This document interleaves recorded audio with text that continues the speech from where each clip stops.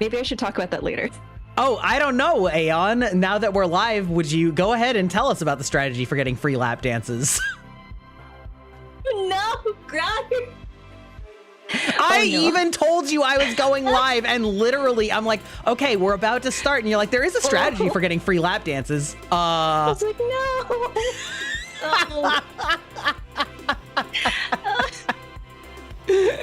Okay. Wait, how old is the chat? Make sure there's nobody underage here. Oh my god. What? Don't worry about it.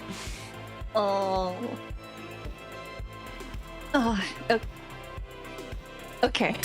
Should I actually go into this? Listen, we're here to crack open some cold ones and, you know, muck some Fonsters. You know, we're having some happy sippy Fridays. Aeon was like, okay, great, I'll go grab a 6-pack for this stream. And I'm like, okay, let's go, get him, girl. And then she's like, a 6-pack of sake.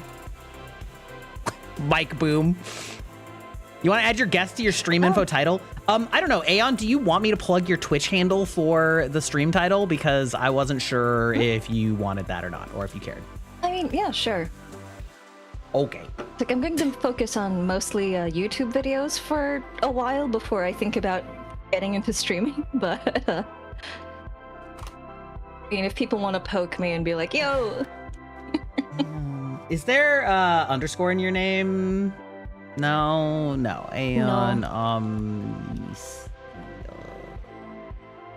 I think that's right. Aeon Omniscia. Yep, okay, great. Amazing. Anyway, how's it going, chat? 6-pack of sake is peak alcoholism. That's true. I'm gonna give everybody a free bingo today for alcohol. It feels like that's a great place to start. We're also Oh yeah, you just sounded like you were gonna say something. Well, I was about to just jokingly say, you're welcome, chat. You're welcome, chat. Exactly. Starting out the gate. Yes, that's right. This is Aeon's Suika debut on stream. Aeon was inspired by Girlbach to oh, that's one thing I didn't test. Well, we'll find out when that happens. To grab a Suika model for easier collab and because it's fun. Yeah, there we go. We'll see. Bloop. Whoa, what the fuck happened to my eye? Oh, wow. What? Oops. Wait, no, that's crazy. What the fuck? Wait a minute. My eye's just completely gone. Oh my God. Did we like overload the texture? No, it's like, it's gone on the base Just model the too. one. Wow.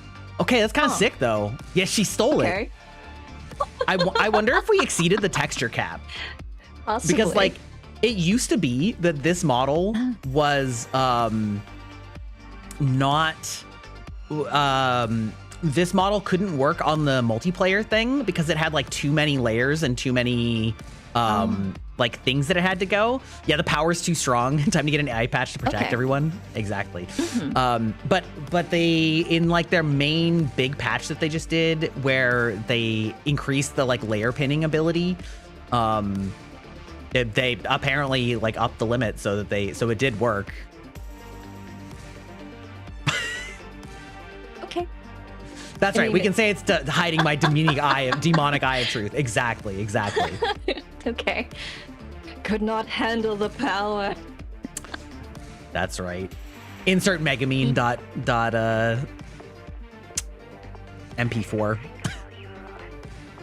The internet has completely cursed me because now whenever I want to say MPEG, it makes me think of MPreg, and I'm like, oh no. That's okay. Yeah, redeems explosion. Exactly. MPreg where? Chat already going crazy. Yeah. Oh my goodness. That's not what it stands for. MPEG is a type of file, just like JPEG. And JPEG is not a Japanese tag.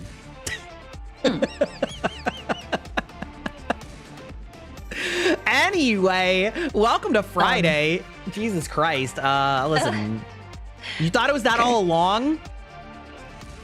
Oh. Brother, you may be a little cooked. Oh. Found the terminally online person. Wait, nope, that doesn't work. Hold on, just a sec. Oh dear.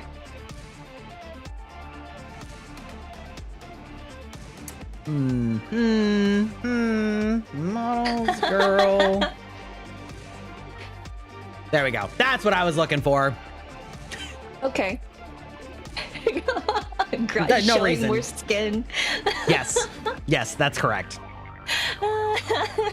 Yes, indeed. Okay. Yeah, Aeon has informed me that, she was laughing at me when I was talking about how distracting this model is. And then you were saying that, like, now that you've started just playing with it. Mm-hmm. How's your experience been? It's really nice. I've seen a lot of beginner or free models, but Suika really went above and beyond for her hi, this is my gift to the community model. And it's just one of those, girl, you undersold. Like, I'm grateful. Thank you. I hope you made all the profit on this, but... I mean, she made a lot of profit on this. It's true. I think she made at least 150K. Yeah. Yeah. Still, it though, is... Oh, yeah. Relative to the price that these things normally go for. Mm-hmm. This was practically a steal, relatively speaking. Jeez. Mm-hmm. I'm just laughing about because you said that you started getting distracted yourself when you just had it on screen. You're like, ooh. Yeah. Ooh. I mean, how do I say?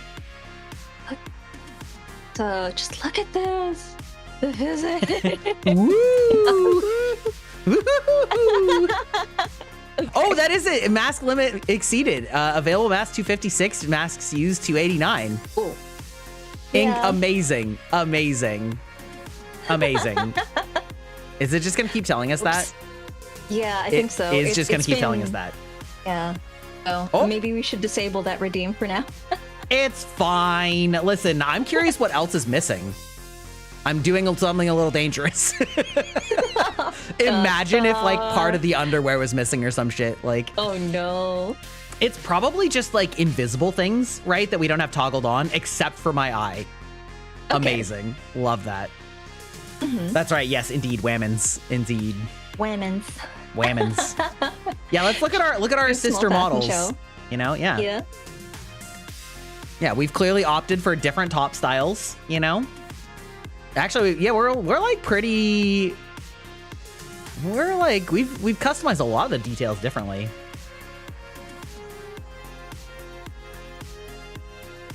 Look at Aeon with her classy movement, and I'm just like, boom! Boom, boom, boom. You're ready to go to the club and then afterwards elsewhere, and I'm like, I don't know, tap studio, jazz, something. Okay, I have a confession to make though, actually. Oh? I only just learned from TikTok how it is that like women make their hips pop so high because I never really like looked. I didn't realize that you do actually have to like raise your ankle. Yeah. Yeah.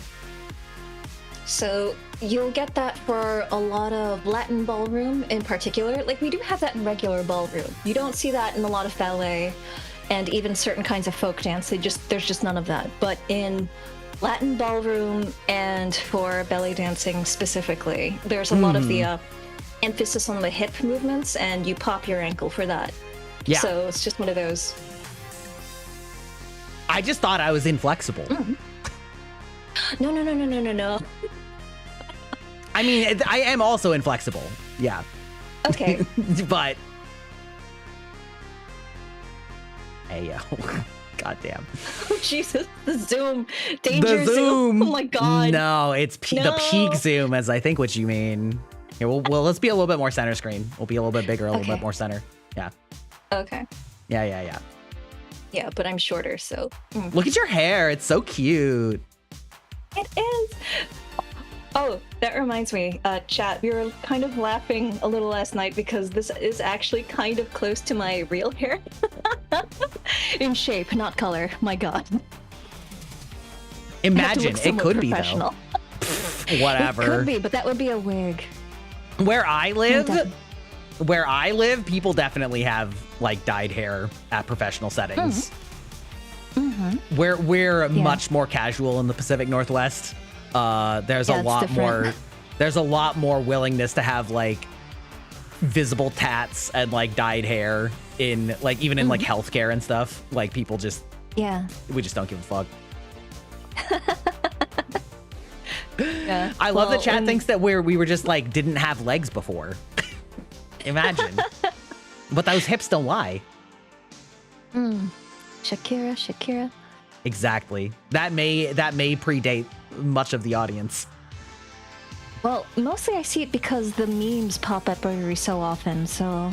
It's true. The legs are deceitful. Truly. Yeah, and I mean, there are a lot of VTubers that just do not have legs.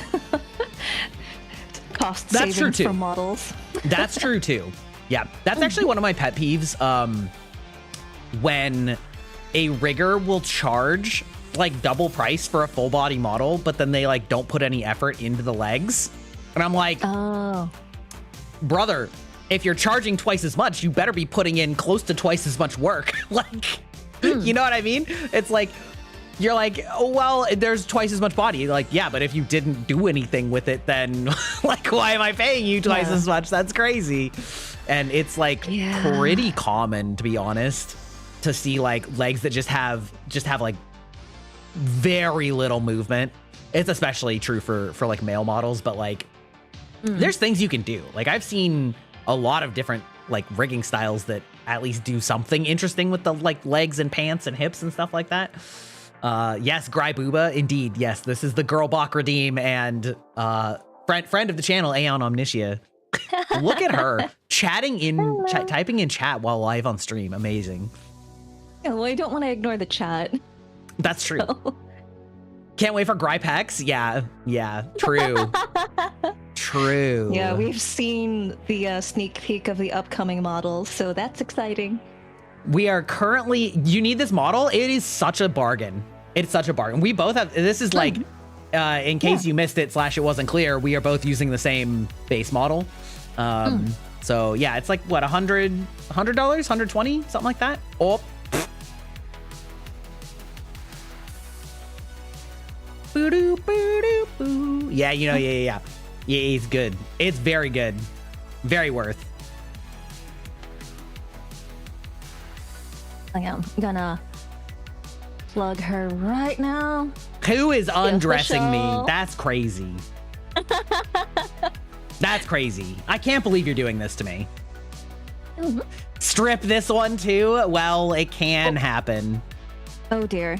Hunter. Oh.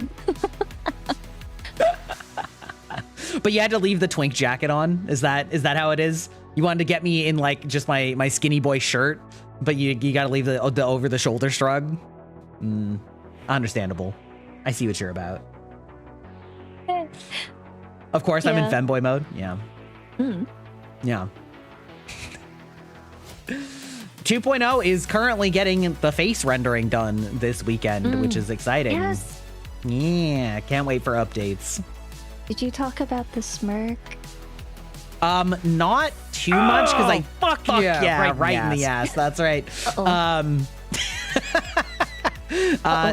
No, not so much. I told her that I wanted to be like kind of smug looking, but I think that is a lot more on the rigging side than on the drawing side, because like the model art, they really just draw like the base lips and the base mouth, and then the rigger is the one that like decides how it moves when you smile and when you like do the side, you know, like the side to sides and stuff. Okay. Which girl is the true Gry? Listen. Guy is the purple one. What's today's stream about? You can't understand the title? Well. How much do you not understand the title? That's the real question. Because Fonster mucking may just involve swapping the letters of the first letters of those words. I think that's going to be mostly you, Gry. I don't know. We'll see. Kind of reminds me of the Fonster mucking card on Twitter. If she eats you alive, does she gain your power and knowledge? That depends on her powers. If she was a vampire. Yeah, I was going to say, if she was a vampire, then maybe. But maybe. No, we are going to be playing Monster Prom number 4, Monster Con. So any of you who are not familiar with Monster Prom, it is a very fun, tongue-in-cheek monster dating sim game where you basically have a certain number of in-game days and go to fusion. You pull your own off, Kai. Yeah, exactly. You have a few number of days and you spend those days going to places, which improves your stats, and you get events, and then you try and sort of like answer those events, and ideally you try and have a romance with one or more of the monsters. It is a multiplayer game, and it is it's like very silly and light, very funny. Donut, thank you for the gifted subs. 2 of them even. Wait, hello? Oh. No, okay, yes, good. Sorry, the plinks. Amazing. Yes, thank you, Donut. What a legend. Oh, also Maeve has Hitmonlee. I love that for you. Like Hitmonlee is such an underrated Pokemon. Date everything except its monsters, kind of, yeah. It's a very silly game, and the newest one just came out, and it's Monster Con, which seems very appropriate given that we are centered around Anime Expo and Off-Kai, both having just happened like within the past month. So having monster dating sim convention is like peak. Yeah. So we're gonna be playing that after we finish our yapping. The 6 daily bites. Perfect. I don't like streak rewards, which is why the daily bite is not a streak, because like I like the idea of a streak, but I feel like it's a little unfair if there's something like I just go live at a random time, or if like there's technical issues and like the stream has to stop early, or you know what I mean? Like I feel like I would be cheating people of their beloved streaks if they start getting invested in them, if there's like any kind of problem. So I've just opted for a general participation counter. I think that's more fun in general. Yeah, especially in the era of Netflix and that kind of streaming. Yeah, truly. We're not locked to TV schedules anymore, and a lot of life is organized that way too, so. Yeah, exactly. Yeah, I mean, granted, I do usually stream at the same times every day, so I'm a little bit on a schedule other than today. But you know what? This whole week has just been like, you like how it's called a daily bite for non-sus reasons? Well. Oh. Get them chompers working. It is so fun talking to Aeon when you have this model, because we were talking before stream about Maureen from Hololive, and there were, some things. Oh, hello? What was that? Oh, the Hex Booba came back. Okay, got it. And I could just see her brain working, where I would say something and she would just be like, no.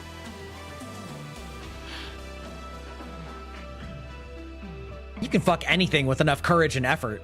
That's right. Yeah, it's great. It's great. When the live 2D model starts betraying your inner workings, that's peak. Yes, well. Yes, well. Oh, fuck yeah. Right in the ass. That's right. I need to say more weird things so that I can turn them into sound redeems. Oh, dear. Oh, dear. Oh, no. Oh, these fucking goblins just like gang banging me from behind? No. You can hear that, right, Aeon? Yeah. Yeah. I'm not usually in the room, though, when it happens to you. Oh, you're not sitting in the cuck chair normally? Usually I'm nowhere in the vicinity. I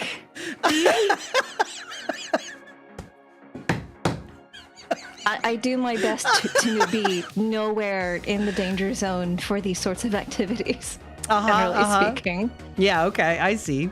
I'm pretty sure you were present for all of those quotes, though.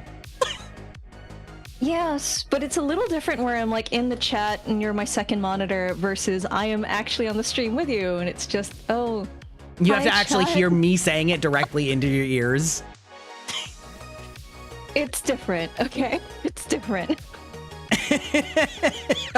Oh dear. Okay, I see. Just hearing it as a soundbite. Yeah, listen. Did I just like YOLO wrangle you last night? Yes. Yeah. Yeah. You're like, yo, what's up? I'm like, I'm not busy, why? Yeah, you doing anything? No. All right. You want to get drunk and have MonsterCon? And you were like, what is MonsterCon? Was that a trend? Was that happening?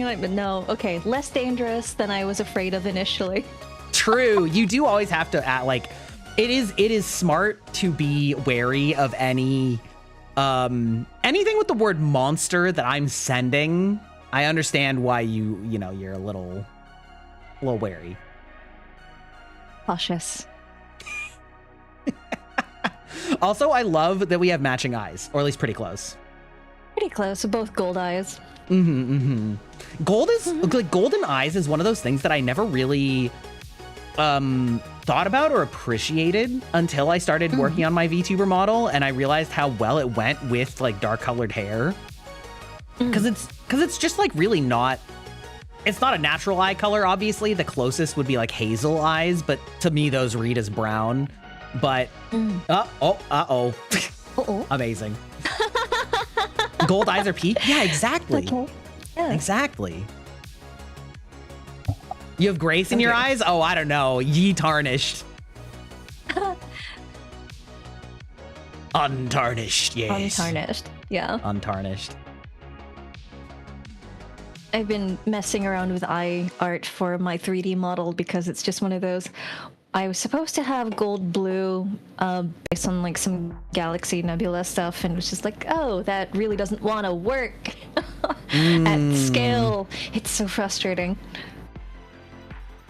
Yeah, it's tough. That is one of the things that's really cool about 3D models is that it's so much easier to retexture things.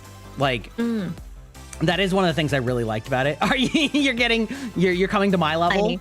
I think it's okay for you to be normal proportion and me to be like big chungus chibi boy.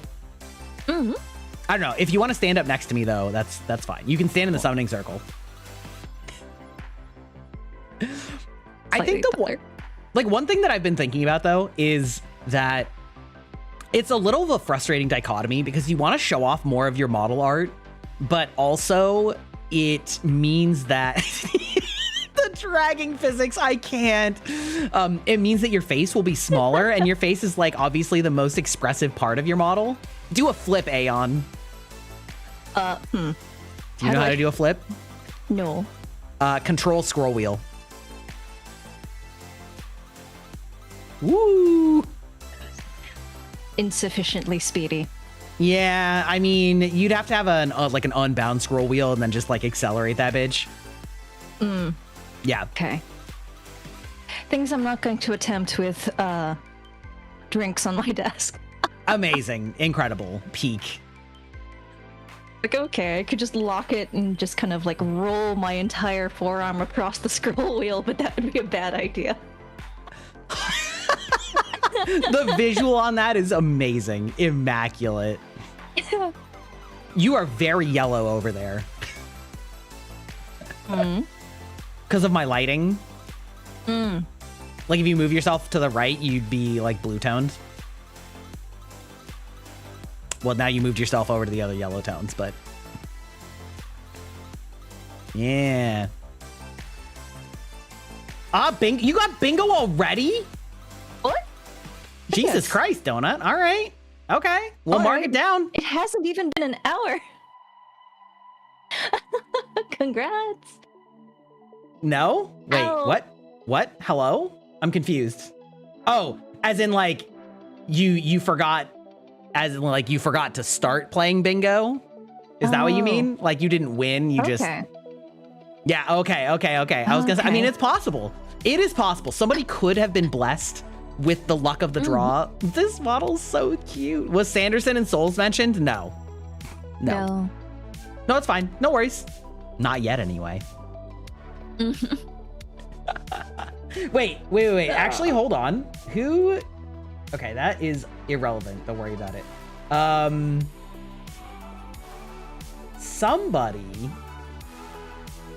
Somebody just the other day was like, was that you, Donut? That was like, Sanderson has a TikTok. I was like, yeah, he does. Yes, he does. Like, scrolling, looking through my DMs. Oh no, it was Forrest. Oh, okay. Yeah, they were like, Sanderson has a TikTok, and they put a skull emoji, and I'm like, why? It's fine. Current bingo is broken? Why is current bingo broken?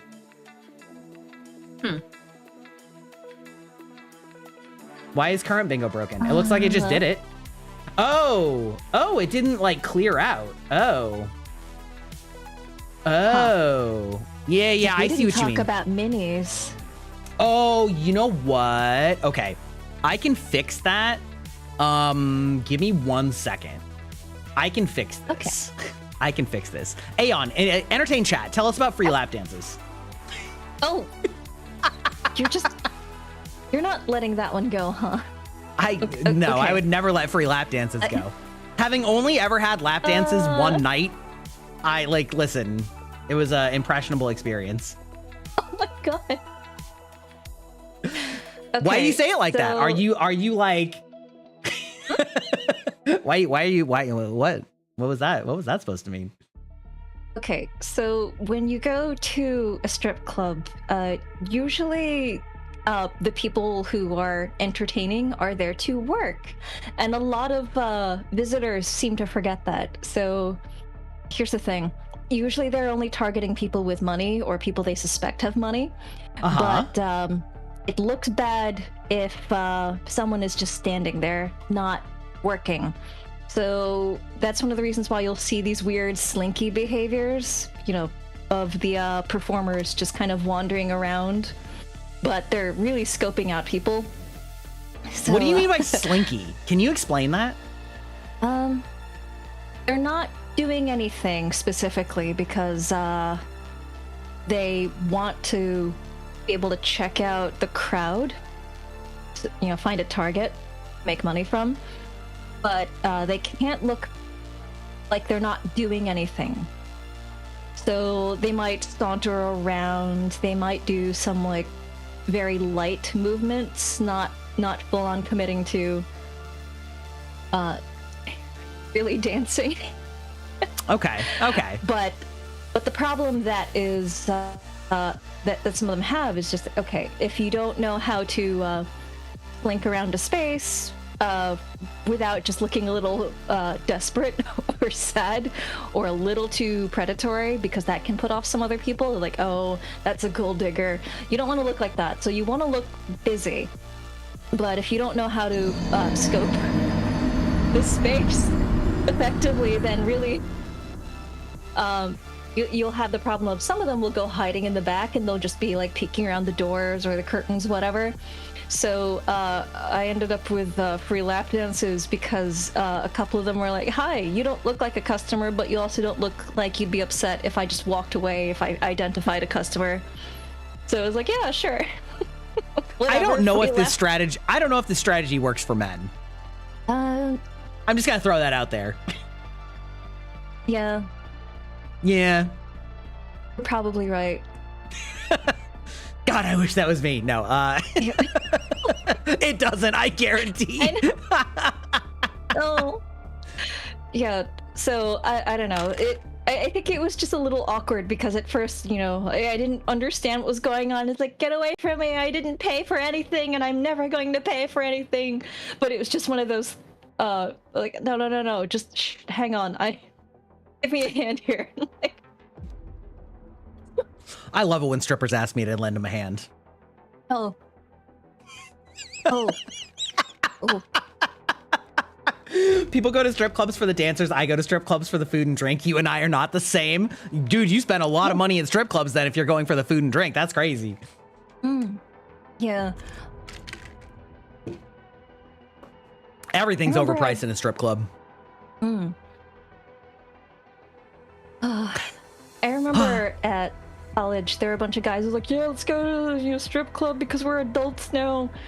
So we can legally do that. And I was just kind of like, why would you go visit empty titties? Those are not for you. And a bunch of guys were like...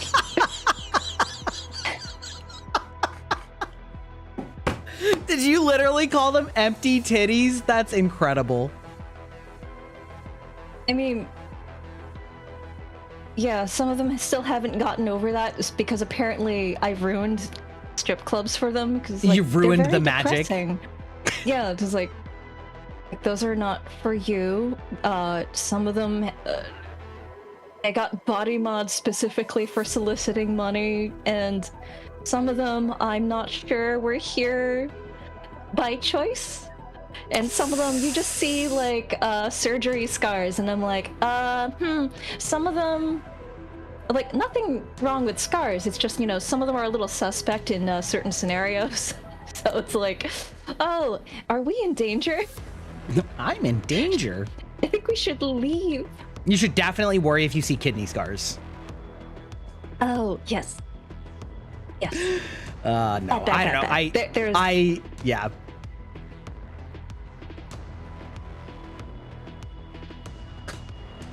But yeah, I was just...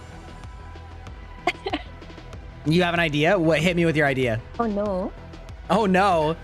Yeah, in context with what we were just talking about, this does scare me a little bit. Oh.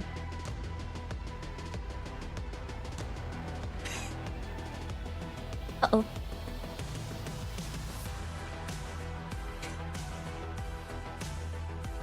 She's getting smaller, chat. She's sitting on my shoulder. Finance go burr. X.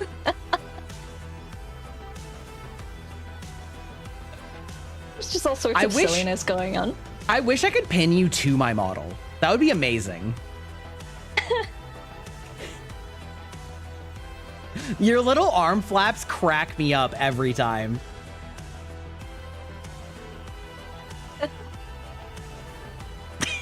Oh, she's gone. Chat, she's gone.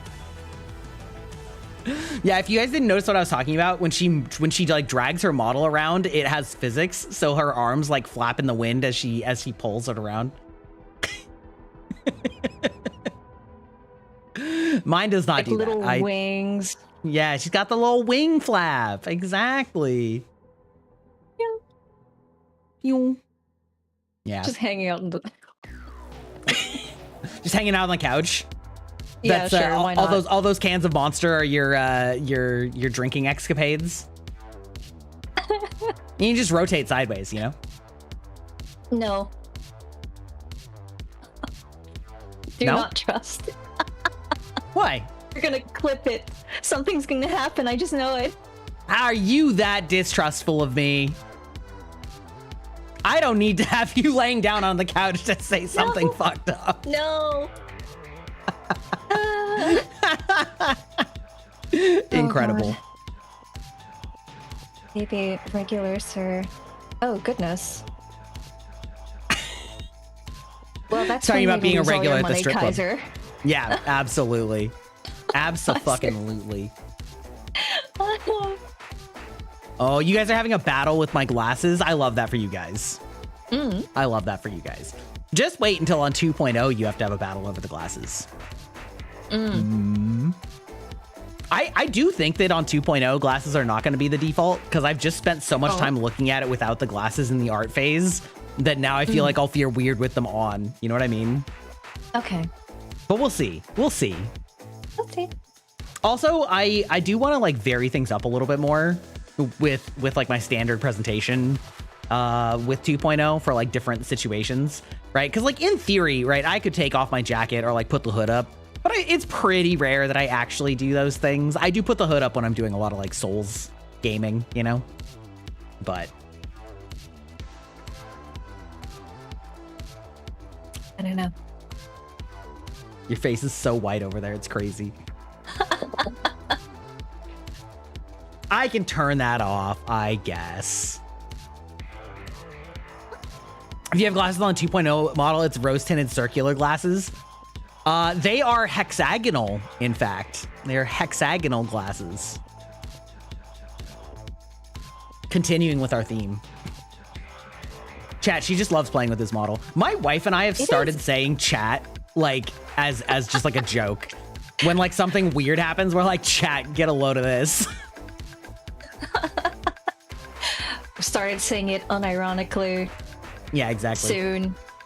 Those exist? What, hexagonal glasses? Well, they're not even-sided hexagons, right? So they're more like the shape of a rupee from Legends of Zelda. From Legends of Zelda, kind of. Yeah. Which I guess are, yeah, those are hexagons, right? Mm-hmm. Yeah. So they're more like that shape rather than like yeah. Although I guess there are like octagon glasses, right? Like the Doc Ock glasses from Spider-Verse. Mm. I mean, what are a fashion kinds of statement. Glasses. Yeah. Mm. True. Something breaks, Cry immediately goes live and says, chat, look what she's dropped, chat. No. Yeah, right? Imagine I just had it all set up to go on my phone and was just like, chat, look at this, clip this, end stream. But the new trend of micro streaming. Oh dear. Could you imagine? Ugh. It would be really fun. I was just thinking it would be really fun if you could do like ARG vtubing, where like you could walk around with a camera on your back that projected your VTuber model into the world in like on its video feed and was like face tracked off of you. So you could be like IRL VTubing, where you'd be walking around IRL and then chat would just like see you on top of whatever your camera is looking at. Like, I feel like that would be really fun, but it would be a lot of work. It would be less work to have everybody to agree to have something like Google Glass or some VR goggles, anything that would support extended reality, and basically have a tracksuit with codes, so that when the glasses see the codes, they just over the place of the person just just like put a 3D model. Okay, that would be way crazier than what I was thinking. Honestly, I was mostly thinking of something that would just be like, if you're imagining from a stream, you probably could set it up where like you would have a face cam that's tracking your face, and then like your stream has the VTuber model over where the like what the backpack camera is showing. It would only be for like yourself, but you wouldn't actually like your real body wouldn't be in frame. Right? Because like a lot of the time, most of the time when you're IRL streaming, you have like a backpack or you're holding a camera, right? So you're not actually on, you're just your voices, right? Yeah. Okay. Because I've already been, let's see, around 7 years ago, got into extended reality fashion. So that was just kind of like, well, we could extend that to the entire person. Wouldn't be that difficult. That's true. I mean, that is kind of like, you know what? Actually, have you seen the, oh my god, what's his fucking the most recent Spider-Man trilogy? Not the Spider-Verse ones, but the other ones. I'm completely blanking on his name right now. Oh, you haven't? Oh, okay. Well, spoilers for the second one. Human. Yeah. Like the real one. Yeah. Okay. I'm completely forgetting his name right now. Chat, help me out. The one who's married to Zendaya or engaged to Zendaya. What? Tom Holland. Yeah, there you go. Oh. Tom Holland. Yeah. Okay. Yeah. They were in fact dating in the movies as well. So one of the villain in like the second movie is Mysterio. Are you familiar with Mysterio, the like comic villain? The comic version. I don't know what's going on in the movies. I fell off the boat. So in the movies, the version of Mysterio like doesn't actually have the like silly outfit. But he is like presenting himself as a superhero. I mean, he kind of has a silly outfit, which is Jake Gyllenhaal. Yes, exactly. And basically the reveal halfway through the movie is that he's actually using a bunch of like Stark tech to create holograms. And the holograms are, he is wearing the actual like acting mocap suit. And so the holograms are being projected onto his mocap suit, like tracked to his body. Basically exactly how they actually do it in movies. And like, they were just like, right, but what if you had a hologram that could project that in real life and you just mapped it onto the mocap suit, basically. So it was like kind of a fun like reveal that his whole, it was almost meta in the sense that like really actually what was happening on stage was that he was just wearing that, and then they like peeled that back. So you actually saw him wearing it because that's like what he was actually wearing in real life in the movie. Anyway, it was like I thought it was a really fun like twist on it, is like having something that can create holograms and then just mapping onto a mocap suit so that you look like you're wearing a like super costume. You know, type deal. So right. Yeah. Because I've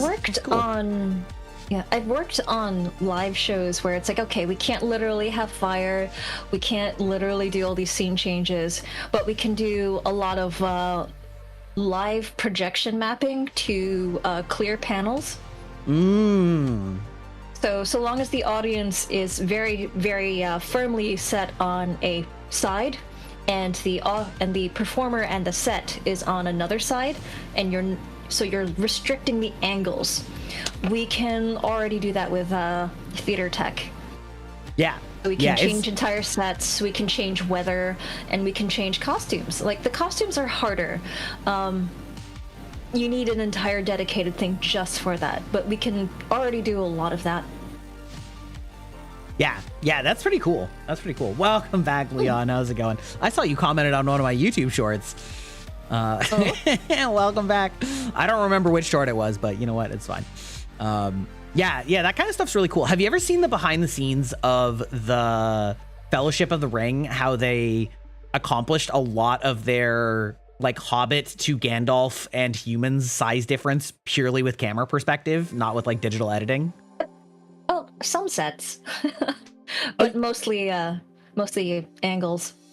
That's what I mean, though. So like a combination of like the sets and the camera angles. Yeah, it was like really interesting. They actually showed like the dinner table where they were like all sitting at, and it was like each edge was like several feet apart, and it wasn't actually like a full square. It was like cut into a really weird shape that when the camera was at an angle, it looked like it was a flat table that was like going left and right between them, but it was actually like two jagged like side pieces. And so they were just like literally farther away, and the table wasn't touching the other half of the table. But like because of the camera perspective, it just gave the illusion that they were sitting at the same table and just very different sizes. Yeah, there's really interesting stuff like that. And I think there was something similar in an even more awkward situation. There was the carriage ride with Gandalf. Oh, yeah. Because a table is one thing, a carriage is another. Yeah. I found that kind of stuff really impressive. To be next to each other. Right, exactly. Well, and also I really applaud them trying to do things like that practically because of how overused CGI is for mundane, dumb shit. And it just, like, you can just tell that it's awkward, you know? Okay. Wait. Okay. Bye, Maeve. And, bye, Maeve. Leah. You promise you won't bite? Well. I don't know. Should ask the wife guy before. Listen, it's just part of the vampire lore, okay? All right, okay. It's like no, honey. This is for the my pyramid scheme. It's for the content. Okay, it's popped up while I was scrolling content. shorts. Wait, I know this evil. That's right. Right? Are you an e-boy? Am I an e-boy? I don't e-boy. What is the definition of an e-boy? Maybe I'll just have to Wikipedia, like a, you know, do a quickie e-boy. I have like a Let's see. Male member of a youth subculture characterized by a distinctive fashion sense, heavily influenced by internet trends and alternative styles like emo scene and K-pop. Okay. Will you choose the vampire or the werewolf? I always have to say that I would choose vampires. I may be biased. Gry the VTuber is maybe somewhat e-boy. Gry the IRL is too straight-laced. Yeah. The most e-boy thing I have is all the rings on my fingers. Oh. Right. It was like 4 or 5, I think, on the streams I've seen. What, the rings? Yeah. 4. Like 4 or 5. Both ring fingers and both middle fingers. More than that, and it starts getting hard to like close your hands. Okay. Straight laced. I mean, okay, maybe straight edge. How's that? I put the edge in straight edge. I can't stop. the Aeon eye look, like, I can't get over it. It's so funny.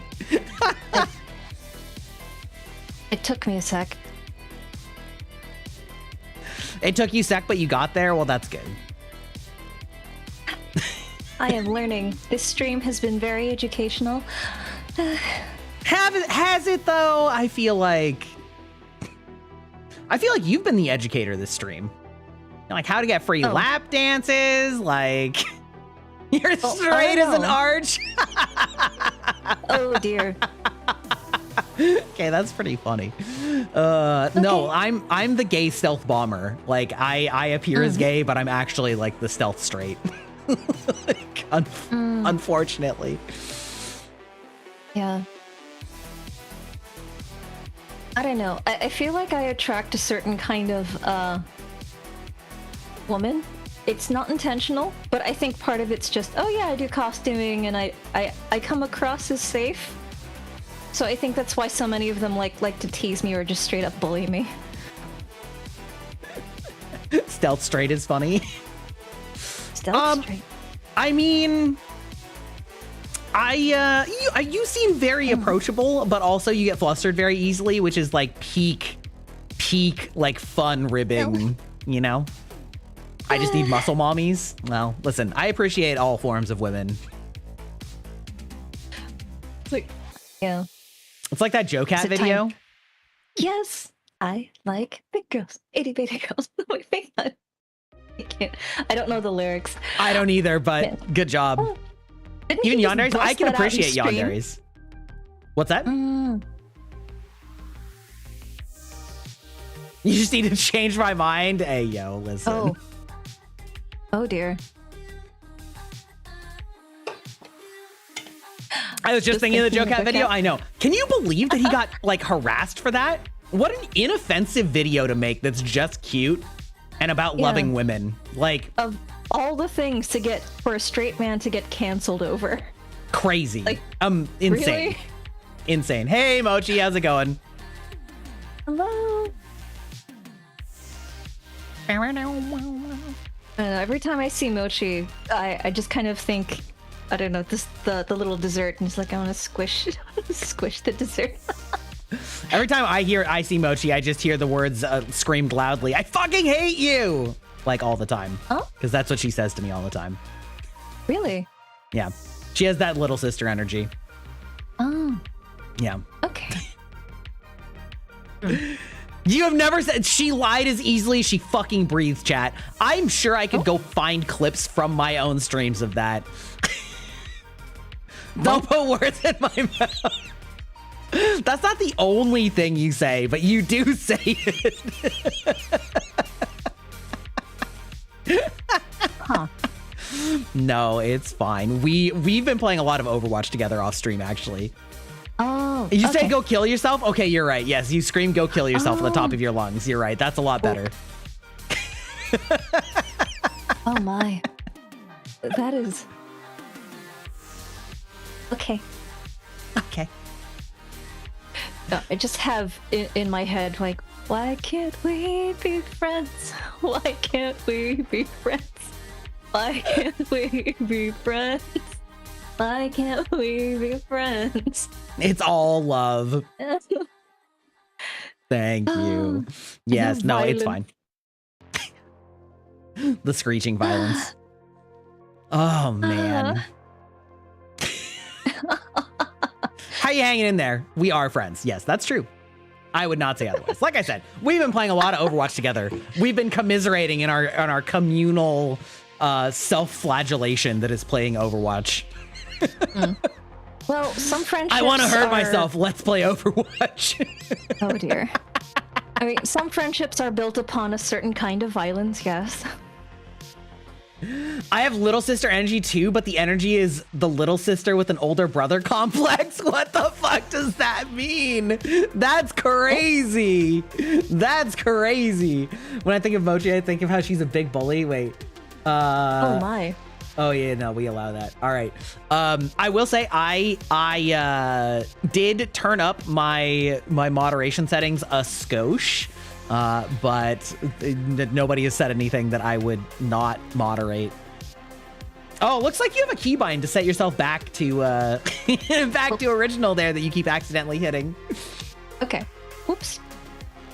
How do you like being a ghost with me? How does it feel to be spoopy? I am now wearing your colors. She's wearing my colors, chat. That's crazy. Nuh-uh. Not usually purple.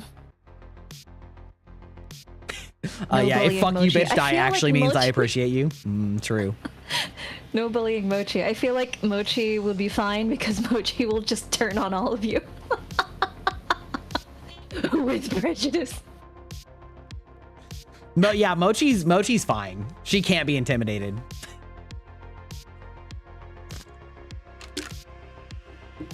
Gray Pride. Gray Pride? Oh, because you guys say gray instead of gray.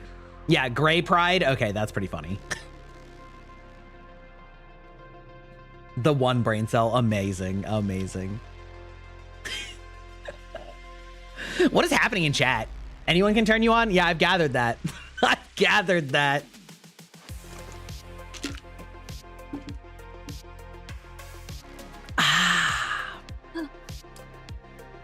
Anne, have you finished your first main drink yet? Well, I finished the beer. I'm partway through my first sake. I'm just about to finish my first cider. So like, but ads are about to happen. So it's like a good time to re-up, you know? Okay. You grab a second one. That's fine. Yeah. We've lost Mochi. She's gone. It's so Jover. Mochi! Oh no! Oh no. No, she's back. Okay. Oh, dude, I love that eyebrow wiggle. I'm totally gonna get a similar one when I re-go. Hollow purple. And I feel like the eyebrow wiggle would be on brand for you. The eyebrow wiggle, the smirk, that stuff. Yeah. It's true. It's true. Oh well. I mean, between like all the sus jokes and the ara. That's true. That's true. I still can't get over the fact that you're like weaponizing my voice against your friend. I find this extremely funny. It's so fun. Oh, that reminds me. I've been meaning to tell you for over a month. It's not that funny, but it's funny because it tormented her. So we were talking sometime a month ago, maybe a month and a half at this point, where she was like, oh, we're talking about voices. She's really into voice actors, and your voice came up because of course it did. Oh, if she didn't bring you up, I was going to bring you up. The say you voice. Yeah, let's go. Yeah. So, and she was talking about how, you know, some people, they just have nice voices and some people surprise you, and there are some people where it's like, oh, I can be totally normal and just enjoy a voice, and there are other people where it's like, I cannot be normal, I should not listen to this voice in public. Going feral. And it was... But it was really funny to me because she was talking about, I was like, yeah, listening to Grai's voice is like eating a mango. There's no dignified way to have it. And I went, skill issue. You grasp it firmly by the sides and you take the back of the knife and you scrape it down the side. Spoon feed yourself. Hey, yo, Skill that's issue. the craziest way I've ever heard somebody describe going fucking tongue deep on a mango. That's incredible. No, because like some people, they're like, oh, I don't know how to clean a mango thoroughly. I'm just gonna leave all of the fruit all over the pit and stuff. And like, listen, you just don't know how to handle it from hand, and then you take the appropriate tool and you scrape it down. Completely clean. The appropriate tool is your tongue, vigorously. Well, for her, it was just put it in her face and be undignified. But yeah, she was like, I'm talking about the voice, and like She likes it sloppy. Well, like I said, like she's like, oh, he has. Okay, like I have said. Goodness. That was literally the last thing that came through before the ads. Someone's gonna clip it. Oh no. Oh my god. Oh shit. All right. Time for more drinks. Yeah.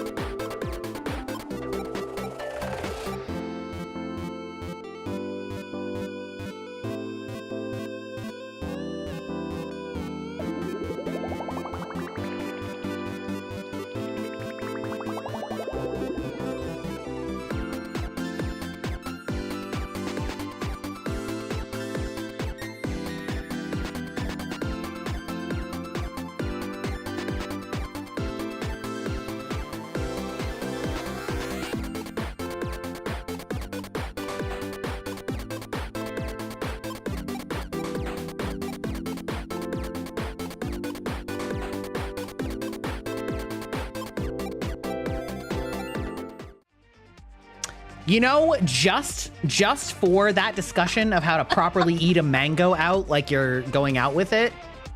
Oh dear. We're drinking Imperial Mango. Oh dear. On point. 8.5% hard cider mango, baby. Let's go. Yeah. Oh, dude. Actually, that reminds me. You guys talking about the create your own rule cards for Uno.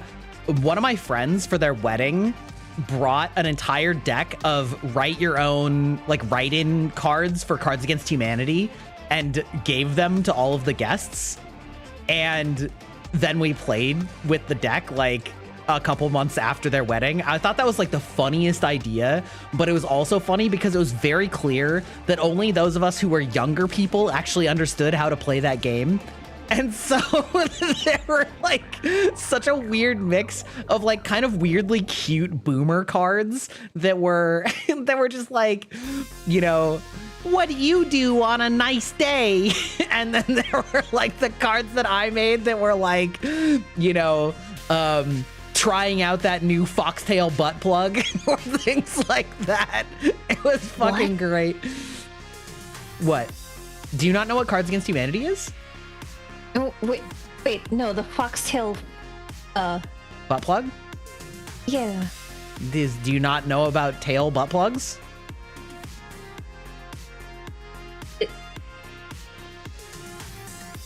I do. I was just not expecting so many, bottom-related tools to come up this week. It's been a week where a lot of people have brought this object up in conversation. Oh, please, feel free to elaborate, because I've only done it once. Wait, brought it up in conversation or the foxtail toy? Both?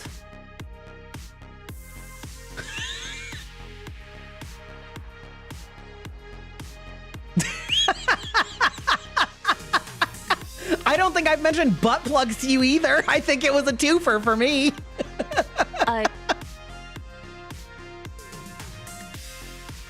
Okay. Carefully imagine like trying to redact like whatever thought you were just having. Like, okay. what does that mean? That's so crazy. Do you have clients that are like asking for cosplay stuff? Oh no. We got into what is that game? Duck Detective? Duck Detective? I've never heard of that. Oh, let me see. I can Google it. Didn't a conversation about bad dragons happen just like this? Oh, that was like a little longer ago, wasn't it? I feel like the bad dragons conversation was at least like 2 or 3 weeks ago. But you're right, that did happen on this stream. Okay. Duck Detective, the Secret Salami. So there's a detective game that is this like a point and dick adventure? No. It's perfectly wholesome. It's very cute. I'm sure there were a lot of holes. No. No, not the point. Not the point. Okay, yeah. So the toy thing came up because in one of the Duck Detective games, there is an influencer, but he's an influencer for chess. Oh, so, like the chess cheating scandal? Well, in the game, it was perfectly wholesome, but the chat was not wholesome about it. As soon as they was like, oh, he's an influencer, and then like sometime later, a couple conversation lines like, oh, he's a chess influencer. So I was like, oh no.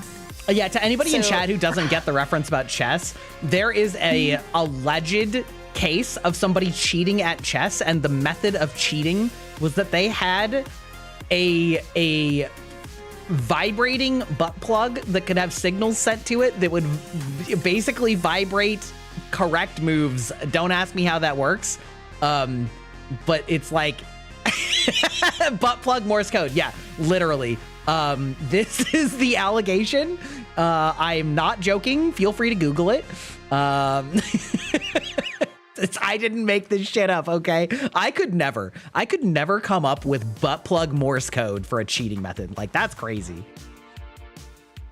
Oh, somebody was asking me what seiso. Oh, Donut's asking what seiso is. Seiso is a word in Japanese that largely refers to like innocence slash purity slash like wholesomeness. That's what it means to be seiso. So I have a seiso command that hint hint just gives you a random percentage of how seiso you are. That's it.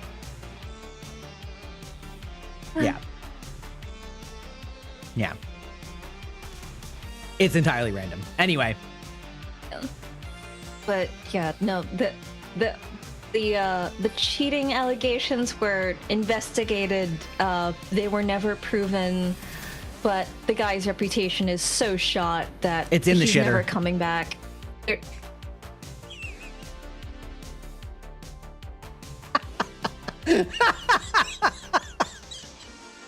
The judgment on your face is so peak. Oh my god. Yeah. Okay, this is why we're friends. I think you're entertained by this somehow. I mean, I hope you're having fun. That would imply entertainment. The content. It's content. I love all my friends that just literally every sentence that they say has like a great, like, listen. That was mostly a complete thought. Okay. Seems like every sentence they say is some sort of double entendre without realizing it. I mean, honestly, like a detective and the hidden salami, I don't know how that isn't a sus game. That's crazy. No, it's very wholesome. It feels a bit like Clue in terms of silliness, seriousness, and camp. Mm-hmm. Yeah. So cross Clue with oh goodness, what was that Darkwing Nintendo Duck game? Sure, why not? Just anthropomorphic Animal Crossing. There we go. Cross Clue with Animal Crossing. There we go. Oh, is Mochi a Bidoof hater? Understandable. Bidoof? Understandable. The Pokemon? Oh. Oh, Mochi's an Eevee. Love that for you. As a reminder, anybody who wants to change their Pokemon avatar, you can type !avatar space and then Pokemon name. And it should change it as long as it is within the first 6 or 7 generations, more or less. And also, I believe it has to be a one-word Pokemon, probably for Pokemon reasons. But did you know about Kiryu Coco having a plush butt plug as one of her official merch items?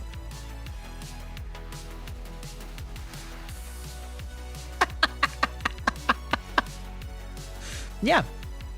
Asa Coco. There was like a long-running joke. You know who Kiryu Coco is, right? Or was, I guess I should say. Not sure. There have been so many. Oh, former hololive talent on the JP side that graduated several years ago now. She was a dragon VTuber and had a big, dummy, thick-ass dragon tail. And she graduated and joined vshojo as K-Son. Okay. Yeah. Okay. Past life. Yeah. Got it. Yes, correct. And there were jokes about whether her tail was plug type or not. Oh. And she said, of course it's plug type. And then they made an official plushie of a dragon tail with a plug. The plug is also plush. It's not actually like a real butt plug, but like hololive apparently was fine with that, which I find extremely funny. The quiver of the mouth is peak. You're like, I mean, it's on brand. I mean, she ended up with a Tenga collab, so. Dude, the Tenga collab was so goated. I don't know if you guys have seen this, but like K-Son, who is you know the current, I guess, incarnation of Coco, had a Tenga collab where they made her like a fucking mecha robot VTuber model, and she has like a great hammer, and the end of the great hammer is a Tenga. It's like, it's peak design, actually. Like, Gundam Tenga is a product collab I never expected.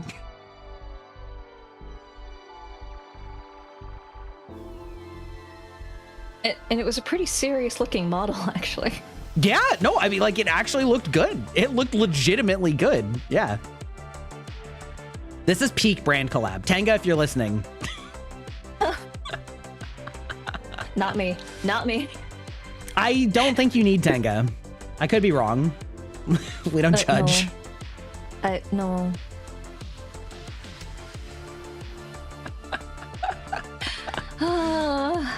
Dude, I tweeted a joke about the Tenga egg, and I'm not sure if Twitter just didn't get the joke or if it wasn't as funny as I thought it was.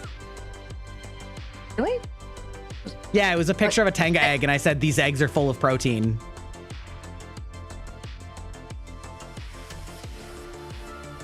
Oh. Was that the real-time processing of It was like, I didn't think they came with...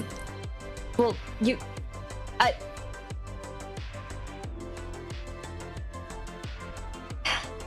You didn't think it came with what?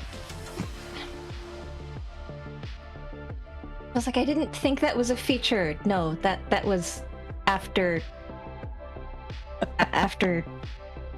use. Right. I think a lot of people don't know what Tenga eggs are, though. Like, actually. Like, that's probably part of the problem. They probably looked at it and thought it was a real egg. You know what I mean? Okay. Oh, Japan. Still. Yeah. I don't know. Like, if I didn't know what that was, I don't think I would have registered it.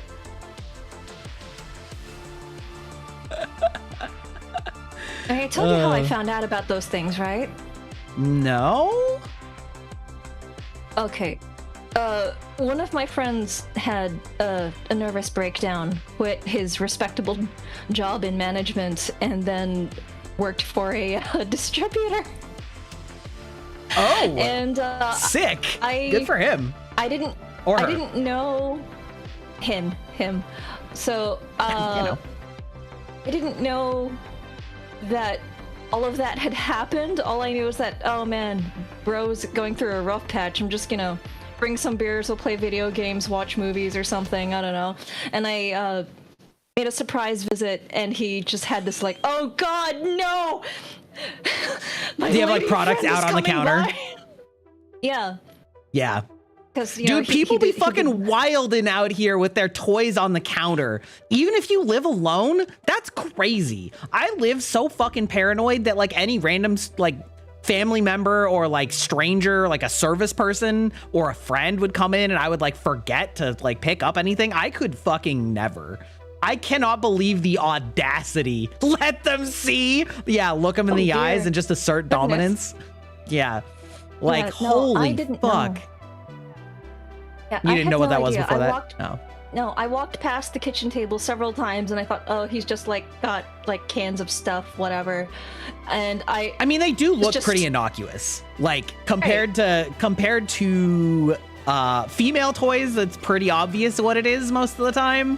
Like I feel like if you don't know what a Tenga looks like, you could probably walk past it and just not have any idea what it is. Right. You know what I mean? So he didn't say anything all night. So we played video games, we had some friends over, and apparently I was the only one in the entire apartment that did not know what they were, but they were all just sweating bullets every time I grabbed a drink from the fridge, because I would walk past the kitchen table and everyone was like, did she see them? Does she know? And it's like, well, now I do. But at the time, apparently... It felt like a Hitchcock scene. You strike me as the type of person that wouldn't judge. I would judge that it would be in the open. I was like, could put it in like... maybe not in shared living space. Oops. I mean, it was for his job, so... Yeah, like, right? As long as they're like unopened, you know? Yeah.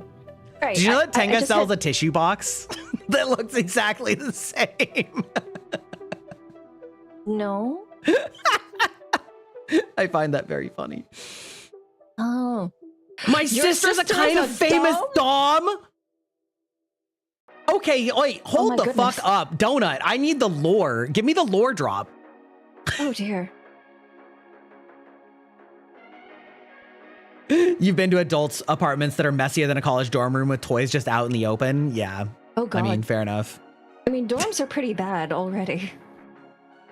True, but like dorms have the one, I'm not gonna say it's an upside, but like the one upside that they're small enough that it's sometimes hard to even fit stuff in there. Whereas like if you have a full ass apartment all to yourself and it's all that messy, it certainly gives the impression of being messier than a dorm room, you know? Speaking of, I need to clean up my dining room table. I have like stuff Tenga. from Offkai. Yeah, Tenga, you know. No, I've got stuff like from Offkai still there that I haven't picked up, and some like I dug out my my Blood on the Clock Tower handmade version. I think I've told chat once or twice, but before Blood on the Clock Tower was officially released, after it got kickstarted, they released the full like rules and PDFs. And I made a full playable version of Blood on the Clock Tower myself by hand, by like printing out and then gluing together paper with like felt backing. And so I have the entire like base game of Blood on the Clock Tower handmade out of a like Magic the Gathering, one of those like giant boxes, you know, that has like tons of cards in it. I like use that to make it. And so I dug that out the other day and I was like, I should do something with this, but it's still just sitting on my desk in my kitchen or my dining room. Do you have Monster? Do I have Monster? Not on asking that. about. Not on that table. Do I drink Monster? I do. I have 2 cases of Monster that I have yet to put in my gamer fridge. Oops. You have a gamer fridge? I do. It used to be my office fridge, which was basically the same thing, to be perfectly honest. Okay. But yeah, I have a gamer fridge in the living room now. It's just a mini fridge, you know, like the college mini fridge style. It stores my insulin and my energy drinks. That's literally it. She's been in the business for like 10 plus years and has a hub jacket for getting a certain amount of subs and views. She just talks to me about random things, her slaves in her videos, and I'm just like, that's crazy. Dude, it blows my mind that there's an entire industry around Findom. I'm like, sign me the fuck up for that. That's crazy. It blows my mind that I mean, it shouldn't blow my mind that it exists, but it blows my mind that it exists to a degree that there's like more than a couple people. You know what I mean? Yeah, apparently I accidentally did it once for a friend. I didn't realize that was a thing for some people. I thought it was an executive function problem. I mean, why not both? I mean, no, my friend was just okay, so he was burned out, or at least it was partly burnout, possibly something else. I wasn't going to ask him, but basically he gave me his financial login information, and then I just kind of made him do all the steps to pay his bills for a while. But I was like, oh, well, he's depressed and burnt out. That's totally, you know, bro just needs someone to nag him that isn't like his mom or his girlfriend. It's you know, I didn't think anything of it. And then one of our other friends found out about this, and they're like, Aeon, that is a thing. Aeon, how many times have you accidentally participated in a kink? Because I'm finding out the answer is more than twice. I think a lot of people want me to be a dom, but I'm really not. Oh my god, that reminds me of this like meme that I saw the other day that was like, what if I'm not actually a sub? I just like doms because I'm autistic and they're direct. I was like, fuck, that's actually a really good one. Like, Jesus Christ. I've definitely been in situations where I thought, oh, after the fact, sometimes years later. Okay. I mean, I guess it depends on the kind of O, but like, well, I mean, it really depends on the kind of O, if you know what I mean, but that's crazy. No, there have been a number of things. Like, Okay, so I used to have several feet of hair. I keep it much shorter these days. Feet mentioned. Oh dear. Just kidding. Just kidding. Okay. Go on. I'm a little concerned now. That's just one of the bingo entries. That's all. It was just a joke. Okay. I have been asked about that too, so I don't know. You've been asked about like... feet, Jesus Christ. Well, okay. So, I make costumes, and also I am a performing artist, and a lot of the things that you need to do is you buy dancing shoes for the different dancing disciplines, and you have to customize them. Depending on the niche or the size of the company you're working for, not everyone has the skills to do their own shoe customizations, and not everyone belongs to a company that's big enough to outsource that. So, because I'm handy, I just kind of got into a little light cobbler work. First by necessity, and then there was money involved. But then there are a bunch of people that went, oh, so how custom can you get with your shoemaking practice? And I was like, well, I'm good enough that for certain categories, not all of them, but there's a certain subset of shoe that I'm comfortable with making completely from scratch. I just need your foot's measurements. So in some cases that means getting a cast, and apparently that was a mistake to tell certain people. It's like, oh, could I have pictures of your cast collection? And like, that's weird. Also, no. Why would you want that? And somebody told me later that thank you for not doing that, because that would have been really scummy. And I'm like, what do you mean scummy? Like, it's weird that you would want someone else's measurements just in general, but like, why scummy? And they went, oh, sweetie. Oh, sweetie. You don't know? Oh, no. So someone explained to me. So it was like, oh, okay. So... Jesus Christ. Yeah, people will be... Yeah, people are freaks. No, it's you know, endearingly. Freaky as in freaky, not, you know, whatever. You're into whatever you're into. I don't care. But like, don't ask for other people's feet unsolicited. That's weird. Right. That's like just going up to a random person and being like, can I see your tits? And you're like, no.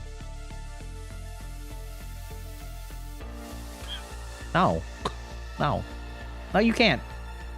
If you want to see them, you probably shouldn't ask. But yeah. Traumatizing Mochi here. Yeah. Yeah. No, it was just... It was a very practical thing. So, like, I just didn't realize that for people it was not a practical thing at all. It was a different sort of thing. Right. Because again, for dancers, we beat up our equipment. We especially shoes. I'm pretty sure those guys were beating up their equipment too. I mean, with the shoes. Oh, Crybuck. Okay.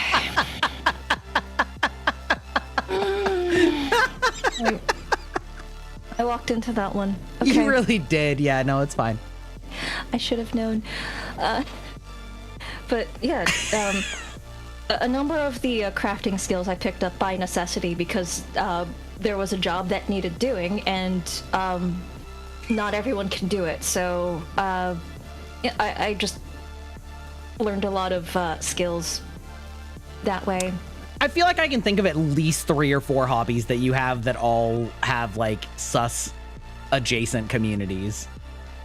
Yeah, I mean that's how I ended up cutting my hair short. Why? I didn't. Oh, there's a certain kind of person that has a thing about long hair. I mean, there's people that have things about short hair too. Yeah. But name them. What? Name who? I'm not. I think they mean name the hobbies. Oh. Okay. I mean, I mean, for my side of it, there's obviously the shoe thing. I'm certain that you are proficient at leather working. Yes. Yeah, see, there you go. That's an easy one. A lot of requests, and it's just one of those, I don't know nearly enough to feel safe making equipment that you want to be recreationally unsafe with. I mean, most recreational equipment doesn't really need to actually bear any functional load. You know what I mean? Most of it. Most of it is purely for the aesthetic. See, we got somebody in chat asking if you can make boots. Probably. Oh, yeah. Well, there are several kinds of boots, but... You're like leather, metal, like... Leather, latex, some metal. I prefer not to make fully metal. Oh, yeah, latex. There's another one. I know you do like latex cosplay. And there's, I mean, for sabatons, like those are all metal, but you want to put that on top of a leather boot, so it's not a purely metal shoe. Mm-hmm. So, you know... It's the footwear for a suit of armor. So what? I'm serious. I'm saying it's one of her hobby expertises. That's literally all I'm saying. Yeah. So recently there's a video game where a bunch of people are like, "Yo, Aeon, you do leather and metal working." So there are these guys in these really interesting clothing. Could you make them? And I'm like, that's not what a muzzle looks like. That's not what a muzzle looks like. That's crazy. It's like, that's just jewelry. That's not a muzzle. What do you mean by muzzle? What is the point of this? And I'm like, oh God, that was was an incredibly awkward conversation. It felt like pulling teeth. I assumed that you were talking about Stellar Blade at first with the like latex, but clearly you're talking about lads, right? There was another game. Yeah. I'm so mad that I just don't have access to my workshop right now because there's so many desperate women right now that I'm like, I know how to make the wedding dresses. I know how to make some of the jewelry, and there's so many desperate women out there. Wait, can you introduce me to them? You have your own wife. Oh, not to date, just for content. I assume you're not trying to date them either. No. They need a male VTuber in their lives. Oh, dear Lord. Oh, no. Fuck. Oh, no. Not the way that you're literally What's going on? What's that? No, I'm just looking at the chat go by and just having a bit of like, oh, no. Chat? We were just talking about targeted advertising before the stream started. I mean, we were. That is true. Yeah. I mean, God. I mean, I have helped out with boudoir shoots because a lot of people feel safe with me, even though I don't know why, given some of my other hobbies that are very explicitly hostile to human existence. But yeah, I've done some assisting for staging and assembling people for boudoir photo shoots for couples, and that's kind of how a bunch of the other stuff happened. Like, I did corsetry for theater, so it's mostly historical, but then people go, "You make corsets?" and then they get really weird afterwards. I see. Well, okay, like just as an aside here, the thing about feeling safe with a person isn't really about their capacity to do harm. It's about their temperament and their like attitude. So you do not strike me as the type of person that would like weaponize somebody's weakness against them, or somebody that would like blow up violently at somebody that was not actively antagonizing you. And so you seem like a cool, non-judgmental person with a lot of skills that would be safe to talk to. Like, the fact that you could also probably chop a dude up and hide his body forever is totally irrelevant, because that's not the kind of safety that they're talking about. Like, they're talking about whether, like, you are likely to hurt them, not whether you are capable of hurting them, you know? Also, the ads do not reflect the streamer, motherfucker. Twitch has absolutely dog shit ads. I have seen people complaining for a long time that there are all sorts of adult ads and like they don't want adult ads for their community, but there's basically dog shit for advertising on Twitch because there's no advertisement targeting because they don't know how to categorize your content on a real-time live basis. And so everybody's just stuck with the same generic gamer ads and like erectile dysfunction ads. It is not my fault you're getting boner pills. Anyway, how's that for a crash out? Okay. I mean, anyway, you seem like a safe person. I don't know, because like I have maimed, like, I don't know, I've maimed a few people by accident, but like that one guy who was annoying me, I think I told you. Well, he was antagonizing you then, right? Right. So? Remember when in chat we're talking about, you know, oops, my goodness. We're talking about some people are into the biting thing. Uh-huh. Yeah, so like this one time at uni, this guy was just putting his finger in my face going, not touching, not touching. And, you know, he did that for a few days and I just eventually got mad. So I just went and bit the finger. And afterwards he was like, can we be friends, actually? Oh, no. No. And it's just like, I mean, he never annoyed me that way ever again. He was just really quiet and wanted to hang out. He just wanted to. If you catch my drift. No. No. No, you don't catch my drift, or no, you disagree? No, I do not catch the drift. It means that he liked the fact that you bit him. He was very well behaved. He didn't say anything. He never asked me out. There was another guy who asked me out. That's because he was afraid. Oh, no. Wait, afraid? Oh, yeah, guys are intimidated of asking out women all the time. Oh. No, the other guy I drew blood by accident, and like nearly a year later, he was like, I never forgot you. Could we date? Like, you were what? My first!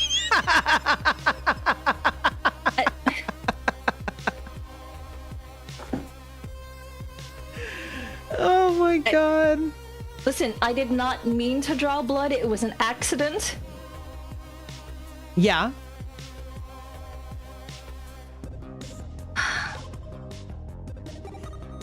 I never forgot you is crazy. That is kind of crazy. Not gonna lie. That should be wild.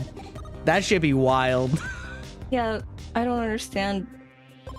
And oh god, I remember my first week at college. I thought I was in a prank show. Because this was before, you know, a lot of influencers were popular. Yeah, but, before you know, they kind of ruined pranks. Yeah. Yeah, but like this guy came up to me out of nowhere, like, and again, I was a freshman at college, and it was like I'd never seen this sort of thing before, but this guy just kind of came up to me and was like, yo, I will give you several $100s for you to just step on me. And I'm like, no.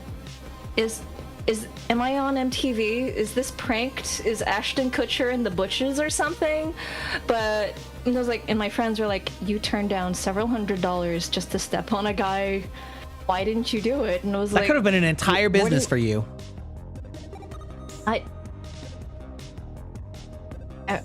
I don't.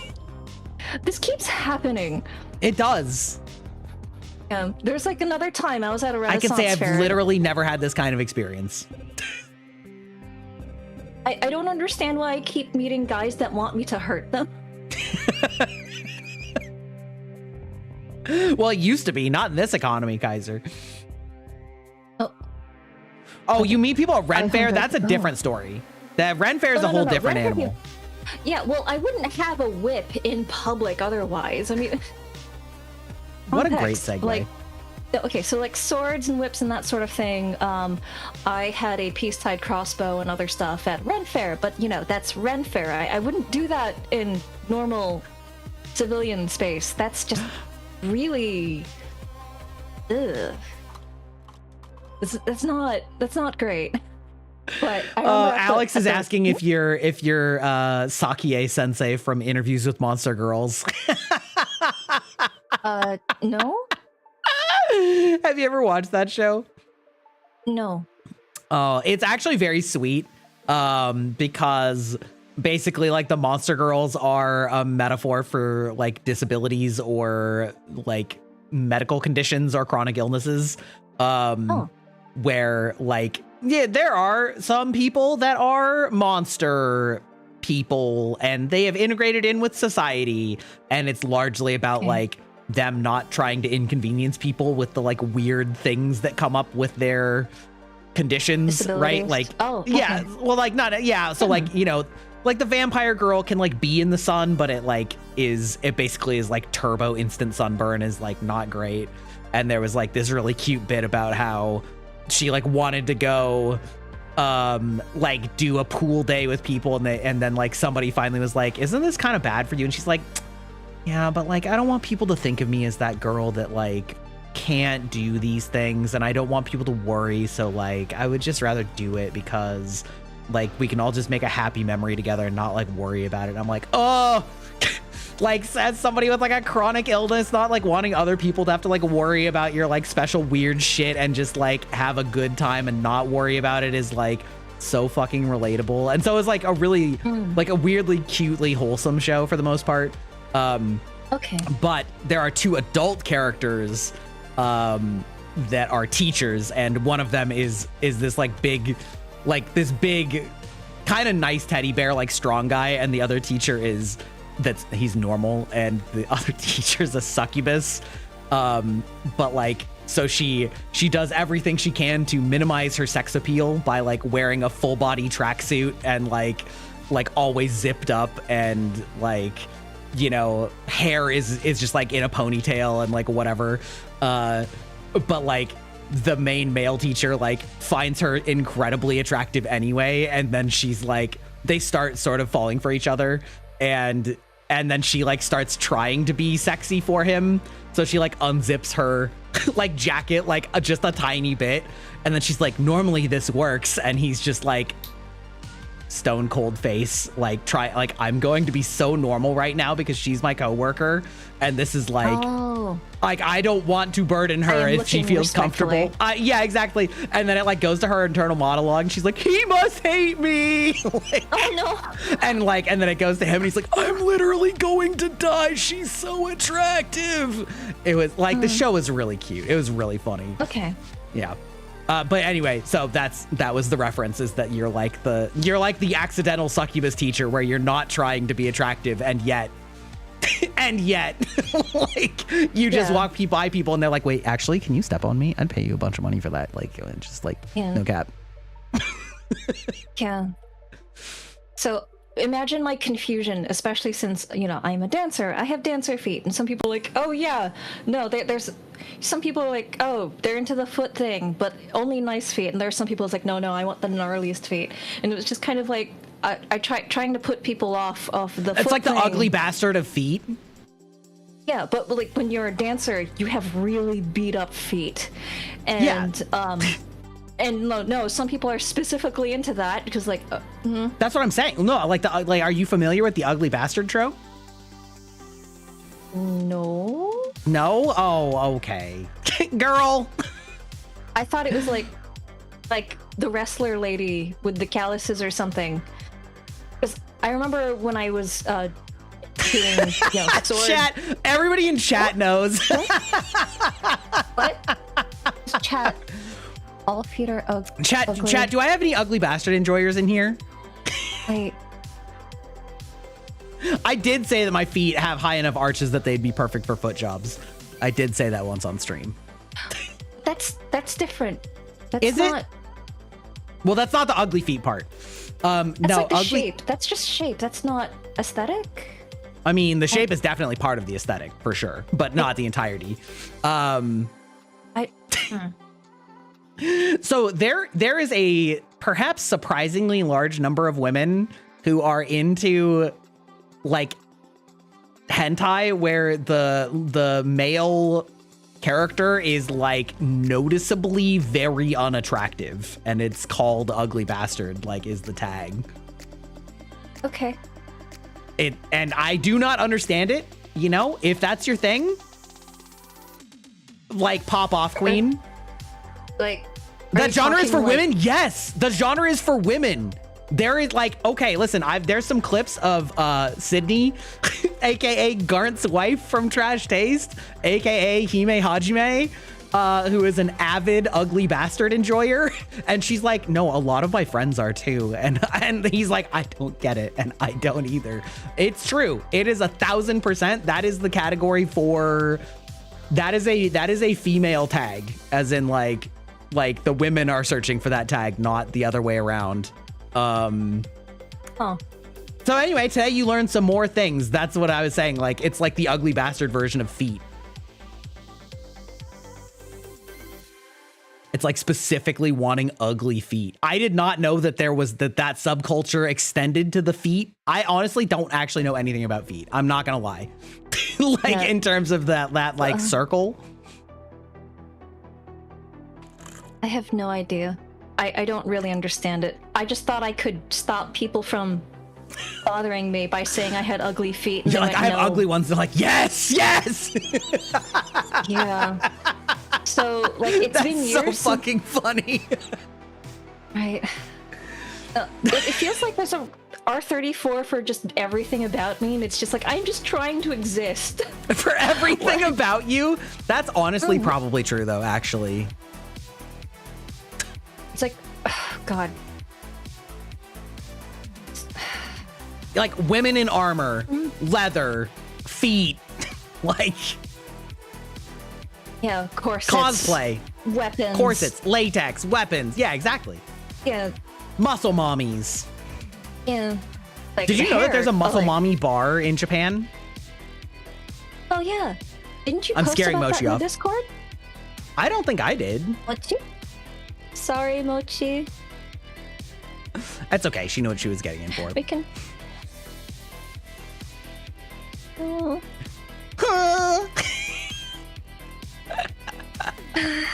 It's fine. She's just gonna hurt herself playing Overwatch. She knows what she's doing.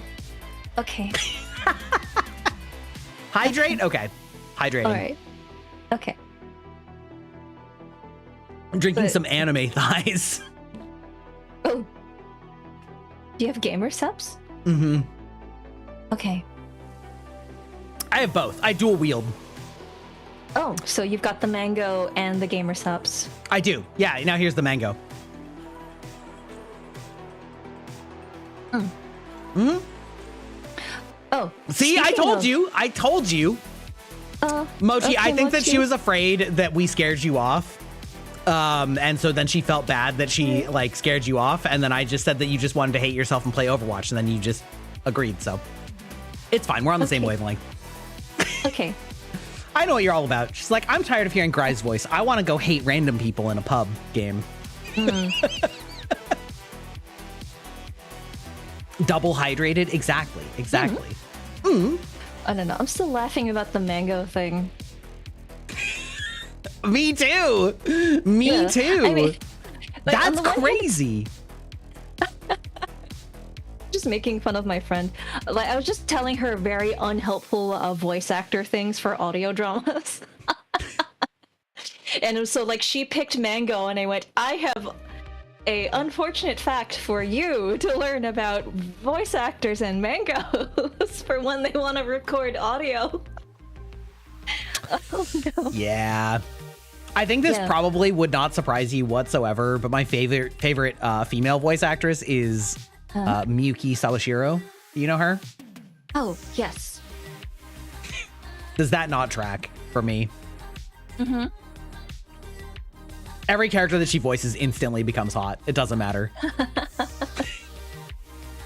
Yeah. Okay. Looking at the mango, thinking about it, yeah. I mean, okay, so chat, how familiar are y'all with the different things that voice actors do to create certain sounds? Like, a lot of the background work and balancing is done by Foley artists and the mixers, but there are some things that voice actors have to learn how to do themselves. So, like with kissing sounds... I can't wait to hear where this goes. Oh, kissing sounds. Okay, got it. Okay, well, with kissing sounds, usually if you do, like, I don't know, trying to do air kisses, it's a little silly, and a lot of people don't really like the sound because it's, you know, a little too suctiony with a bit of popping. So, what voice actors will do, they'll actually make out with their hand. Okay, sure. Right, so you know. How to... Oh, yeah. Mangoes are one of the ways, though, for like messier. Sawashiro is the voice actor of Brunhilde from Record of Ragnarok. I haven't watched it, but that sounds like a Valkyrie name. Mm-hmm. Is her voice? Is she not the hottest female voice ever? That like kind of deep voice that's like kind of sultry, kind of like, ugh, fuck me, bro. Ugh, it's a problem. It's actually not. I came across a video on a sound artist makes yaoi sounds. That was that was how Shoto got like into an awkward conversation with his dad because he used certain equipment, shall we say, to make certain yaoi sounds for some of his spicy audio that he sold. And then, you know, he left it out because he doesn't use it for that actual purpose per se. And then his dad was like, like dad ran into it. It was like, we're not going to talk about that, son. It's like, oh, fuck. Oh, no. Arnar. Not like this. Not like this. Yeah. Yeah, it's kind of like money. Yeah. It's kind of like the whole like Numi kissing a plum meme. That she's like kissed plums for practice because she's like a peak virgin, which is crazy. Numi is like wildly successful and wildly attractive and like like that's crazy to me. I guess she's just like living her peak shut-in life, but anyway, yeah, she's been teased for being a plum kisser, so to speak. Okay. Oh, hey, buddy. Cat Tex? Cat. Yeah. Just the one? Well, I have two, but one of them just like ran up and like jumped and put his legs on like the back of my chair. So we're getting a sudden cat. Am I ever gonna watch Record of Ragnarok because you won't spoil it? I would say don't worry about spoiling it. I don't expect that I will watch it anytime soon. So like, yeah. God, I was reading a post from somebody on Twitter and they were like doing that give me lore about yourself, and his was I have a computer science degree and hate it. I named my cats Hydraulic Press and like Excavator Shovel, and I was like, what the fuck? That is the funniest thing to name your cat. Like almost low-key kind of makes me want to name a cat something like that. Like, come here, Hydraulic Press. Like, come here, Power Excavator.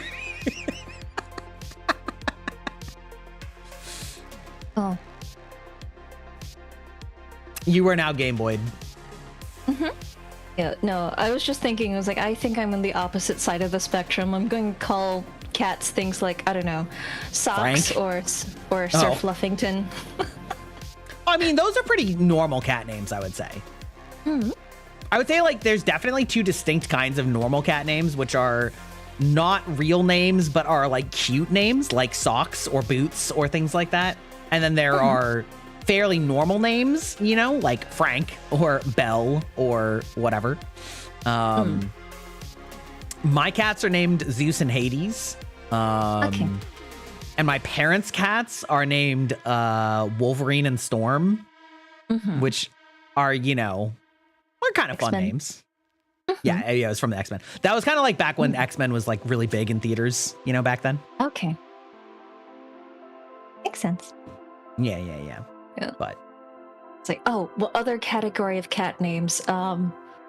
Naming them after butlers because of the sheer disrespect. Rude. Your dog was called Hercules. Awesome. Love that. Love that for him. Okay. Yeah. Man, Mochi leaves and we immediately start talking about way more wholesome stuff. Goodness. Rip. Rip-a-rooney. Indeed. Yeah. Well, we are about to have an ad break. Your cat is Lucy Fur. I love that. That's so cute. It's so cute. That's Mochi. such a cute name. Holy shit. Yes, hi Mochi. Don't worry. I don't think that Mochi is disturbed by us laughing about like adult categories. As long as I'm not directly trying to flirt with chat, I think Mochi's fine. If I give the sultry low voice ara, then Mochi literally retches violently. Oh. But like that's not happening. I don't think that's really bothering her. I think she's just playing games to play games. Okay, so I don't care. Do what you want. I mean, just because you don't care doesn't mean that I'm not telling the truth. Oh, okay. Okay, listen, I see how that is. All right, Shoto. Hey, do you want to give a free redeem to chat? See, there you go. See, amazing. Hmm? Huh? Oh. Ew. Is this upsetting to you because it's like hearing your brother try to be sexy? I think so. Yeah. Okay. Yeah. I don't know, Aeon, can we get an aura since it was redeemed on stream? It's nasty. Oh. Would that offend anyone? I don't see how that would offend anyone. If it offends Mochi, she can just deal with it. Oh. Okay. Which one should I do? Should I be like teacher or like the trope one that most VTubers do? Do whatever you want. Yeah, why would that offend anybody? It's only gross when I do it. Oh, because family. Familia. Okay. Okay. Ada. Very respectable. It's embarrassing. Give in to the cringe, embrace it, become the power cringe. You don't like it in general? Fair enough. I do think it's funny that it's such a artifact of English VTubing, because it's like not actually something that normal Japanese people really understand if you say that. Like, they're like, what are you talking about? It's like it's like purely an anime and VTuber like subculture genre. Mm-hmm. And for me, growing up, it's different because it's mostly like, oh, a little kid tripped or they're misbehaving. Yeah, but it's like oh my, like, oh sweetie, like, right. Yeah. So a bunch of people's like, oh, the Ara. I'm like, what is happening? Did the internet do something? What is this? Well, I think like yes and no, because I think that in terms of its like real everyday usage, right? I would say that what you said is exactly correct, but it's exactly the same thing, I think, as like good boy and good girl. Like we did sexualize it, but like there are lots of things like that you would say to like a kid, but like because adults' minds are like the way that they are, like when you say it to an adult, it kind of takes on sort of like a kinky sub meaning. You know what I mean? Which like doesn't make it weird to say to a child in the correct like normal occasion.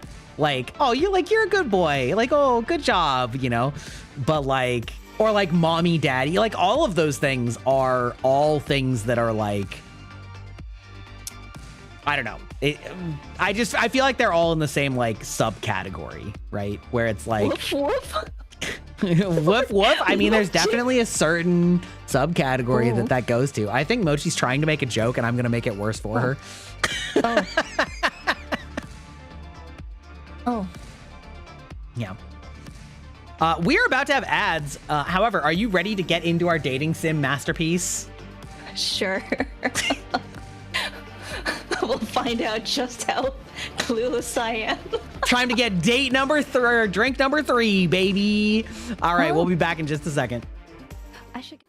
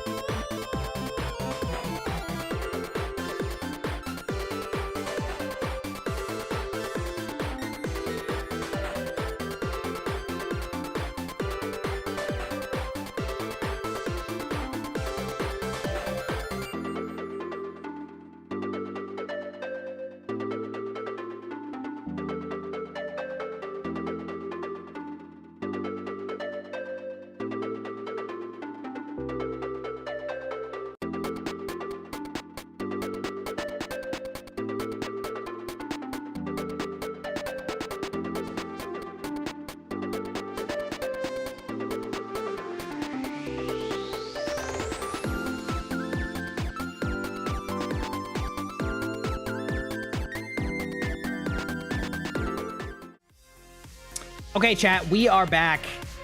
This should pop up in just a second. We're gonna have to make sure that we are in place that it is easy to see. Unfortunately, it's gonna be a little hard. I think I'll do myself first. I'll like make myself a little bit smaller down here. And then you can like come sidle up next to me. That seems probably fine. Yeah, there we go.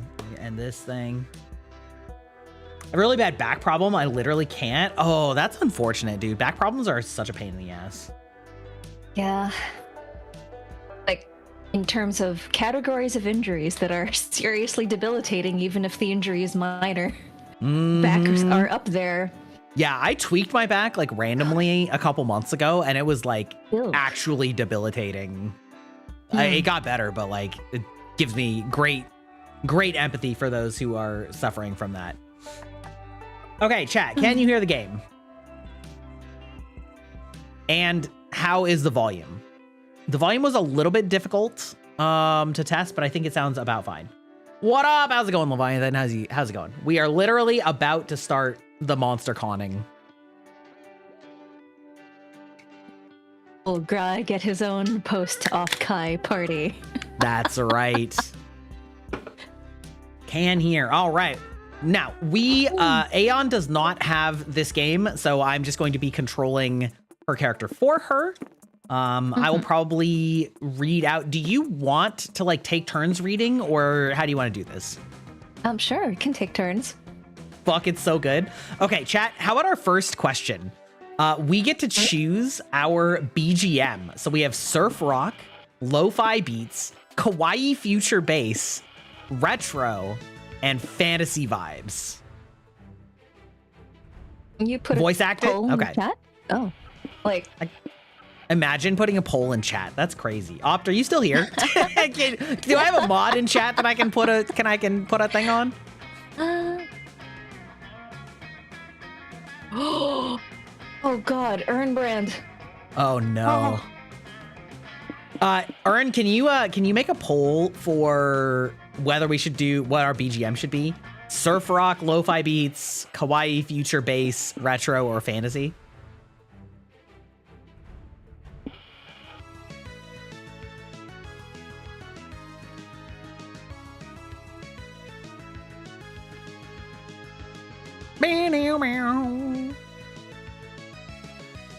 Aeon, if you want, you can probably like tuck a little bit closer to me and then zoom in just a little bit so that your face is like a little bit bigger. Probably. You can try. Yeah. There you go. That's pretty good. Okay.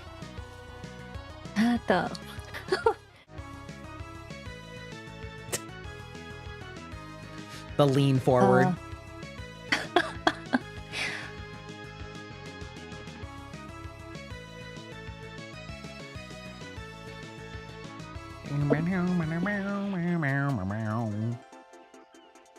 Well, this is very cute. This is very cute. Also, Aeon, one of these days we should actually work on that voice pack. That could be a 2.0 thing.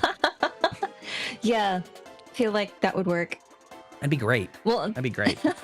Well, it depends. Like how say so versus say sort say sus or say suspicious. Okay. Say suspicious is great.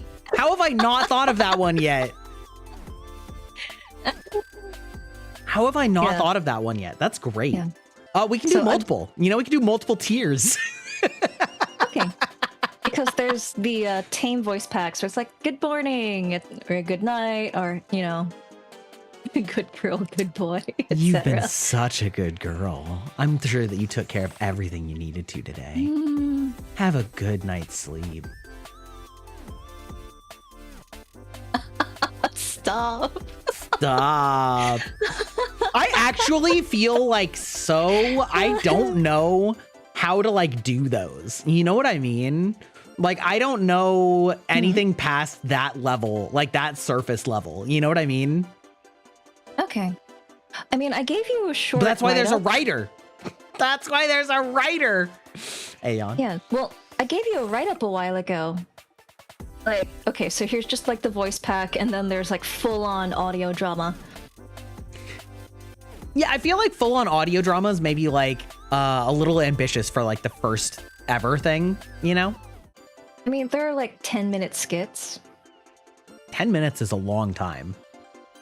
I guess.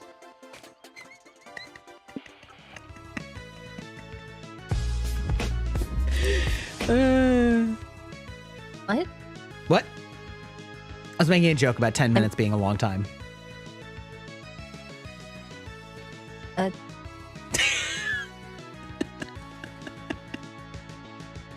Okay. No?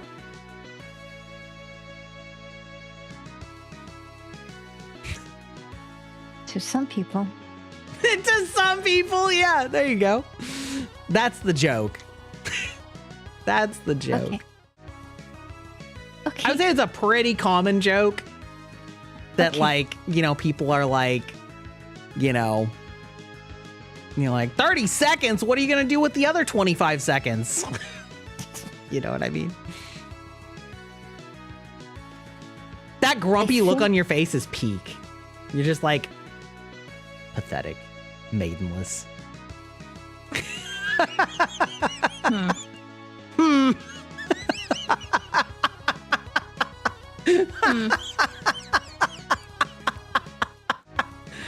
Oh my god, okay. I was talking about audio dramas. I know, but we were also talking about sus audio dramas. I wasn't talking about that level of sus, but okay. Okay. Well, you see, that's the fun thing about like sus jokes is it really doesn't matter if that's what you were talking about. Mm-hmm.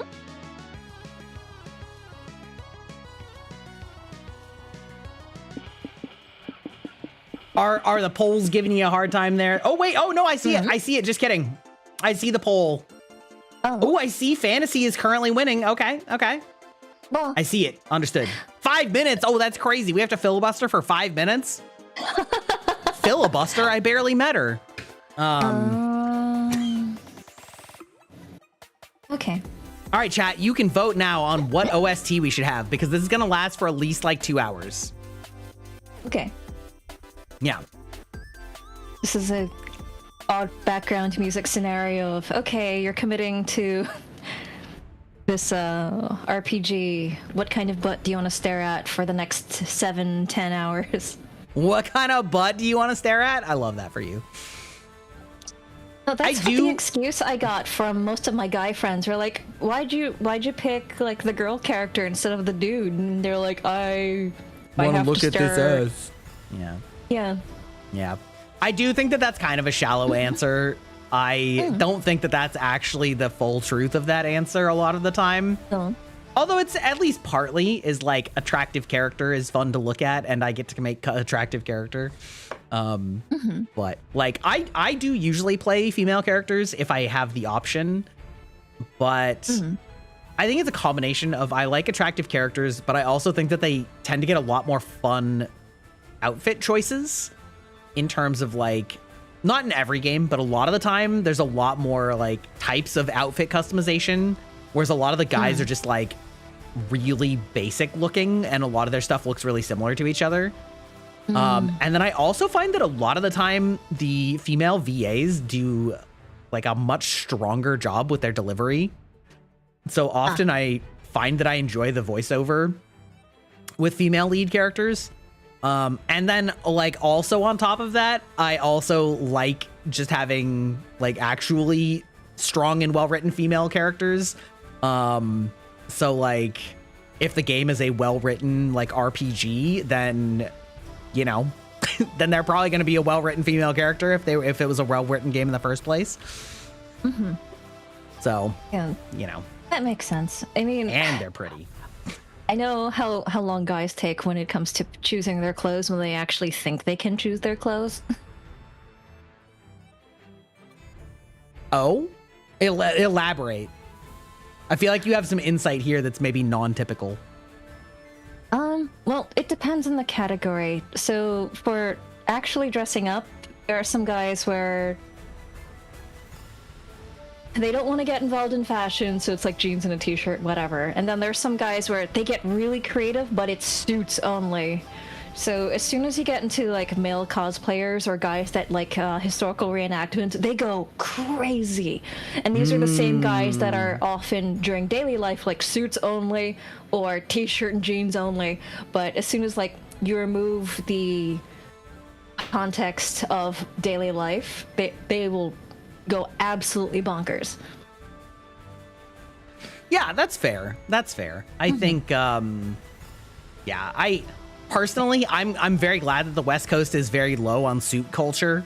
Like you know, the everyday office wear at like Microsoft, for example, or Amazon is like nobody's in a suit. It's like shirt and jeans. You know, it might be like a button-up shirt and jeans, but it's like not formal. And like, yes, I agree that a suit looks good, but if that's the only thing that you have, then it is just like kind of a lot of effort and obnoxious to just look the same as everybody else. You know what I mean? Yeah. And also, American suit culture is very different from European suit culture, so the suits in Europe are generally more interesting. We got a moth raid! Let's go! Welcome in, It's Raiders! The Mothfather!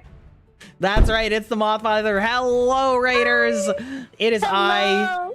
Garibok, your digital vampire. And of course, a good friend of the channel, Aeon Omnitia. We are about getting started. You arrived at the perfect time. You arrived just in time for us to play Monster Prom, or Monster Con, which is the 4th game in the Monster Prom series. You accidentally made Af sob? Wait, what were you playing? I missed what you were playing. What? Donut contributed channel points to vote extra. I love that for you. Amazing. Oh no. My working target is largely OSHA regs. Okay, sure, of course. Welcome in, Raiders. If you need to rest or raid and run, absolutely A-okay. Oh, Silent Hill. Okay, I gotcha. They made you break down in tears? Okay. How many of you are familiar with Monster Prom? I am very excited. You're actually literally here at the perfect time if you want to hang out. We broke the train record. Let's go.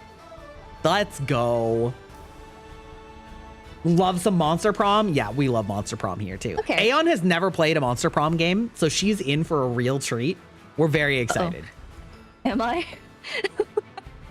It's funny. It's just cute and funny. You like Con? Okay. Good. Yeah, I haven't played it at all yet. All right. Spooky Con. For some, it was just a nerdy convention, but for us, it was 4 days to celebrate our many passions and obsessions fiercely, unapologetically. And we weren't alone. Regardless of what you loved, you could always find people who'd make you feel seen and understood. Anywhere else, we might have been seen as weirdos and misfits. But here, we could finally feel like, no matter who we were, we belonged. This is true. This is actually why cons are so fun. Who am I? I don't know. It's like, for me at conventions, I have more sad stories from like people being stupid in ways where it's like, this was all avoidable. This was all avoidable. The sheer number. Who do I want to be? I think a demonic dude flipping people off is like also kind of my energy. There's a few of these that are definitely me coded in different ways, but I feel like this one, if it was like slightly more masculine, is me, but we'll go with this one. Spicy red. Love that for me. Okay. Let's start a fire. Okay, that voice is not quite me. Actually, wait, hold on. Can I go back? No, I can't. It's fine. Shadow Boy was always your favorite. It's also very good. Okay, who are you feeling? This one. The Frankenstein girl. The Frankenstein girl? Okay, great. Yeah. Are you fine with name and pronoun? We're going red versus blue. Yeah, sure. Red versus blue. Perfect. We love that. I'm blue. Reaper Man is also sick. Okay. But as dreamy as Spooky Con was, it also came with its own set of pressures, some of which we already knew so well. At the end of those 4 days, the after party loomed over our heads, posing that one evergreen question. Would we get a date for that night? As uncertainty plagued our hearts, we couldn't help but think of the 6 hottest nerds at the con. Cool. Zoe, an eldritch cutie who went from endless deity and harbinger of destruction to the author of the renowned fanfic Liam Prom. That's an awful idea.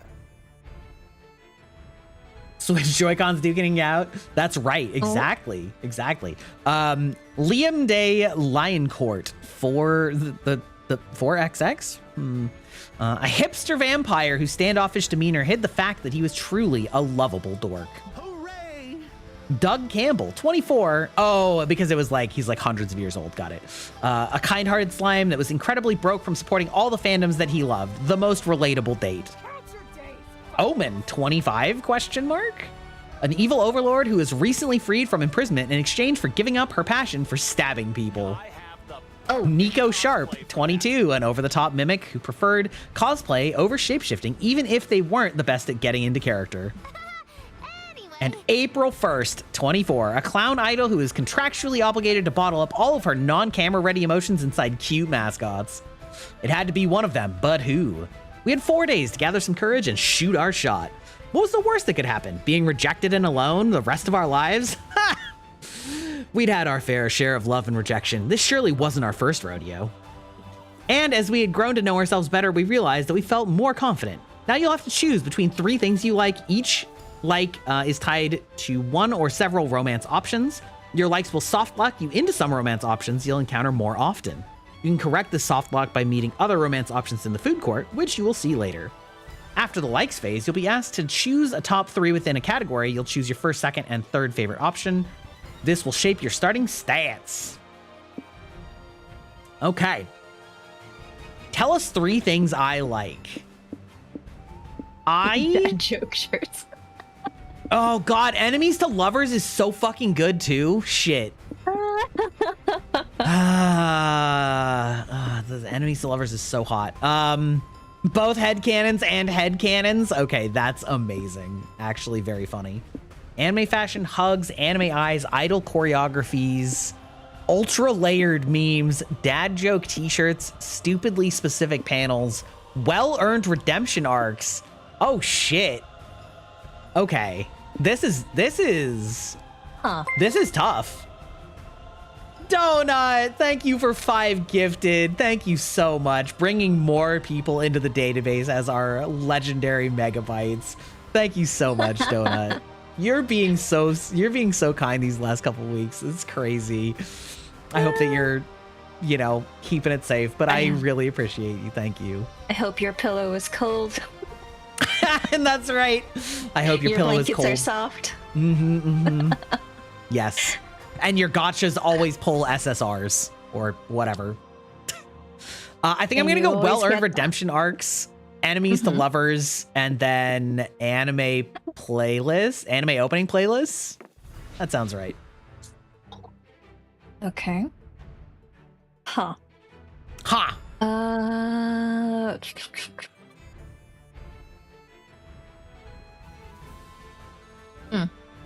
Well-earned redemption arcs. Stupidly specific panels.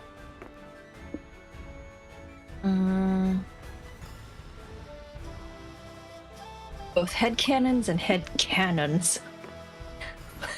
Very Gundam answer for you. Choose your top 3 Gundam. Pokemans. I think we've got to have psychopath redhead dual wielding guns, boss bitch energy, and very happy drunk guy. Okay. Whatever the office lady's doing, spicy redhead, and I don't know what's going on with the grandpa with puppets, but sure. He's practicing to be a VTuber. Okay. Yeah. What are we but anime puppets? Making silly voices with hands up our asses. Oh.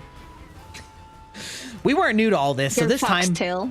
we challenged ourselves with a goal other than finding love. With the support of Zoe and Liam, we decided to take on a project we'd been putting off for too long, making our own comic. We had so many ideas, and yet we always found excuses to not work on them. Ugh, relatable. But the con was a perfect setting to find inspiration and go for it. Choose your genre. Do we want punchy or do we want romance? Aeon? I'm more punchy. Yeah, you are more punchy, aren't you? The fear of failure had stopped us for too long, but then we reminded ourselves of the one thing that always kept us going, that we were young and unafraid, and we were ready to start. Matches, gasoline. Yeah, I'm ready. Wait a second, champ. Oh, wait, actually, here, wait. Do you want to do Zoe and I'll do the vampire? Sure.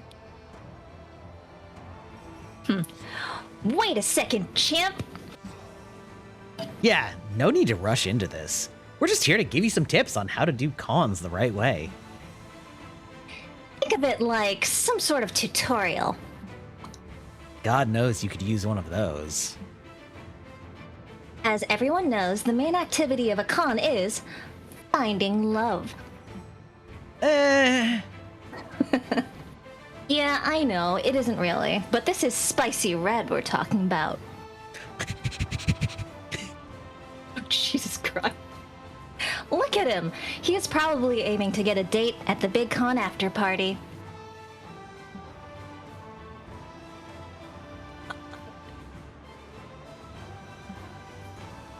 Ah, yes. The silence speaks volumes.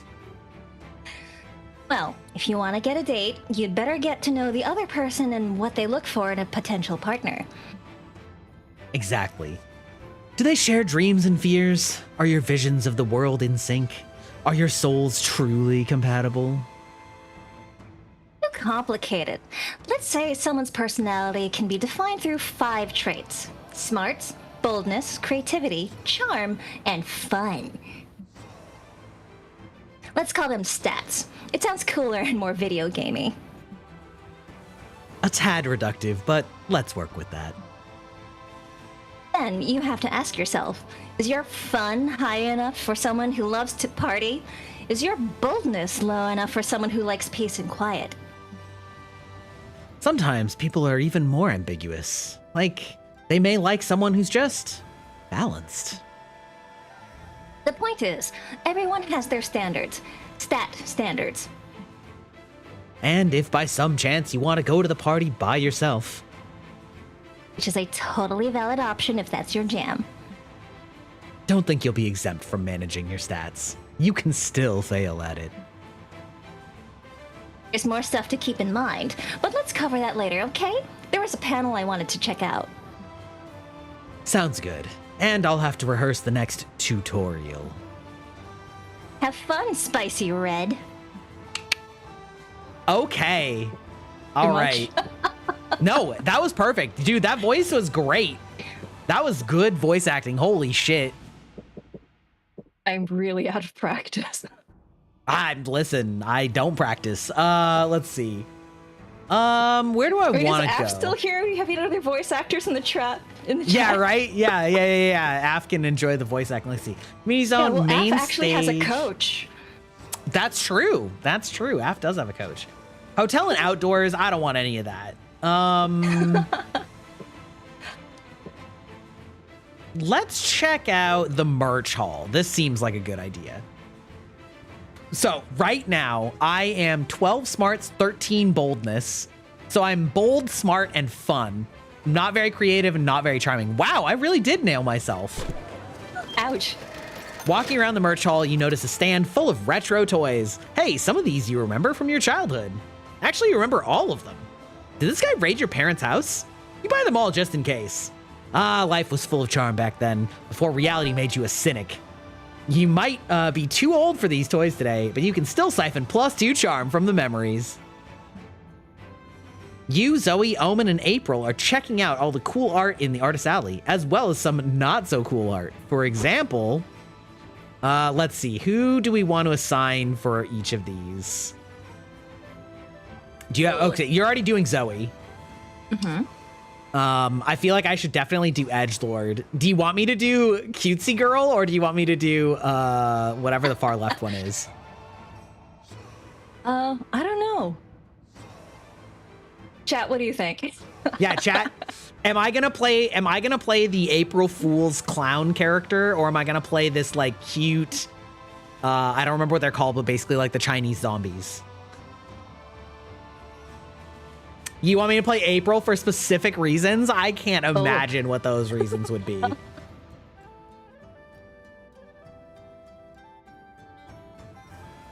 Pinkie Pie? Yeah, that's April. Ooh, I got one zombie. Ooh. So far we have two unofficial votes for April. Telling me it would ruin the fun. Jiangxi. Oh, no. There you go. There you go. There you go. Nina the Cryptid, welcome to the database. I will play. I'll do April. You can do the yeah. Do you know how to pronounce that, by the way? Depends on the dialect. Also, don't ask me for too much Chinese translation. I studied Mandarin traditional, whichever they're calling it these days, not the simplified modern. So I cannot give accurate translations because well, it's not really a translation. It's just like how you would pronounce it, which is probably not exactly the same, but it's like close enough. China's huge, so I'm always going to do it wrong. You're gonna do it more wrong than my American ass who's never studied Chinese. Okay. Sure, I can do the Jiangxi. Jiangxi? Okay. I just literally was asking what you call it. Like, not, yeah. Okay, great. Well, you're up then. Okay, what's her name again? Hold on. I have no idea. She's not one of the dateable characters, or they, or he. I actually don't know what their gender is either. Okay. Hey, here's Oh, what hey, lovelies look like. You want to buy a fanzine. Ooh, we got a sultry zombie. I love this. I don't think so.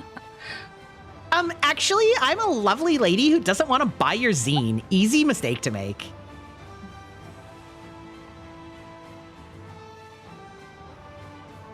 But I'm running a special right now. Buy one zine, get 3 free. Don't miss this unique sale. Please. With that begging, please. Holy shit. Sorry, my cat son is trying to intrude. Oh my god, he's actually up here. Oh. He's rubbing my microphone. Okay. Hey, buddy. Okay. Hey, bud. Text. The kitty. Okay, he's completely climbed onto my shoulders. Aww. I'm holding an arm up like you would hold a falcon, and his back feet are on that arm, and his front feet are on my other shoulder. And he's not acting like he has a problem with this. You're still up because you're Zoe. Okay, yeah, but you were busy, so. True, I am busy. Oh, good son, good boy. This cat Who's a doesn't good know how to boy? purr, which is Oh. kind of sad. Oh, The closest is allergic? he'll like purr while he's like breathing hard, so it'll be kind of like a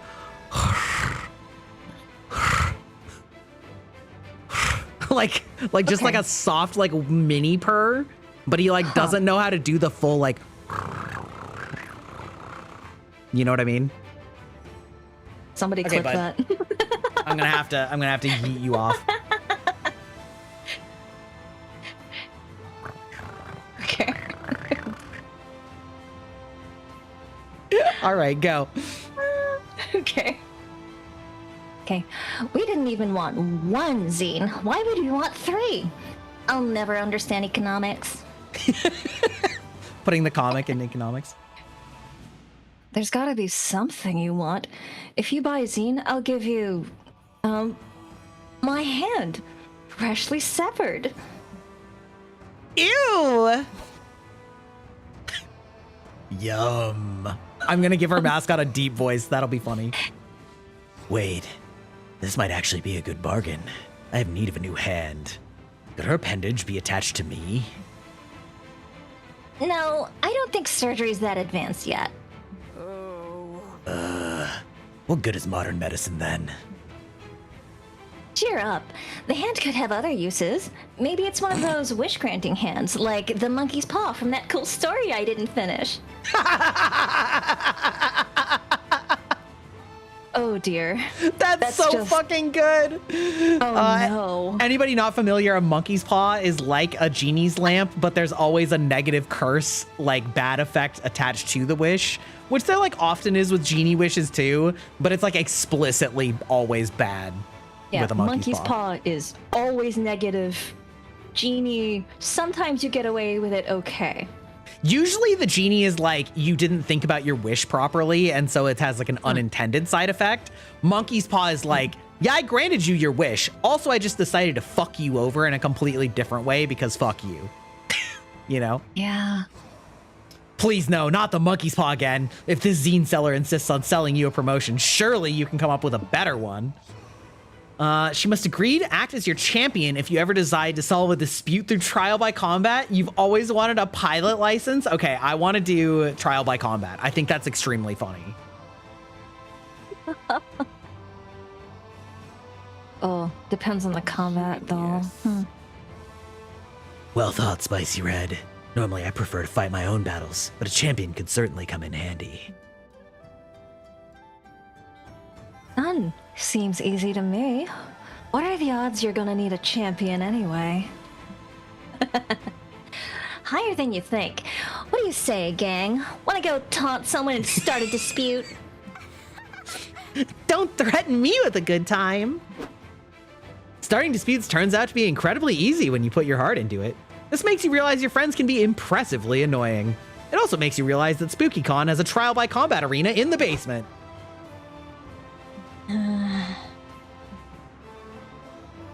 So you offered to be someone's champion if they bought your zine, huh?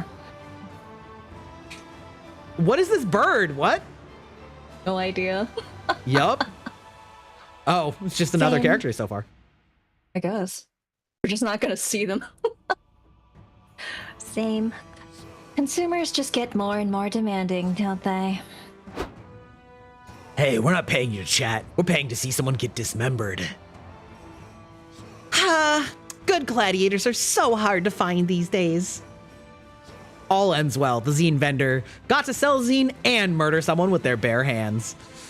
And you got to eat their popcorn and watch a fight to the death. You gain +2 boldness, but lose 2 fun. So many places to go. Okay, you're up, Blue. Wait a second. Okay.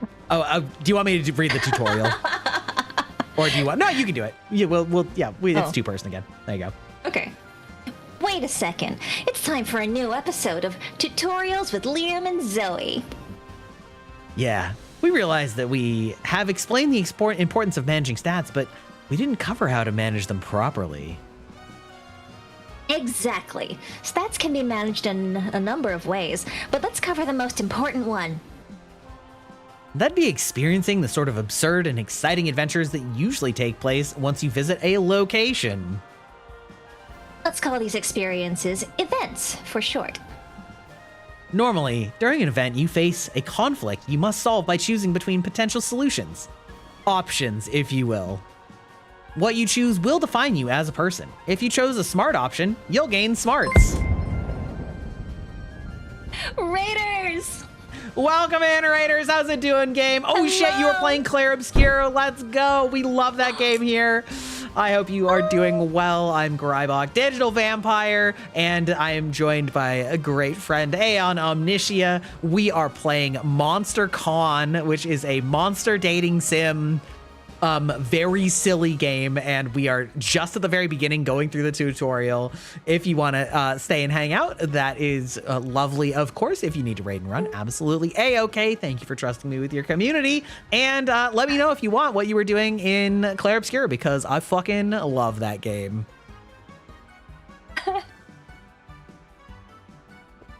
Poetic depression, basically. Yeah, pretty much. Yeah. And an S-tier soundtrack. Peak soundtrack. I know. Like, can you believe that guy had Random never composed for a SoundCloud game guy? before? Yeah. I mean, so Like, much of that studio was just like random hires from like Reddit and SoundCloud and shit. Yeah. Amazing. Just YOLO. YOLO hire, that's right. Yeah, basically. Okay, so we get back into it? Yeah. Okay. Yeah. If you choose to punch a bear, that'd be quite bold of you, so you'd gain boldness. But stats are also lost when choosing an option. Every path not taken is a stat lost. Which is to say, if you chose the smart option instead of punching the bear, then you'd gain smarts but lose boldness. Just try not to punch a bear, okay? Liam, let Blue punch a bear if that's who she is as a person. Anyway, there's a few more ways of managing stats, like... Liam, let's write those down in a manual or something. I really wanted to go check out those limited figurines I told you about. True. We can keep giving you tips later, yeah? In the meantime, don't get yourself killed. Ah, okay, you met Esquier. Love him. He is very wee, which is a joke you'll get later, but don't worry about it. Okay, one thing I forgot to mention to you, Aeon, last night when I was covering this, when one of us goes to a location, the other is blocked from going to that location that day. Oh. So where do you want to go? So you went to the show? No, I went to the merch hall. Merch hall, okay. Then I'm going to check out the vendors. So I am set to just chatting. So I am. You know, I have an entire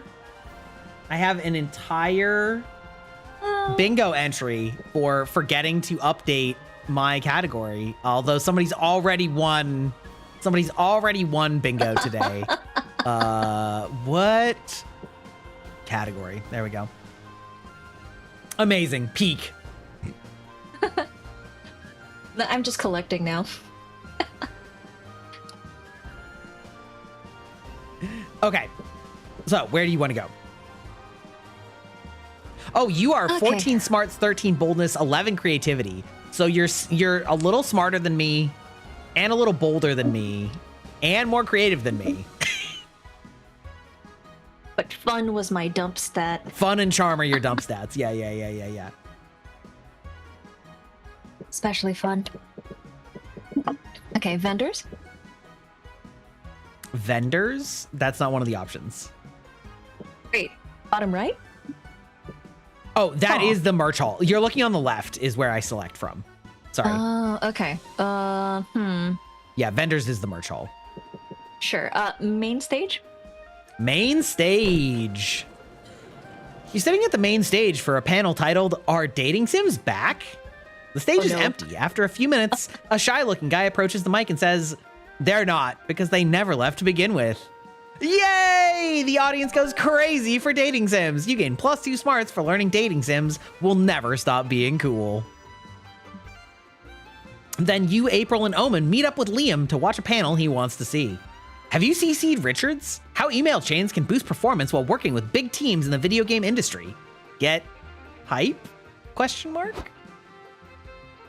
Yeah, this is awkwardly relevant to me because I ended up writing and doing some like testing for one of the big Japanese dating game companies when they ported to America. Amazing. But it was funny because like I ended up doing that because I met a friend because I was yelling about castle design and how video game castles are stupid. But she was actually a medievalist at college, so we met on a gaming forum over violent video games, and then she ended up working for this dating game company, and then she was like, yo, I need help with this combat scene, and you actually did martial arts.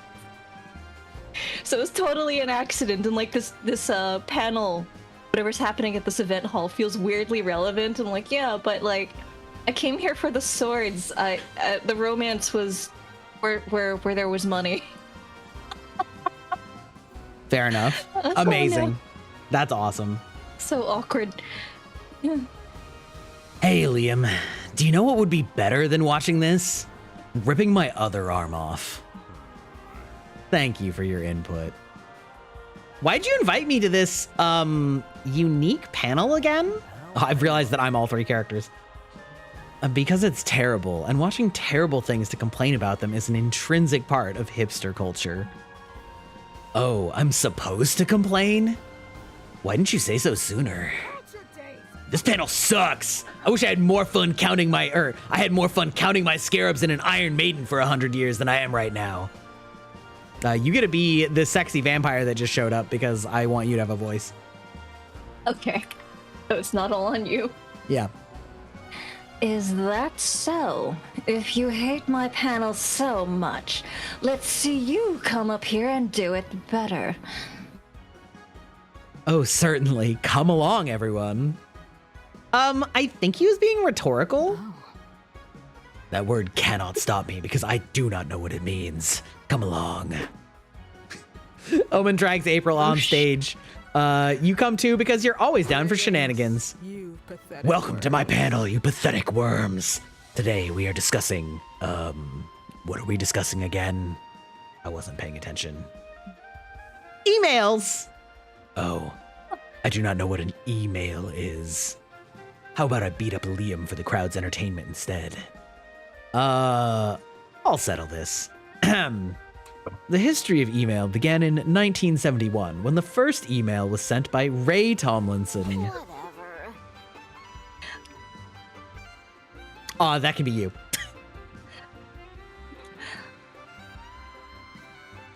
Nah, you know what? Kick his ass, Omen. There must be something other than violence you can do to save this stupid panel. But what? Reveal secret email sign-offs that will make everyone in the email chain know who's the email boss.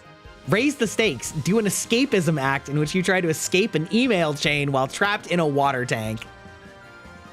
Raise the stakes. Very appropriate for a vampire joke. The con organizers agree to bring out some chains, a waterproof laptop, and 500-gallon tank. It's stunt time. And so it begins. Will Peterson at wahoo.com said, "Can someone share the bullet points from the last meeting?" Bullets, you say? If you told me this emails thing involved weaponry, I would have started carrying a lot sooner. There aren't any weapons, but you sure did bring suffocation into the mix. You start trying to wriggle your way out of the email chain.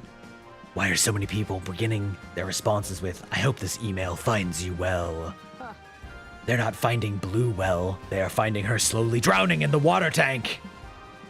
Not for long. You dislocate your shoulder because you heard Houdini did that. Sadly, it does nothing for the email situation and your arm hurts. Oof. Will Peterson just CC'd 10 more people into the chain. Blue's running out of time before she gets buried and replies, "You can do this, Blue. Hit him with that as per my last email." It's time to go scorched earth. You CC everyone and say, "I embezzled all your money and fucked Peterson's wife, and I don't even work here." Then turn off your laptop. Yes, I love crimes and adultery. I'm impressed. I admit it is impressive that she typed all that with one hand chained behind her back. I bet she has a lot of experience doing things with only one hand. That's me. What? Nothing, just commenting on the stunt. Hey, quick question. Is Blue supposed to still be underwater? No. But you only said you could get out of an email chain trapped in a water tank, not that you could get out of the water tank. Whoops. Luckily, it only takes your friends about 10 minutes to free you. You probably only lost like a couple of brain cells suffocating. You gain +2 boldness for your big stunt, but lose 2 charm. Oh, rip. We're moving. You're bold maxing. No. Okay, so we are now we're still in day 1, but so we basically go again, but we can't pick either of the 2 that we did before. Okay. I'll check out the lobby. You're roaming around the lobby when a tiny little dude pulls your shirt and whispers, "Hey, you need water. It's important to stay hydrated." Oh my god, chat. Chat. Yeah, he's dressed up as Dio. I fucking love that. He offers you a bottle. You get so nervous about this social interaction that you temporarily forget how to use a bottle. You water yourself like an awkward little flower you are. You thank the stranger who's left confused. Well, maybe it's not so bad. What if the water was laced? Good thing you didn't manage to drink it like a normal person. You get +2 boldness for navigating a potentially dangerous situation. Some diehard Liam Prom readers have organized an unofficial meetup in the lobby. Zoe's so flattered that she decides you should crash it. Eldritch Cutie reporting for duty. Eldritch Cutie reporting for duty is such a peak line. Also, welcome in, Daniel. Hello. Hey, everybody. I just wanted to thank you all for showing so much love to my little fanfic. It means a lot to me. Why don't you do this one too, since I have both of the other characters? The goddess speaks. It is an honor to worship your holy work, Zoe. A most divine honor. You know, I think it's finally beginning to understand the appeal of this fandom thing. Greetings. If I had known the extent to which it allowed Zoe to control her minions, I would have gotten on board a long time ago. I don't control my fans. They're just really, really into the silly story I wrote. I see. You use this written spell to make them do your bidding. That is smart. April, help me out here. Let me put it this way. Zoe could convince her fans to, I don't know, murder someone on her behalf with zero chance of ever getting traced back to her. But she chooses not to. Make sense? Well, I do not care if Zoe shirks the powers available to her. I want to make the fandom do a thing! Please? Okay, fine. Just don't make them do anything too fucked up, alright? Are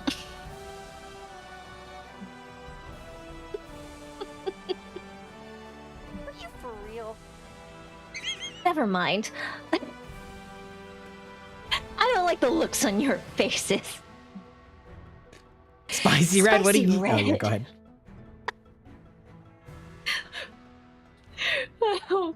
I don't trust you either, Cry.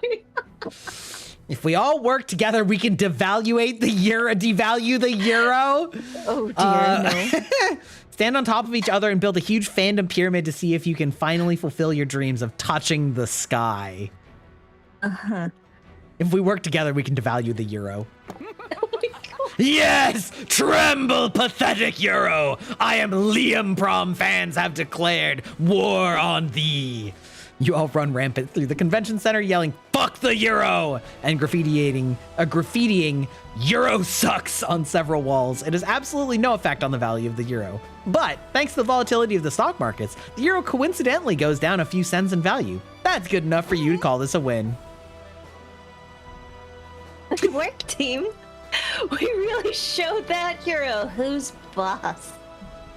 I guess. But valuing the euro was way less fun than it sounded. What do you mean? I had fun. Fuck yeah.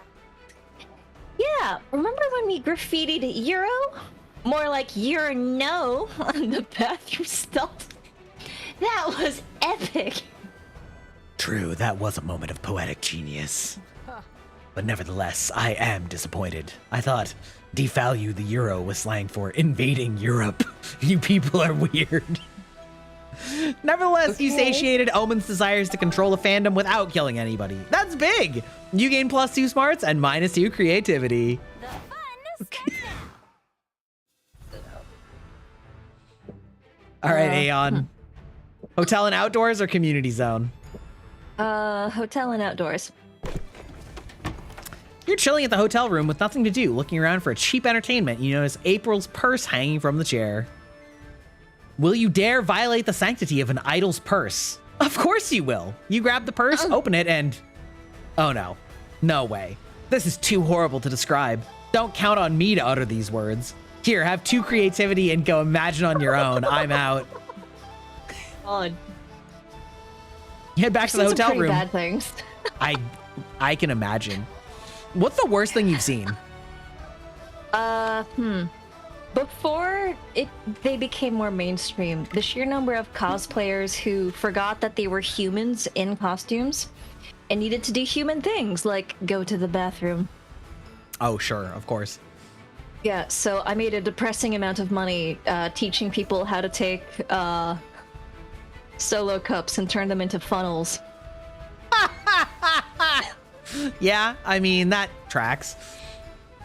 Yeah. It's like, thankfully the fandom has learned, but it was just one of those, why I was joking about, the tip jar thing, and then I genuinely started making money, and it was just, y'all need help. None of Y'all you need thought Jesus. this through. Yeah. like if you thought like, okay, you made a plan for the convention, you made a plan for getting there, you made a plan for the hotel, you made a plan for tickets and like deals for like group buys, etc., and you didn't think about things like food and water and heat stroke and going to the bathroom. Imagine Like, regular oh my human God. vessel things.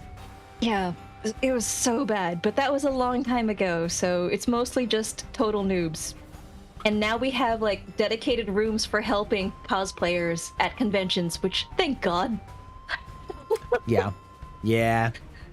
Because for a while there, I was just kind of like, oh, I can see you're in distress. Okay, let me take you aside, and oh God. It was really bad.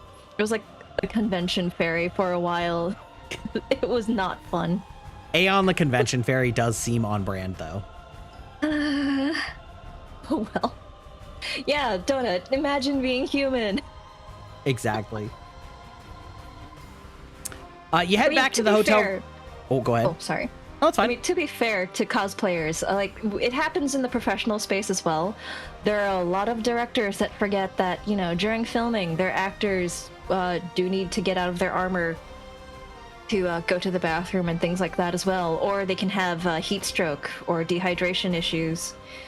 So the early Marvel movies were really bad, and I just remember just sending some very strongly worded letters to people like, this is a solved problem. We've known how to handle this for literal decades. What the heck are you doing at Marvel, you guys? Also, armor compared to some of the other costumes is really easy to figure out, you know, how to achieve being human without needing to fully disrobe. Like, you're failing at this. You suck at costume design. I don't care how cool they look. Oh well. Yeah. Yeah, I Drag remember- Marvel. We love doing that on this channel. Yeah, well, I remember when Tony Stark in which one of the was it the second Marvel movie where he was just kind of like, oh yeah, and here's how I go to the bathroom, and it was like, yeah, that was the actor coming through and being super bitter. That's So funny. he ad-libbed a lot of his lines. Mm-hmm. Yeah, I'm like, yeah, that's totally the actor. The director would not have written that.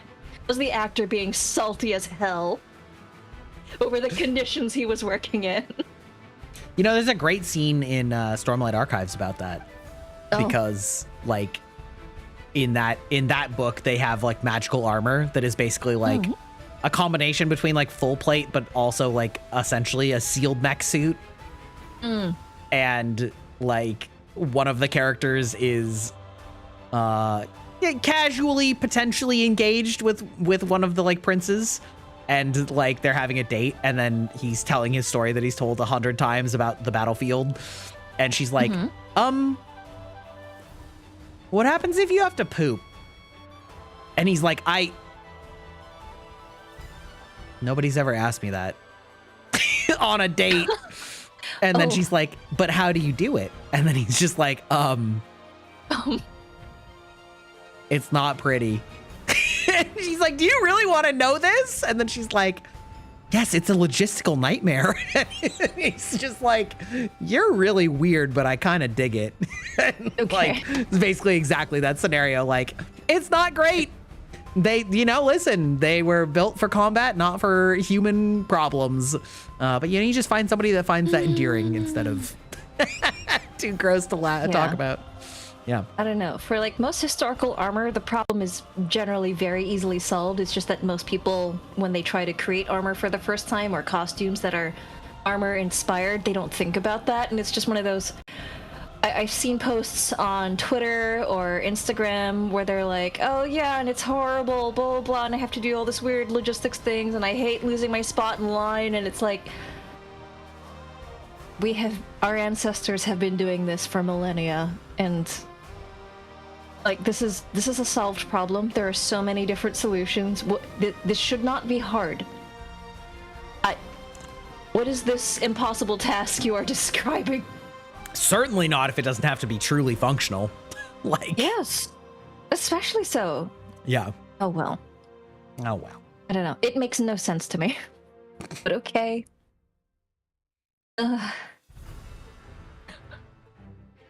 I I mean, I did get a number of jobs because actors would be like, she understands that I'm human.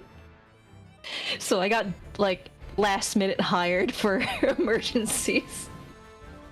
Because the actors would be like, and I don't die. And I'm like, yeah, because I had, like, cooling inside of, like, fully sealed suits and other things where it's like, okay, so here's how you escape for, you know, a little bit and be human. So some people are like, don't cooling systems cost a lot? And like, they don't have to, actually. And also, water is cheap. We're not talking about ridiculous, like, cooling systems. Yeah, we're not talking about like liquid nitrogen for your supercomputer or some shit. No. You can just totally pump cold water and replace it between sets. It's not that big a deal. Or depending on the kind of costume, you can actually have small fans to just move air. It's not going to do anything about the temperature, but it will go a long way because there is a huge difference in the human experience for humid heat versus dry heat. Yup. So if you can prevent rashes and by having a tiny fan over just the face, that goes a long way for just actors surviving on stage, especially for long shows in the summer during the, you know, show season. So it's just all the little things. They don't cost much to do, and they're not technically difficult to achieve either. So like, there are some people who are like, please, we love her.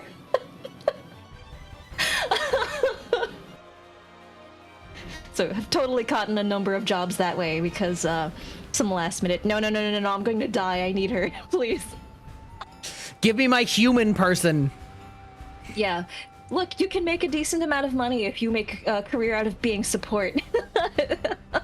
More money and respect than in games. Ugh. Eternal healer salt. Ugh.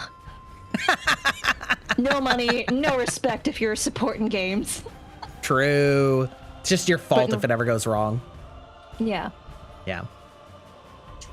Even though Okay, they well, were the we one in the have an ad danger break, puddle. so I'm gonna take Sorry. a quick hydrate, unhydrate. Sorry.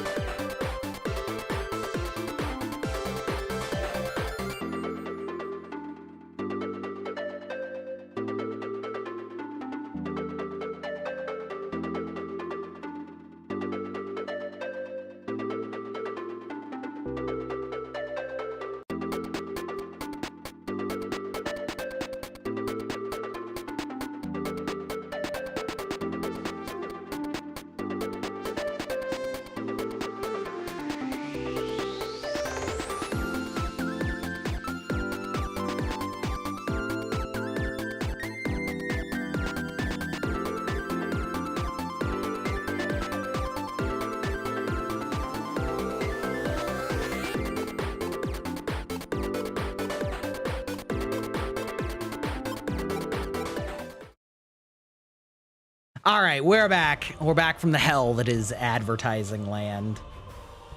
Yeah, indeed. Yes, dead is the best status prevention. Yeah, holy damage is preventative because the enemies can't retaliate. Exactly. Yeah, trust me, I'm not a salty Overwatch support player. I've never found support engaging in like RPGs, but I find it very satisfying in games like Overwatch where it's like juggling offense and defensive things in real time. Like there's something about like skill-based support games that I don't find that interesting. Like in D&D, I don't find curative spells to be satisfying to cast on people. Like I would much rather, if I was going to play a quasi support in like D&D, I would much rather do something that's supporting by controlling battlefield conditions, right? Like making it difficult for enemies to get to us, or like trapping things, or, you know, things like that. But like, yeah. Yeah. I don't know. Like, the worst disrespect I've gotten for support is in World of Warcraft. Ooh. Yeah, so it's like, I've never had a problem with actual tabletop RPGs. But yeah, I think that people aren't very disrespectful in tabletop RPGs. I just don't like playing it as much in tabletop. But like, yeah. Yeah, no, Divine Focused Wizard, yes, that's a really good example of like something that I find fun. Like like a divination wizard is like a really active way of supporting. I think it's that I don't like reactive support. I like active support, if that makes sense. Yeah. Buffs, debuffs, and occasionally heals. Yeah. Yeah. Anyway, we've got a lot of game left ahead of us. I got time. Yeah, well, that's true. That's true. Okay. You head back to the hotel room with Liam and Omen and walk in on Doug letting the SpookyCon mascot use his laptop for some reason. Do you want to be this mascot? Or should I? Oh god, not the mangoes.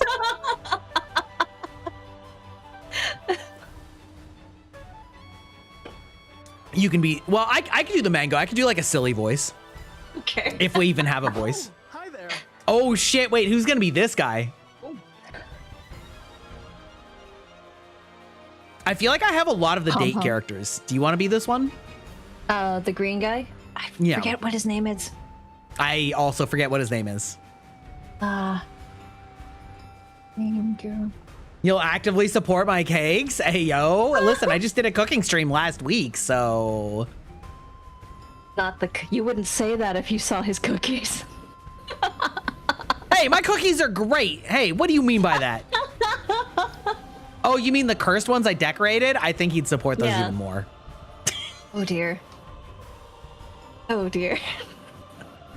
This... Okay. Okay. All right. Something for everyone, I guess. Rude. The world is wide and full of many different tastes. So do you want to be Gel Boy? Yeah, sure. Ooze Boy? Hey guys, I'd like you to meet my friend Pom Pom. He's helping me get a better life. What do you mean by that? Well, we got to chatting outside, and I was talking about how much I loved comics and movies, because you can live vicariously through the characters. And he said he knows a way for me to live a new life in real life. We just have to swap identities.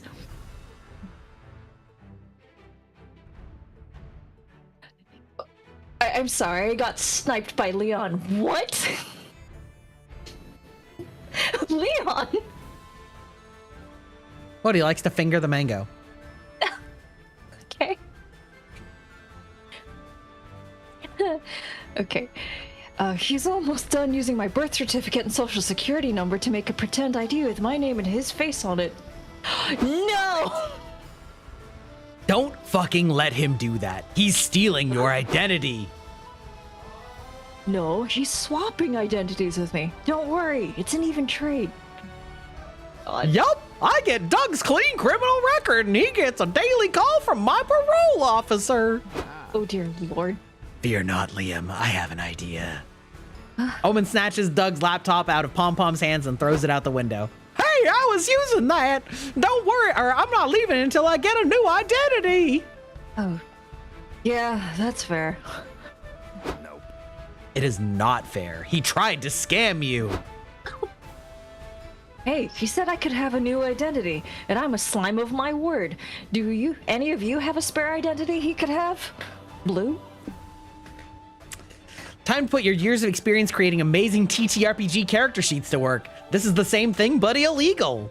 Or trust in carcinization, a proven form of convergent evolution in which non-crab organisms evolve a crab-like body plan. This means he will eventually get a new identity as a crab. That sounds very Twitter. What? What's it gonna be?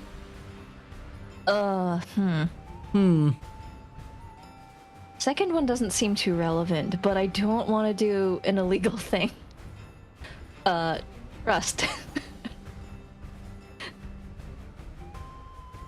Oh, trust and carcinization? Yeah. Oh, really? I've never heard of that before. But I have always liked crabs. But carcinization takes thousands, if not millions of years to... Do not listen to Liam. He is simply jealous of your soon-to-be crab-like body. Honestly, I'm jealous too. You're gonna have so much fun being a crab. Send me a postcard when you move to the beach. Oh my god. It's not gonna work like that. Carcinization only happens to non-crab crustaceans. Shush, Liam. You are a non-crab crustacean, Liam. No, I'm not. Which is why carcinization doesn't apply to me. Or is it simply because you are too fucking lame for it? I think I'm going to scream. So do you guys think I have what it takes to be a crab? Heck yeah. Of course you do. You just need to be prepared for it. I'd suggest investing in some waterfront property, buying matching sets of 8 socks, practicing your dancing skills for the crab raves. The crab raves? Yeah, crab raves. The internet has taught me that they're a big part of crab nightlife. Fuck yeah, I love crab raves. Or raves. This is gonna be awesome. Thanks for helping me out, guys. When we're all gone, crab, we'll hit up the rave together. See ya. You're all so stupid it hurts. But I guess if carcinization got that guy to leave, I can't complain much. Yep, good on you. You gain +2 smarts for sort of teaching everyone about carcinization. But you also lose 2 creativity. Oh. Just got Let's those 2 trade points. places. Everybody choose a song, say your choice out loud to the other players before advancing. Your Idol from K-Pop Demon Hunters. Straight up villain. ADA. Player orders decided based on which song would be the weirdest to choose as the song to play at your funeral.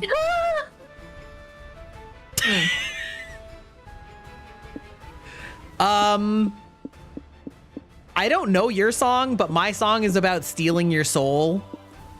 I feel You know. like yours is both more on point and also hilarious, so I think it wins. Okay, we'll pick me. Your straight up villain is just a villain anthem, that's all. That's true. That's true. like funeral thing. Fuck yeah, sitting! Welcome to the food court. You'll be visiting this place twice per run. Ah yes, this tutorial will be delivered by me, the narrator. Tutorials explained by characters are fun and immersive, but as the narrator, I have the power to go straight to the point. For example, I can just tell you that by pressing tab, you can access useful info, or that you can consult the dialogue history by either pressing H or mouse wheel up. Cool, huh? And yeah, back to the food court. The food court turns are about getting to know one person that you want to take to the con after party, even if that means getting to know yourself.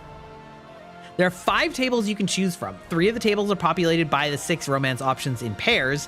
One of the tables lets you call one of several guests who are essentially alternate date options. Finally, there's a table for you to sit alone. These tables are tied to their own mechanics. As usual, our jam is obscuring said mechanics a bit so you can focus on the narrative side of the experience. By playing, you can slowly but steadily learn how everything works, but if that's not your style, we've added helpful explanations for everything in the manual. Just keep in mind that each table only allows for one player. Now, choose a seat. Why is the narrator wearing just a Speedo? Why isn't the narrator wearing just a Speedo, actually? At least he's not like the grandpas on the retirement beaches. Okay, so here's my struggle, okay? I love Zoe, but I also have always loved Zoe from the first game. I think I'm gonna go to this table because I also love the insane maniac woman. Actually, I love both these characters. I'm gonna sit here. Who do I want to sit with? Oh shit, I kind of want to sit with both of them. I'm gonna go with Omen though. I like the murder pairing. So you want to go on a date, huh? As we've said, these mechanics are covered in the manual, but there's one little thing we wanted to cover here. You'll see some peppers on the different dates. They are sort of a spicy meter. This is like declaring your preference of spiciness when you're pursuing a date. It doesn't affect the date itself, but the ending you'll get if you succeed. The art may be the same, but the narrative won't. 0 peppers will make the ending more platonic. 1 and 2 peppers will make the ending somewhere between romantic and suggestive. 3 peppers will make the ending definitely naughty. Oh. Just keep in mind that choosing a low amount of peppers won't affect the content of the secret endings, which might be naughty. Okay, you're not truly prepared to go on, you're now truly prepared to go on your first date. Go out to dinner? Oh yeah, baby. You and Omen go out to a fancy restaurant. It takes a while for Omen to understand the difference between a waiter and a minion. Luckily, you're able to talk her out of whipping them when they bring you the wrong drink. At least you know she'll always have your back. What a thoughtful little sociopath. Look at all those food tracks. Yeah, Leon, you maybe don't know this because you've been gone for a while. I'm actually working on a model 2.0 and I'm going to be a little bit buffer. We're going to have some pecs and abs visible. Well, in tight clothing, but you know. Okay, which table do you want to sit at, Aeon? I am debating alone or pissing off Liam. All right, you are truly dedicated to the path of the loner.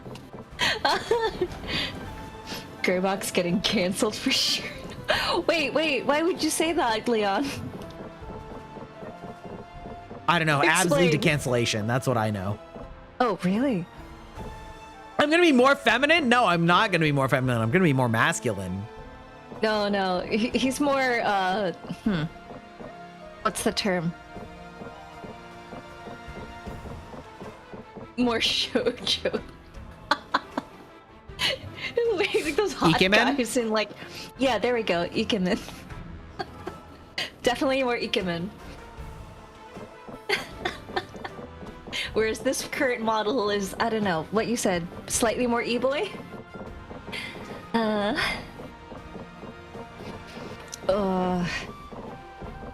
I don't know, should I attempt to sit with somebody or should I just sit alone?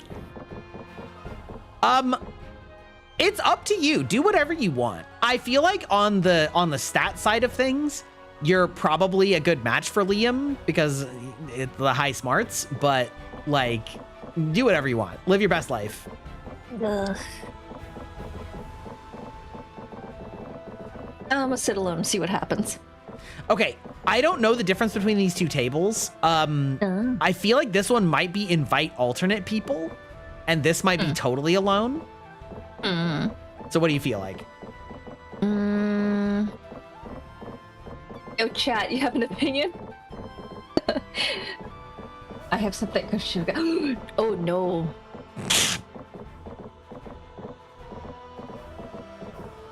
Okay, you know what? Safety in numbers. I'm gonna go piss off Liam. Liam? Yep. Because he's got like book smart, but he missed the point of like the redirect. It's like, Liam, shut up.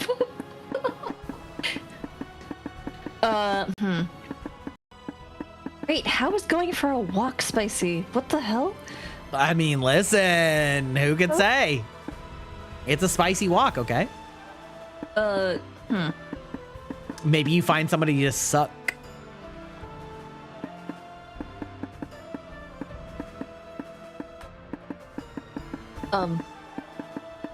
maybe the museum. Too public for that, right?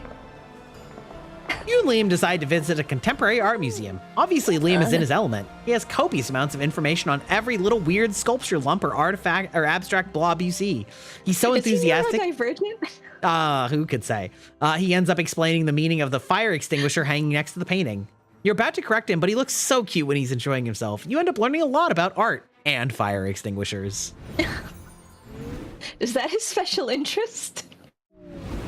I think just being a knowledgeable nerd is his special interest. Okay. He's like, reminds me too much of some of my classmates. Ugh. It's time to work on the comic. As your creative mentors, we've prepared very original questions that will spur extraordinary ideas. We've written 2 per day. You're welcome. Once the exercise is done, you might see no comic just yet. But you have to trust the process. Spicy Red, your efforts will come to fruition by the end of the con. Totally. How you choose to answer the exercises will impact the script of the resulting comic. I recommend that you remember, or even take note of, every option you choose during this exercise to better savor its impact once we get to see the resulting comic. And there's more to these exercises. All these choices will shape you as a person. Which is to say, they will affect your stats.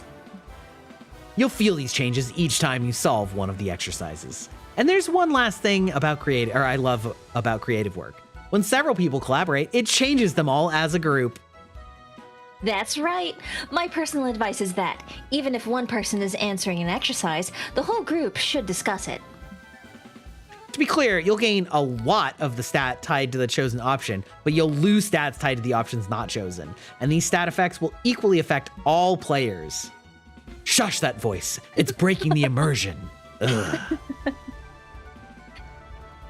Anyway, enough procrastinating. Zoe's right. It's time for you to work on your craft. Hold this pencil and let the mind wander.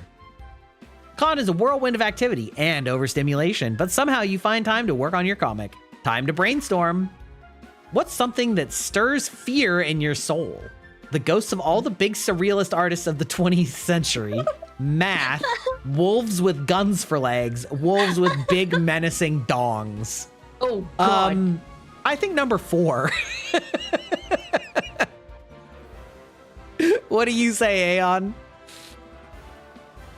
I do not need to tell the story of how I first was introduced to the concept of furries. I think you do, actually, now that you said that.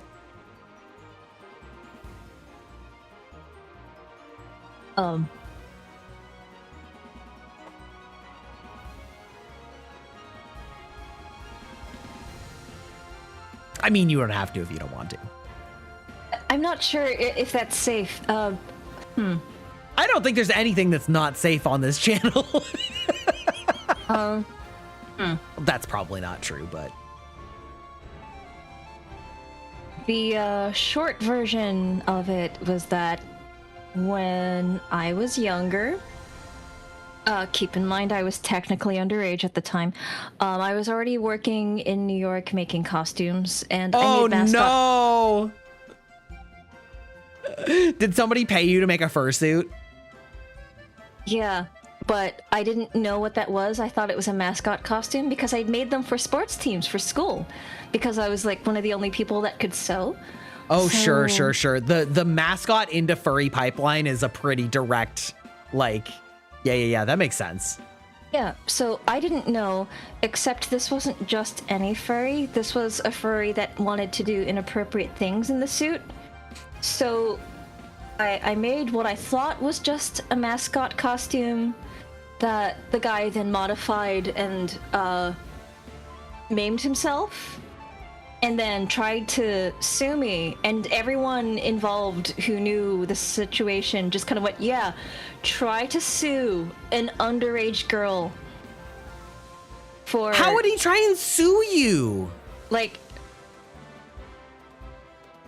I don't really remember, except he was threatening, and everyone was like, yeah, you try it, buddy. See how that's gonna go in court when you bring up an underage girl. Or That's like, fucking wild. yeah. That's So fucking wild. So that's how I found out about furries, but I've never met a furry quite that awful ever again, so... Yeah. Yeah. People are like, The only person I ever used to babysit for actually like ended up growing up and making fursuits as a side hustle, which is like kind of awesome actually. But, you know. Yeah. No, everyone I've ever met since is really nice, and also since working in tech, there's so many of them specifically in networking. That's what I hear. I hear that the entire internet backbone is like maintained by 90% furries.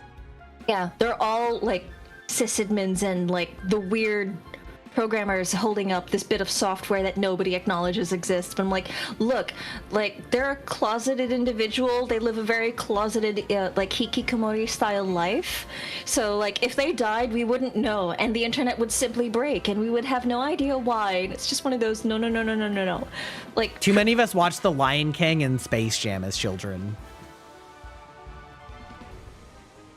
I'm not sure how The Lion King would lead to that. I think I can understand Space Jam because Hold on, I'm gonna send you an image. I remember the guys and how they reacted to Lola Bunny. Yep. But like Lion King, I don't know. Oh, and there was that one captain lady from Treasure Planet. Yeah, sure.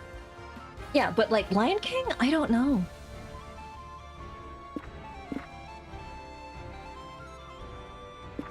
There you go. Listen, there was like literally a explicitly we're about to have sex scene in The Lion King to Elton John music where Nala gives some like serious bedroom eyes. Like that was actually more direct than Space Jam.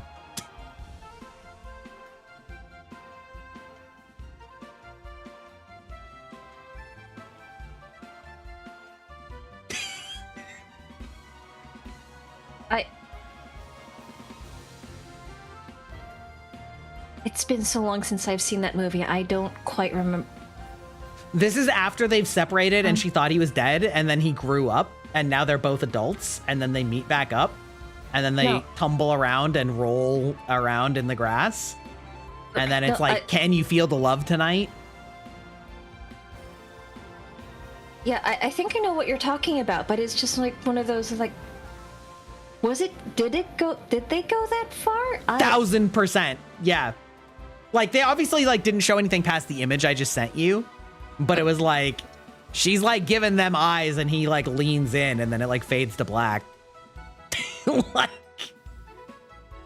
okay, I think I was too young to get it. That is not how I remember that.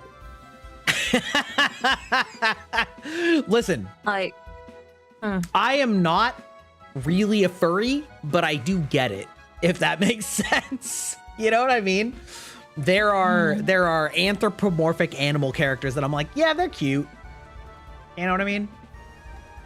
Well, there's cute, and then there's like the several steps afterwards that I don't fully understand yet. Oh god, I can't remember. Yeah, I think I was too young. I think that scene went over my head. Yeah, well, if you watch that with adult eyes, it's very obvious. Okay. I am a few years older than you, to be fair. So what's our answer? What terrifies us deeply? Oh, I think this is your answer. I know, but they did tell us to discuss it together. Yeah, bottom right. No. Time for a brainstorm. Ah, there you go. Oh, wait, why is this? What is the word? What at wedding? I don't know. It's like it's covering it up. Read that. Oh, wait, hold on. Maybe I can. Oh, there we go. I think because I moved the mouse, it was like covering up. What's something you do to impress everyone at your wedding? Reveal your most niche fetish in painful detail. Compliment everyone's hats. Kill a walrus with your bare hands just because. Solve the Hodge conjecture, a major unsolved problem in algebraic geometry.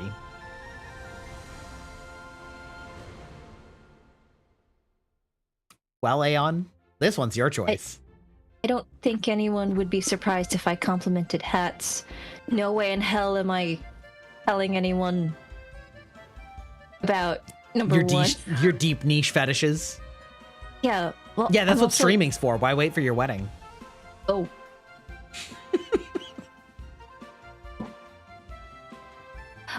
I feel like mostly I just learn about everyone else's. I've never really put in any time or effort to figure out my own.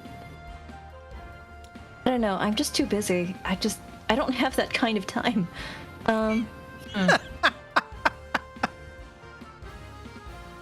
What? That's nothing. Yeah. Also, I don't know, like you were saying the other day, like, maybe I'm just that oblivious and that's partly why I'm single. Oh, well. Kill a walrus? That seems pointless. Setting aside how difficult it is, I don't know, killing a walrus just seems pointless. True. And then solve the Hodge conjecture. I know it impress certain friends, but it's not really my thing. I don't know. Bottom right seems safest, though. Bottom right seems safest. I figured you were gonna go with everyone's hats. Yeah, but, like, if I'm trying to impress people, like, no one's going to be impressed by me complimenting their clothes. People do know that costuming is kind of my thing. True. So that's normal. That's not unusual. Okay. Leon! You want to solve the Hodge conjecture? Yeah, that would impress a couple of my friends.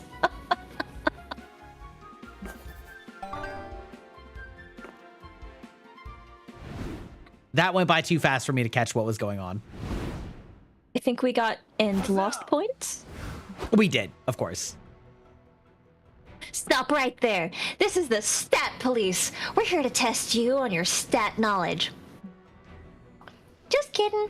It's us, Zoe and Liam, renowned creators, verified hot people, and knowledgeable tutorial dispensers. We thought, we've been giving Spicy Red all these exquisite tips on how to manage stats, but how easy is it to know which option ties to which stat? Yeah, some options will be easy to interpret, like how punching a bear feels like a very bold thing to do. She has a thing about punching bears.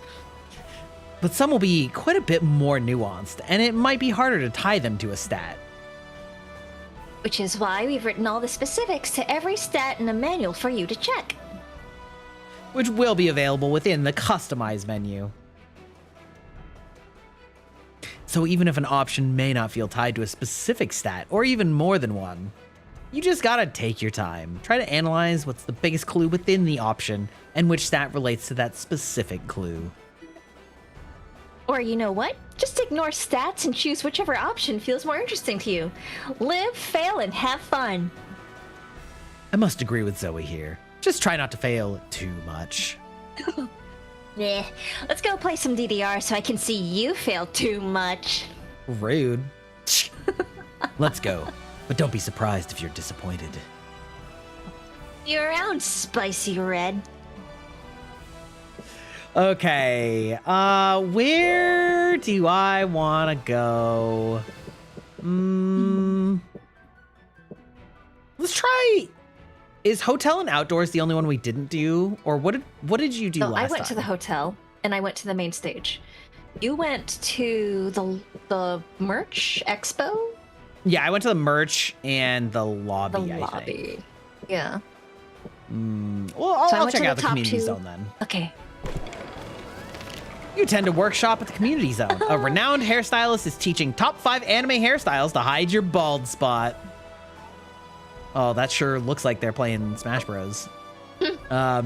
You thought of the Sailor Moon fringe would look so good on you, but the Yu-Gi-Oh star shape takes the cake. It needs a metric ton of hair gel, but it really brings out your features. Man, you can't wait to be bald. You gain +2 fun and +1 amazing hairstyle. Omen and Doug are assigned to judge the competitive tarot tournament. You and Zoe have time to kill and decide to tag along. Let's see. So you're 2 of these. I'll do this one. Yo, judges, we need a ruling over here. Con volunteer. What's the problem? I ran a competitive tarot club in middle school, so I could probably help. My opponent cheated. He played a 9 of wands, which can only be played during the fortune phase if it's in the future position. Unless I have an elliptical cosmic gear guardian on the battlefield, which I do, she's lying to try and get me disqualified.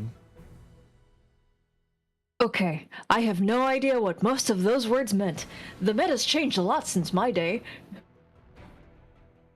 But I've got a copy of the rulebook.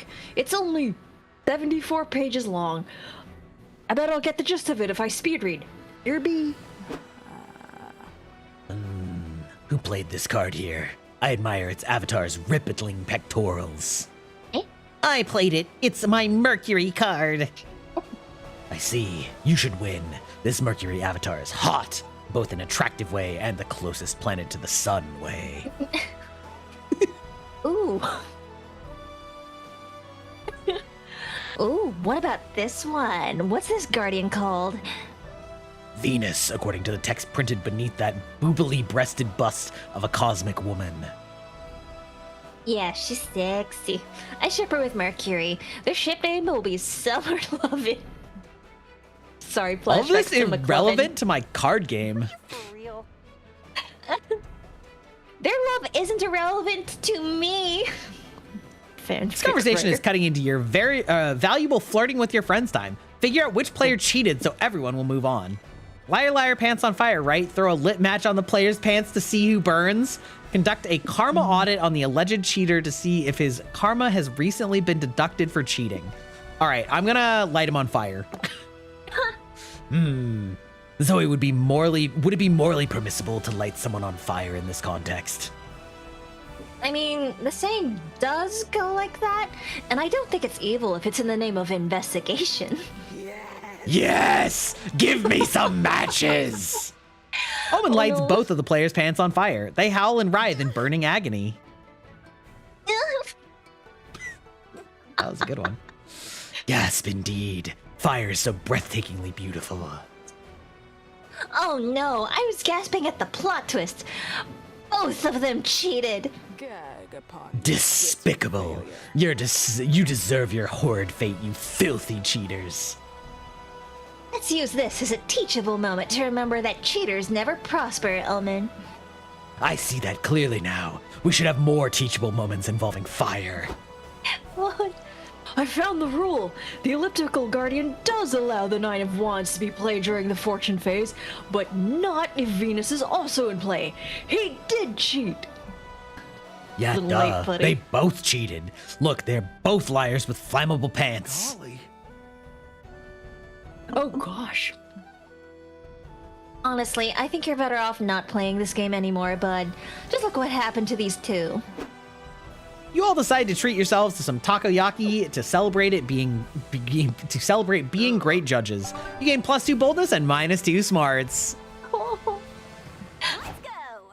Let's go! Let's go! Okay, merch hall. You find some teenagers selling their own fanzines. Aw, so cute. You check them out and they are awful. As far as you remember, you had better taste when you were their age. To show them how it's done, you make your own zine right in front of them. What a mentor! Ouch. You leave it on their stand and they can sell it. They don't seem to like you, but that's awesome. Zines you made nets you +2 charm. It's so rude. Jeez. It is. You're wondering which of your friends you'll coincidentally run into next when you see Liam and Omen arguing nearby. Look, as your sponsor, I'm just saying that I don't think you've been bringing the right attitude to meetings lately. Fuck the redemption arc program. And I'm saying that the Redemption Arc program is stupid, pointless bullshit, and I want out. You know you'll have to go back to prison if you quit, right? I know, but can I not do what the youths are doing into their job? Wait, But can I not do what the youths are doing? Oh, yeah. to their jobs these days? I believe it's called quiet quitting. No, Omen, you can't quiet quit rehab. Oh no. Fuck! I hate this. What is the point of being good anyway? It's just something you have to do. I do not have to do anything. That is just what Big Good wants you to think. Goodness is a requirement to live in a civilized society. You have to make a positive choices and care about other people. Objection! I can be evil and care about some other people. I care very much for Doug and April and Blue. What about me? As I was saying, I can care for others and still subjugate the universe to my ruthless, totalitarian rule. These are not conflicting ideals. That's not... fuck it, I give up. Blue, I see you hiding behind that pillar. Make yourself more useful and give me an inarguable reason for why Omen should choose to live a life of good. He didn't like my last reason. Why is he asking me? Well, because it's your turn. It's cool to have morals, and if you manage to collect all the morals, they let you add a new rule to the rules of conduct, or how else are you going to get a good rating at ratemymorals.com? I feel like the first one would work better on Omen rather than whatever's going on with the second one. You want to pick the first one? Yeah. What? This changes everything! Omen grabs you, you grab Liam, and you all run to the county clerk's office. I'll just need you to fill out this form confirming you have all the morals, says the clerk in a dull, monotone voice befitting a government agent. Let's see what we have here. Forgive others. Be humble. Admit fault. Check, check, and check. What could you possibly have done to exhibit these morals? Do you remember when I accidentally stabbed that teenager in the shoulder? Accidentally? You said stop pissing me off or I'll stab you right before you did it. Nevertheless, I admitted my fault for hurting him, forgave him for being a crybaby, and showed humility in not sticking around to finish the job. You're not going to accept this, are you? Sir, I'm about to clock out. If she technically fulfilled the requirements, that's good enough for me. You may add one more moral to the list, Mrs. the Undefeatable Omen. Genius. I have thought long and hard about it, and I would like to make it morally correct to punch Liam de Lioncourt whenever he says something snarky. Sure, done. Have a nice night. Okay, that's not as bad as I was expecting, but it's also the stupidest thing I've ever... Ow! God damn it, Omen, that hurt. Look, Liam, I'm a good person. By all technical definitions, even Liam has to agree that Omen's behaving better than usual today. You gain +2 fun and lose -2 charm for putting her on a path of good. Charm is my dump stat. Oh. Incredible. I feel like my girl wants to go to the outdoors, so I will go to the outdoors. You're chilling in your hotel room and decide to browse the room service list. Ooh, I love this. Oh, look, he's painting his nails. He's just like me for real, for real. Wow, they have all sorts of kinds. 6-pack of beer, lots of shoelaces, even the very concept of creativity. Huh, that last one's expensive, but since money isn't a stat anymore, it'll be a net gain stat-wise. Shortly after, someone brings you your +2 creativity and several shoelaces. Imagine all you can do with this. I really didn't need that one. You're chilling in the courtyard with Zoe and Omen when you spot Doug in the crowd. Is he mingling? That's not like him. You get closer to investigate. Hey guys, let me introduce you to my new friends. They're hardcore fans of Stuck in the Underhouse like me. Just go with it, please. Yeah, Doug's the shit. He looks like, just like Frack the wisecracking skeleton. Come on, Doug. Say his catchphrase. Can't crack the frack. Yeah, frack. I totally know what you mean. I do not. You haven't played Stuck in the Underhouse? Well, you know what? Aw, nah, bird. Right, Doug? Of course. Someone give Zoe, me these people are supremely annoying. Can I stab them repeatedly? That'd be taking it a bit too far. Some fandoms can be toxic, but that's not much to judgment.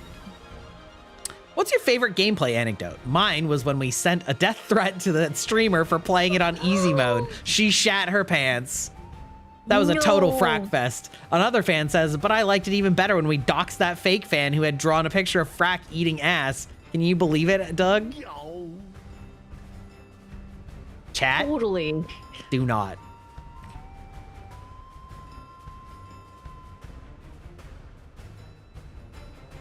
Doug is a pushover.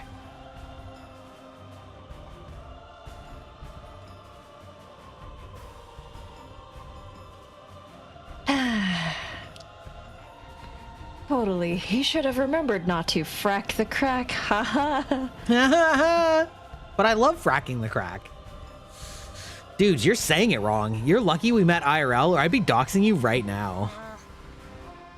I stand corrected. We need to save Doug before he gets bullied, or worse, he becomes an asshole too. Trust carcinization, the proven God. form of convergent evolution in which non-crab organisms become crab-like.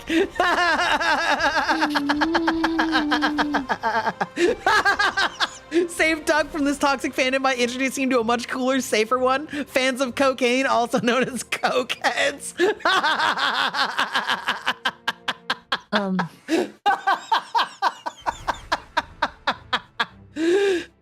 Listen, he's a slime. I'm sure he'll do fine with coke. You approach Doug and tap him on the shoulder with a smirk, like the bad influence that you are. Hey, Doug. Oh, dear. Stuck in the underhouse is nice and all, but there's a much cooler fandom nearby. Want to see it? A few minutes later, you enter an upscale restaurant with a bunch of suited up cokeheads.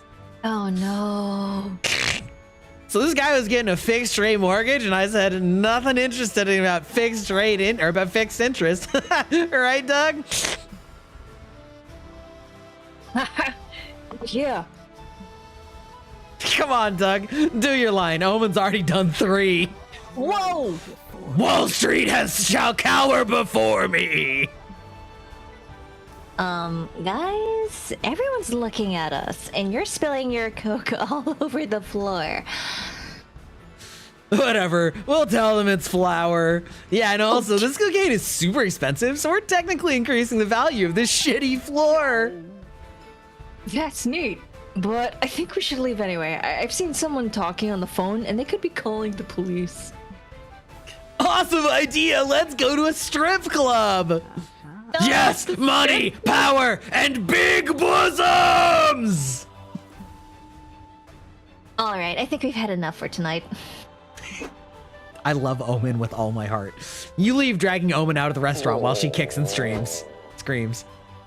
But we must return. Doug, do you not want to keep inhaling dust in front of luscious boobs? I don't know. It's been cool to meet other fandoms, but I think I'll stick to drawings of boobs for now. Also, Doug is relatable. Crisis averted. You gain +2 fun and -2 smarts. Why is this somehow relevant to our conversation about strip clubs? I mean, we were talking about saucy topics in anticipation of monster fucking, so like, I'm just saying. But also, I love this game. Is this about what you expected, or I wasn't expecting quite this. quite this level of like ridiculousness? Yeah. Yeah. Thank goodness. These games are very fun. Like they're very funny, and there's a lot of events. A lot. Okay. I went to the main stage in the hotel. I don't think I've been to the lobby, have I? No, I went to the lobby last time. Okay. Lobby it is. You're strutting down the lobby, proud of your amazing cosplay. A kid approaches you. Could I have an autograph, please? Ah, you have a little fan. You hand him an autograph. The kid yells, "Who's Blue?" He leaves crying as he realizes his favorite character is not real. No. Oops, forgot to stay in character. You gain +2 boldness for being a ruthless person who just shattered someone's dreams. Oh. You're exploring the lobby with your friends when Omen comes across a wallet on the ground. What's this? A cache of money free for taking? Dibs. No, Omen. Remember what we've been discussing at Redemption Arc program? Evil is fun? No. Do you want to be devil guy? Oh, the mimic. Oh, yeah. You want to be the mimic? Sure. Inevitable in a godless world. No, Nico. Evil is bad, and stealing is evil.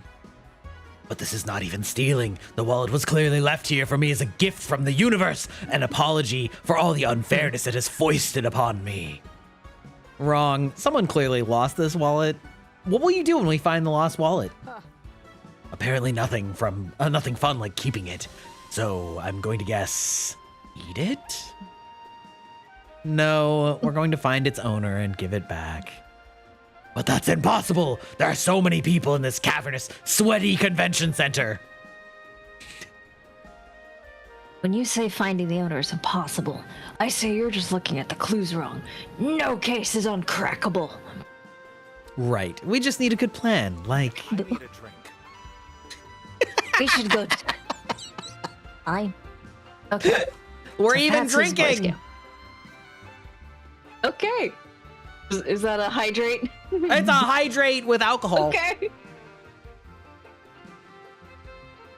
We've been talking so much that I haven't been drinking as much.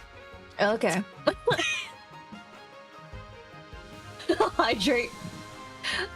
Okay. We should go to a bar, drown ourselves in alcohol, probably get into a bar brawl. I can't remember the rest of the steps, but this should eventually lead us to a clue. I love the like hard-boiled detective where his plan is to just get drunk because that's probably right. yes, I vote for the plan with the bar brawl. No! Blue, help me come up with an actual plan to find the wallet's rightful owner, please. Write a don't think sad he's like- country song about losing your beloved wallet and perform it on the big stage. Whoever cries is probably missing their wallet. Or we got to get into the mindset of the person who owns this wallet. Let's all lose our wallets so we can start in the right headspace. No. Oh, God. No, first one. Even though First it's one? embarrassing. Yeah. Okay. Say, now there's a Shakespearean solution to our problems. We'll find our missing owner just as Hamlet implicated Claudius. So instead of violence, we're resorting to theater to solve our problems. You artsy-fartsy types vex me. No, but he referenced Hamlet. That's a very stab-happy play. True. But I think she would just All of rather the be stabbing. stabbing.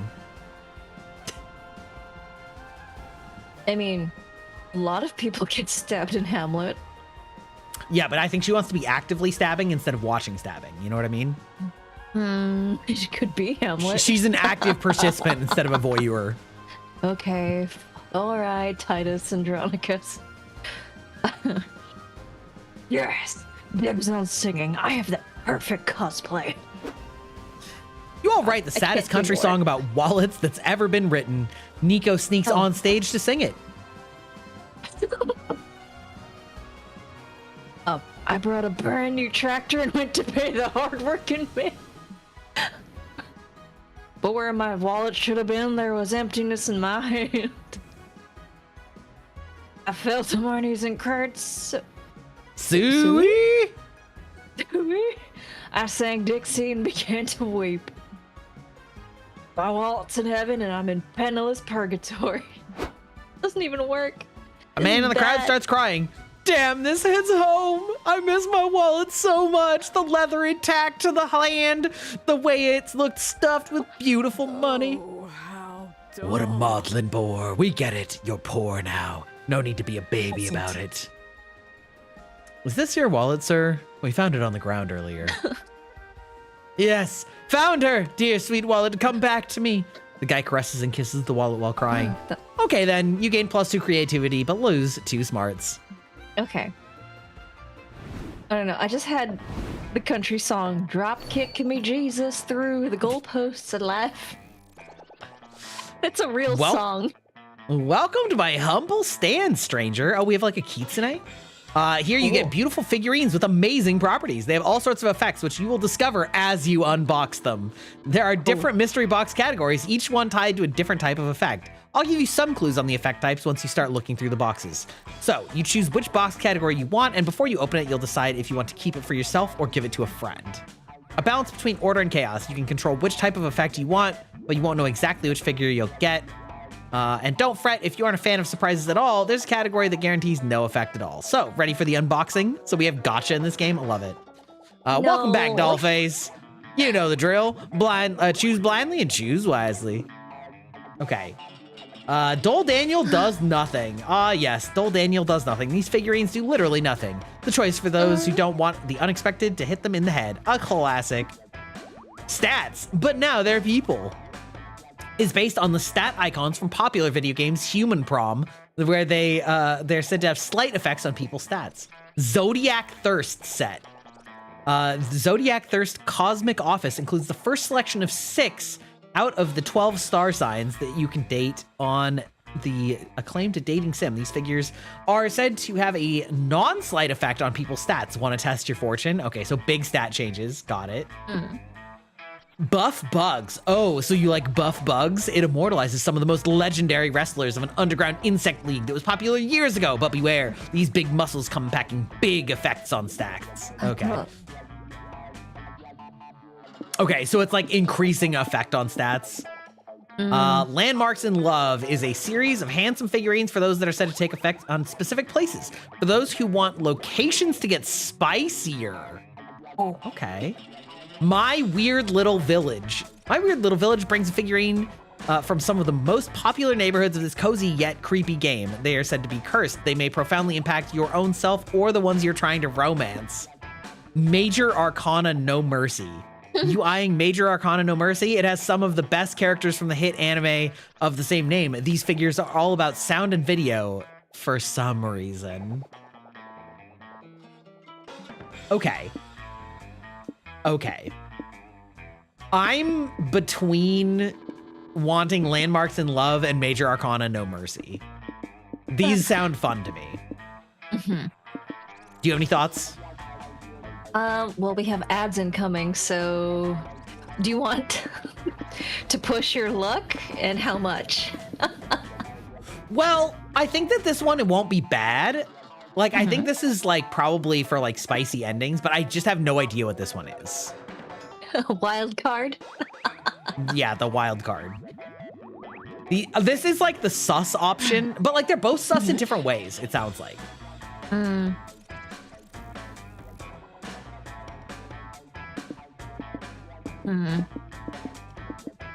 I don't know. What are you I'm gonna go feeling Major today? Arcana. I'm gonna do Major Arcana. We're gonna get a sus anime figure Okay. for myself.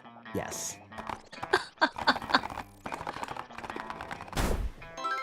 Hey, yo! This item makes you hear an audience that acts quite erratically. I don't know what that means. Oh no. And then you get With turn. presumably the same thing. If it isn't my favorite customer, well, actually, you aren't my favorite yet, but you might be if you picked a box already. Okay. You get the same options. You are not locked out of them. Okay, what are stats again? So this one is like low stats. This one's medium stats. This is big stats. So it's probably going to be big and, or like, it's probably going to be the same effect plus and minus, I would assume. Yeah.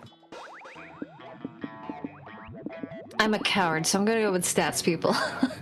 Just like the smallest stats. Yeah. Okay. For yourself? For myself? Yep.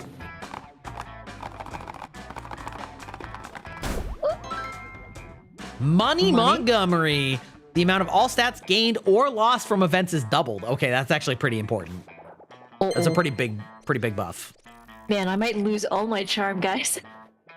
There, mystery solved. Come back if you feel like gambling again. Love that. Uh-oh. Okay, so we're like at the halfway point. Okay. Fire and stuff. Yeah. Can you guess what time it is? Yep, it's comic time. Time to brainstorm. Why did you choose your current career? I made a bet while I was drunk. Great prospects for a good dental plan. They gave away a cool t-shirt if you joined to get laid. You I'm gonna say became I'm- a streamer. To me, I made a bet while I was drunk. That sounds the closest. Yeah. Okay. I didn't need this career to get laid. I'm already married. Okay. You hope you never go to prison because of this. Crimes against color theory, illegal drawings of people kissing, accidental murder. You want all your murder to be on purpose, preferably. Stealing someone else's poop. Ow. I don't know. Illegal drawings of people kissing. This is my thought also. You don't ever Really? want to go to prison because of that. Like, you want the freedom to draw people looting themselves. You know what I mean? If you had to go to prison for it, that's a dark day.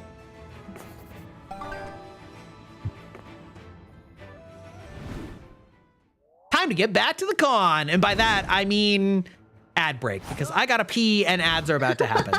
So I should we'll get more be right sake. back. Yeah. We'll re-up our drinks, etc., etc. All right, we'll be right back. You.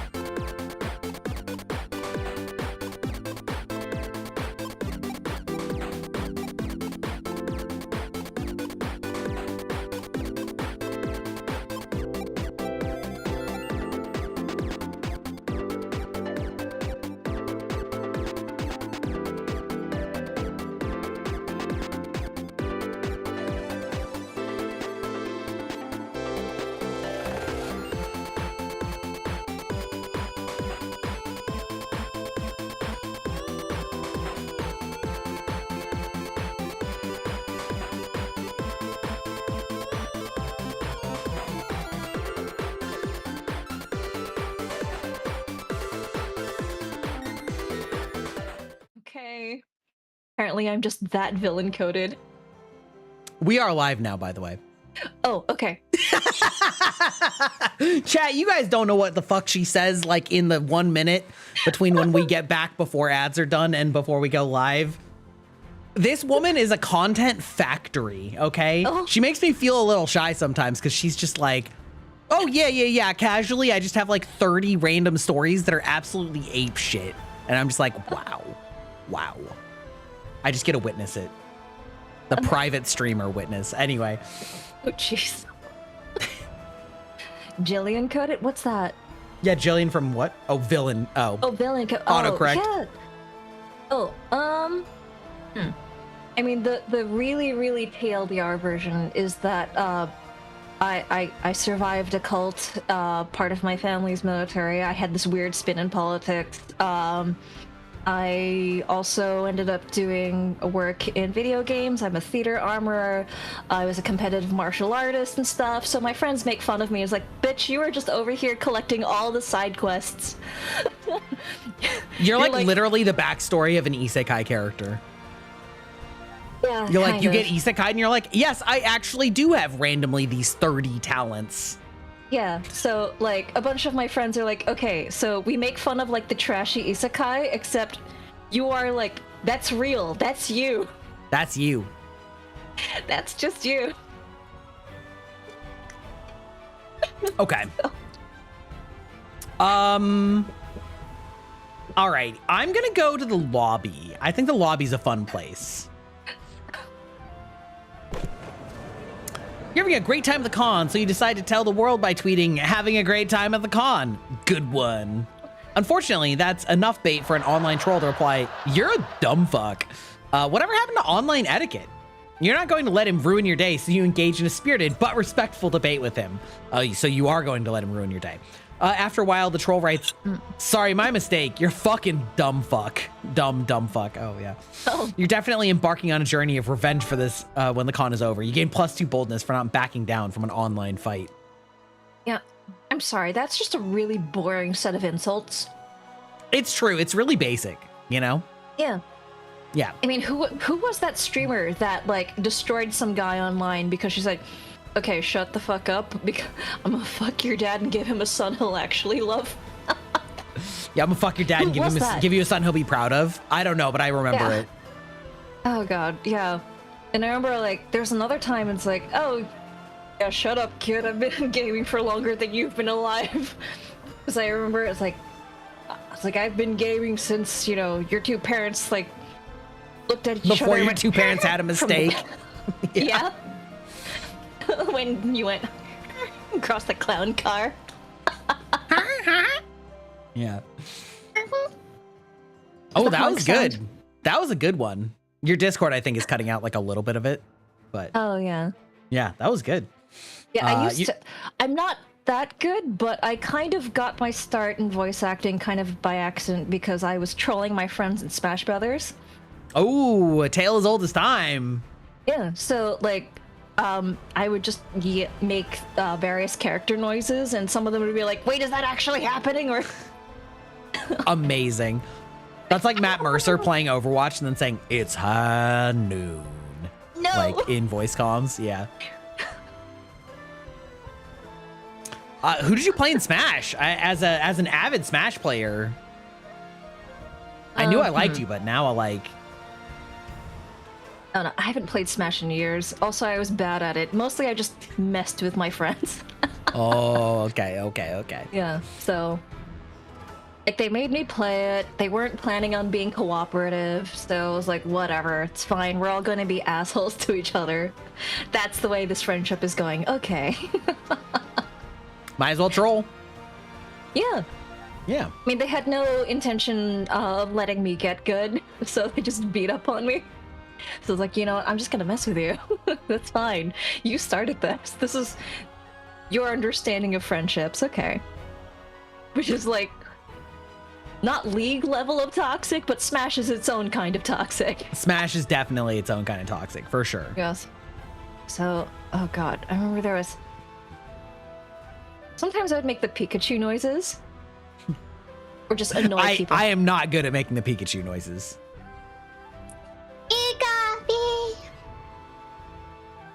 That's great. Discord cut some of those ones, but the first Okay. one was great. Boo.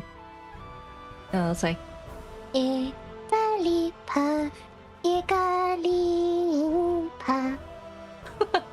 you have a voice mod, so it sounds like I'm putting someone to sleep, and they're like, no! That's amazing. Yeah, good Pokemans. Yeah, exactly. Yeah, I don't think I can make my voice high enough for a lot of the cute Pokemon. Mm. Yeah, it's the whole voice box range. All I know is Pokemon sex puns. Well, What?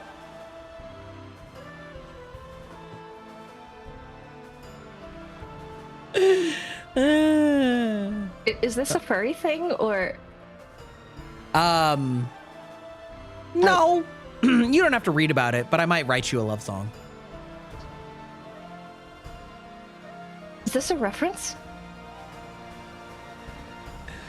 What's your favorite rock Pokemon? I don't have one. Mine's Rhydon. You can ride on D's nuts. Is that a bingo for somebody?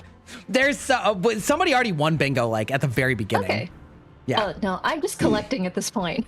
Okay, well, I will not in mark it the to win. D's nuts. I will mark the D's nuts. Oh my god. Oh, okay. Well, I accidentally in the process of that I actually progressed. Oh well. Anyway, Whoops. it's fine. It was just the narrator saying that Okay. we got here. Yeah. No, there's a Okay. handful of there's a handful of like Pokemon just like their names sounding like other jokes. Okay. You know, write you. Like I'm gonna write you a love song, the song. I'm gonna write you a love song. Oh, that's not a sneezing joke. No. No. Okay. Oh my god! You're April 1st! I'm gonna faint! To meet a fan. Hiya, sweetheart! It's nice to meet a fan! I'm way more than a fan. I've got all your CDs, all your merch. I've written dozens of fanfics about you. One could say I'm a friend and a best one at that. Uh-oh. Oh, we got a parasocial fan. Oh, no. That's parataxic. You never told me you had a secret best friend, April. Did you think I would be jealous? Someone. Because I am. I yearn to stab this girl and steal her hallowed place in your life. She's not April's friend, just a very parasocial fan. This level of obsession can lead to some pretty weird behavior. Like what? Hey, April, look at this. I made a doll from a clump of hair that I pulled out of your shower drain. Want to smell it? Like that. It's okay to be a fan, but you should stand your idols in a non-obtrusive way, like sneaking into their house and taking a nap without touching anything. I'm pretty sure that's not okay either. Yeah. Shit, really? I guess I owe Ryan Gosling. Whoa!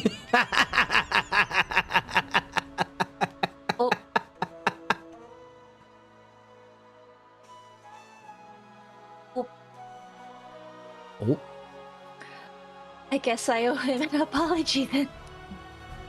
If this girl is not April's friend, can we get rid of her? Her shrill, desperate voice makes me want to murder people. Yeah, you think April would also be grateful if you got rid of or got this fan to leave. But how? Convince the fan this is all just a really good dream and she needs to wake up now before she's late to work. Or you think you and April are best friends? Name 5 of her childhood traumas. Oh shit, not the gatekeeping. Yeah, that sounds like a challenge, though. That sounds like a bad idea. I mean, that's true, but I feel like this one's creativity, and creativity is already my dump stat. Oh, okay. I think this is going to be boldness also, and I'm probably going to lose fun. What? Of course, you're surely a fake fan if you cannot identify April's neuroses. Oh, no. Maybe one of them is the hardships of being too cute? Nodding according to Dip. Oh my god! Yes. Oh my god!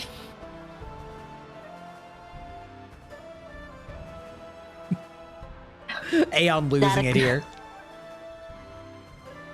You are a bad friend, Zoe. Jesus. Well, she is an omniscient eldritch god, so like let's be fair. Okay. I thought it was like an octopi. It was actually Cthulhu. Okay. She's like literally the embodiment of a Cthulhu, but like in a cute anime girl. Okay. I don't know. I thought octopi. I thought those. Okay. I mean, Cthulhu okay. is fairly like octopus coded. Okay. Yeah. She even has a cult.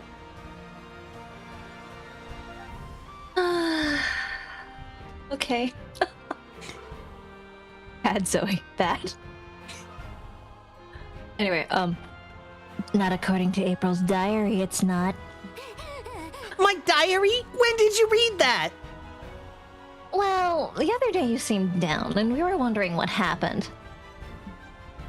Why didn't you just ask like a normal person? We didn't want to bother you. Yes, see how thoughtful we are? You are welcome. I'll kill you! I'm gonna murder the two of you in your sleep! That doesn't seem like a constructive way to deal with your childhood trauma. Yes, and a word of advice. If you do commit a murder on us, don't write it down in your diary this time. what? So, is being too cute one of the traumas, or? Shut up! Can you not see that we are having group therapy for a friend? Be gone! Omen stabs the God. fan in the arm, which finally gets her to leave.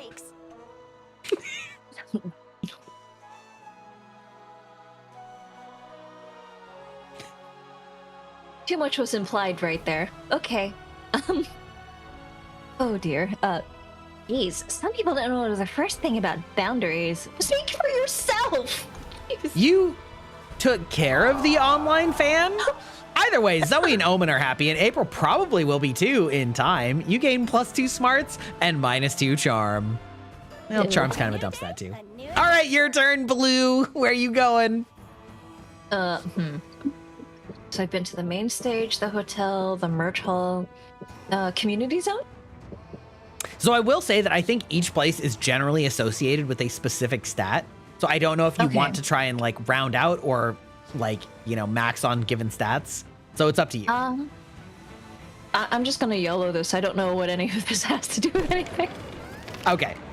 You sit down to play a really complicated European board game. You don't want to make a fool of yourself, so you pick up the manual and start reading. This is That very just looks clearly like not a Go. European. Yeah, I was gonna say it's very clearly not a European board game. Days pass, seasons change, cities crumble and are devoured in sand. When you finish the manual, you find yourself alone in an empty post-apocalyptic wasteland. Just kidding, you fell asleep. But what you did get to read from the manual is +2 fun. I have That's sake debatable. too. Afterwards, you meet up with Liam and April to go to the Japanese kintsugi workshop. Ooh, I love kintsugi. Have you done it? No, but I think it's like a beautiful art form. It's a lot of fun. I bet. Fucking things up and haphazardly fixing them is your specialty. So this should be easy. To anybody who is not aware in chat, kintsugi is basically the Japanese art of repairing broken like pottery or things like that by filling in the cracks with gold. And so it reforges it basically into a functional item, but with these like beautiful veins of gold along all of the crack lines. It's very pretty. Very cool. Greetings, my friends. Greetings, my friends. Do you two know what kintsugi is? I'm about to explain it just like Grybok did. Yeah, it's where you repair broken pottery by... Fear not, I'll explain it. It's when you repair broken pottery by filling the cracks with lacquered gold. It can be seen as a metaphor for making a broken thing more beautiful than ever, much like one's own tarnished soul. I wish it was a metaphor for shutting the fuck up. So what did you bring to do kintsugi on? I brought this urn. You're going to shatter and then repair an urn? What about the ashes? I'll mix those into the gold lacquer paste. It'll both be morbid and beautiful, just like clowns. Honk honk. Sometimes you alarm me, April.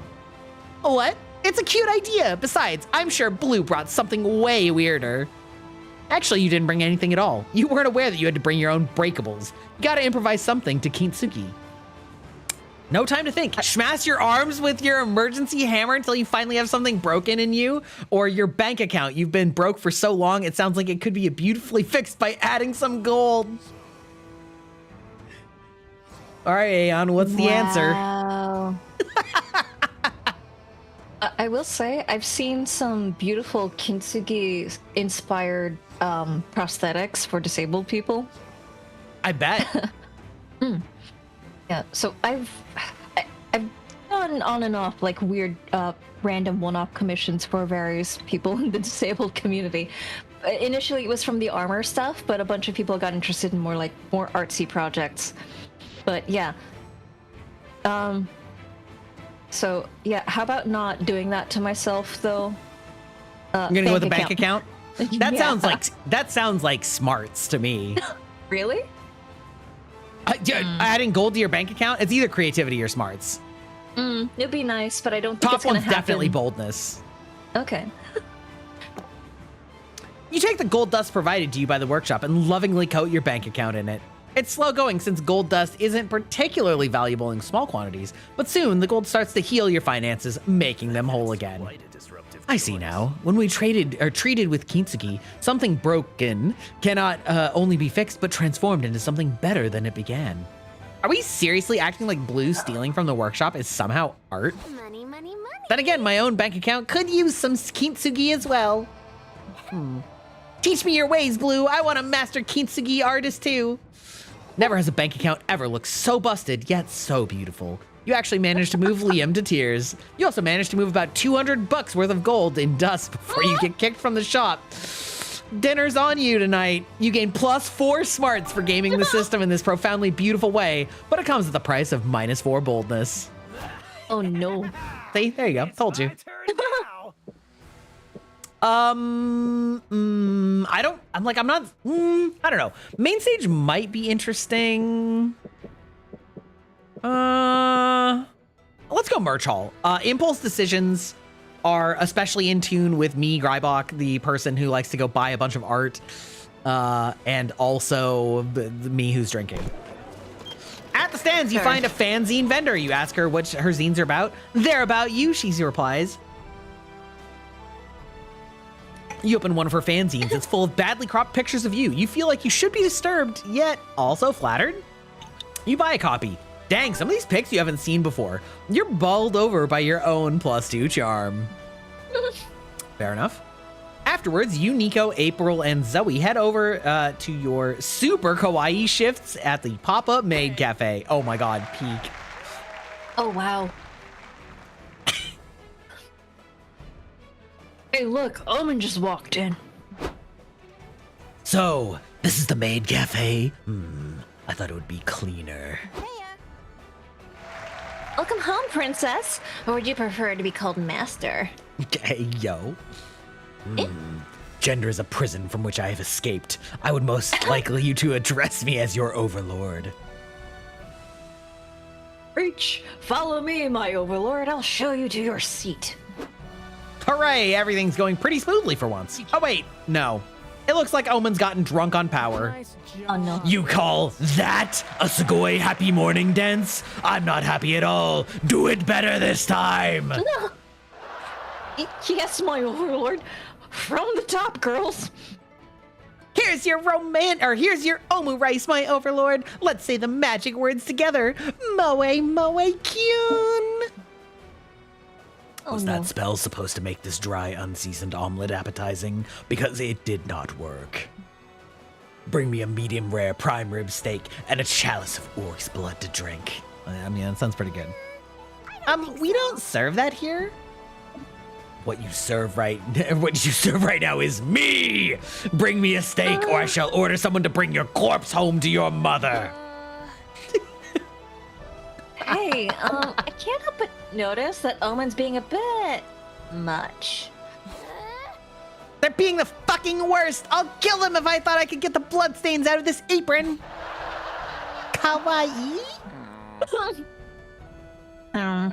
Is there something we can do about them? I don't know how many more Sugoi happy morning twerks I have left in me.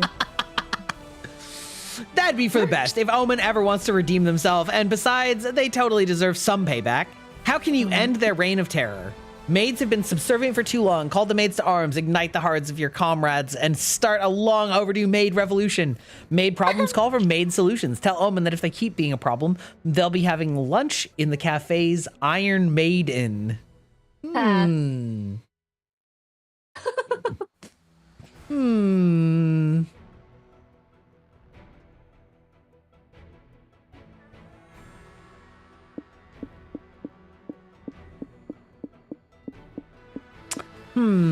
This one feels like boldness, right? What is this one, though? Is this one, like, fun? I don't know if this is, like... could be creativity. Yeah, because it's like a play on words. Or smarts. I don't feel like this is smarts.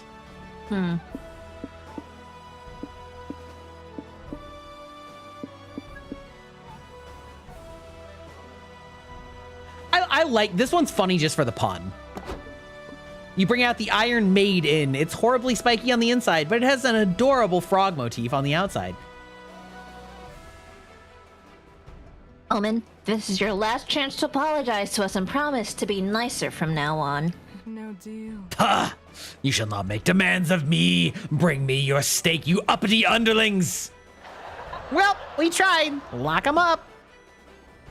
You and your friends try to force Omen inside the Iron Maiden. It's a bit like forcing a cat to get in the bath. Dang, you'd think all these chains and spikes would make Omen less slippery. That's Overlord to you. Finally, you shove them in and lock the door shut. Now you can return to work in peace. Let me out. Your Overlord needs to pee. This is just like that discussion earlier. Not until you've learned your lesson. Oh, Jesus. I don't know. Maybe we should let him out. Omen was locked up in an Iron Maiden for a long time. Putting them in another one might be traumatizing. What? No, I don't care. I still sleep in Iron Maiden sometimes. This is just a dick move. In that case, it's the perfect response to your behavior. Have fun in there. You, Nico, April, and Zoe work the rest of your shifts to the sound of Omen's muffled swearing and banging inside the Iron Maiden. Box track.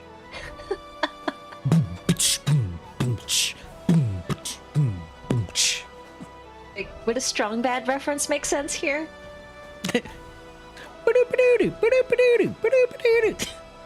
System is down. Oh no! That means I was good enough at my impression that you knew exactly what I was quoting. Peak. I love that. The system is down. The system is down. Yeah. Holy shit. I got introduced to that because a bunch of people kept asking me to make cheat impressions, and I'm like, what do you mean cheat impressions? I don't know what that means. The cheat. Yeah. Yeah. Holy shit. Or the Douglas episode. What a walk down memory lane. Holy shit. Or Trevor. Welcome to Strong Bad Email. Oh god. Or fucking Trogdor the Burninator. They made an entire ass board game out of that. Wait, what? Okay. There is a Trogdor the Burninator board game. Yep. Wow. Yeah. Okay. Yeah. Okay.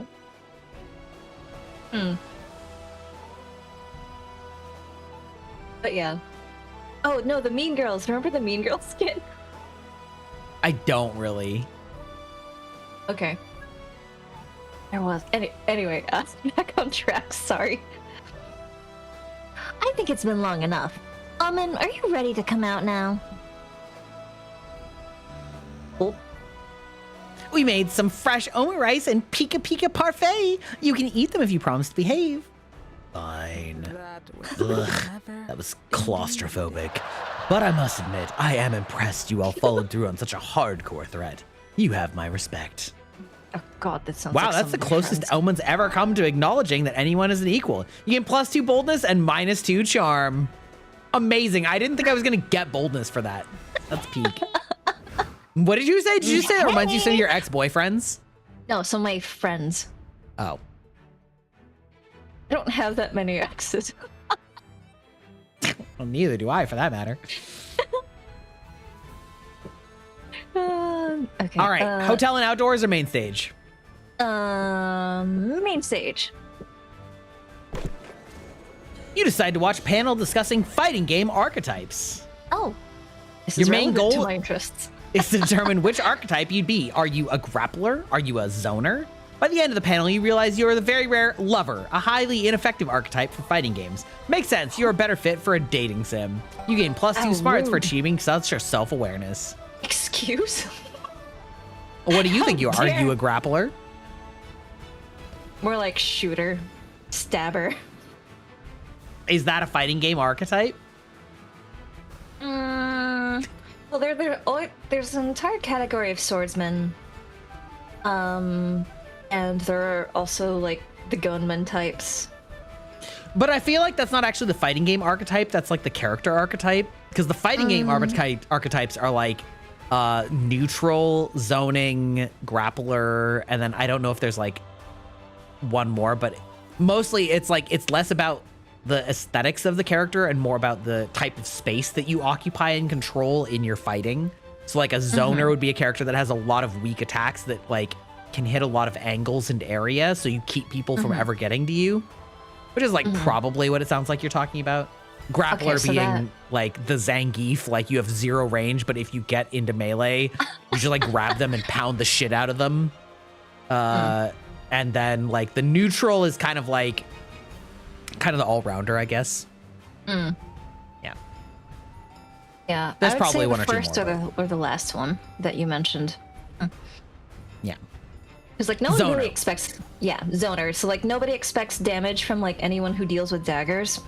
But that's close range, not very powerful attacks, but if you can get, like, the right areas, then that's pretty debilitating. Yeah. So it's more about Yeah, control of space and movement, Yeah, that would be a zoner. not so much damage. Yeah. Yeah, zoners tend to have very low damage, but like have lots of projectiles, lots of like what do you call that? The like Japanese like sickle and chain, like the kusarigama or something like that? Yeah. Kusarigama. Would be like a common like zoner weapon, right? Because it like reaches out and doesn't do as much damage, but it's like got like big arcing attacks and things like that. Yeah. Yeah. I have learned a moderate amount of fighting game lore, despite the only fighting game that I've ever actually actively played being Smash Brothers, which doesn't have those archetypes really, but like No, I mean, that's more, say, Soul Calibur. it's more like Street Fighter or like Yeah. it's even less Soul Calibur, to be perfectly honest. It's more like Street Fighter and like Marvel vs. Capcom and like all those games that have what's that one? Fuck, it has like all the a Guilty Gear. Like Guilty Gear has really strong archetypes like that. I Yeah. love Bridget. Bridget's really cool. I've never actually played Guilty Gear, but I do love the okay. aesthetic. I feel like suck. fighting games are just like very frustrating to learn, so I've just like never put a lot of time into it. Yeah, and they're very technical, and it's very much the, I don't know, it feels like training for any other sport. Like, you miss one day, you notice. You miss 2 days, everybody notices. Like, the margins for being competitive are so narrow, it's insane. Yeah, it's hard when you're at the top, but like also it's really hard at the beginning because you just get shit canned for so long that you feel like you can't learn anything, right? Yeah. Like somebody that knows what they're doing will just beat you so hard that you feel like you have no options, and it's really hard to learn in that environment. Yeah, so in some ways I compare like that kind of fighting game to like learning a violin, because you can try drums, you can do piano, like those sorts of things. You can sort of make a tune or have a beat. You learn violin, you just flat out suck. And then several months later, you're not good, but you suddenly don't suck quite so hard. But it's like violin where you can only practice when you're playing against somebody else. Yeah, but it totally sucks. Like, Yeah.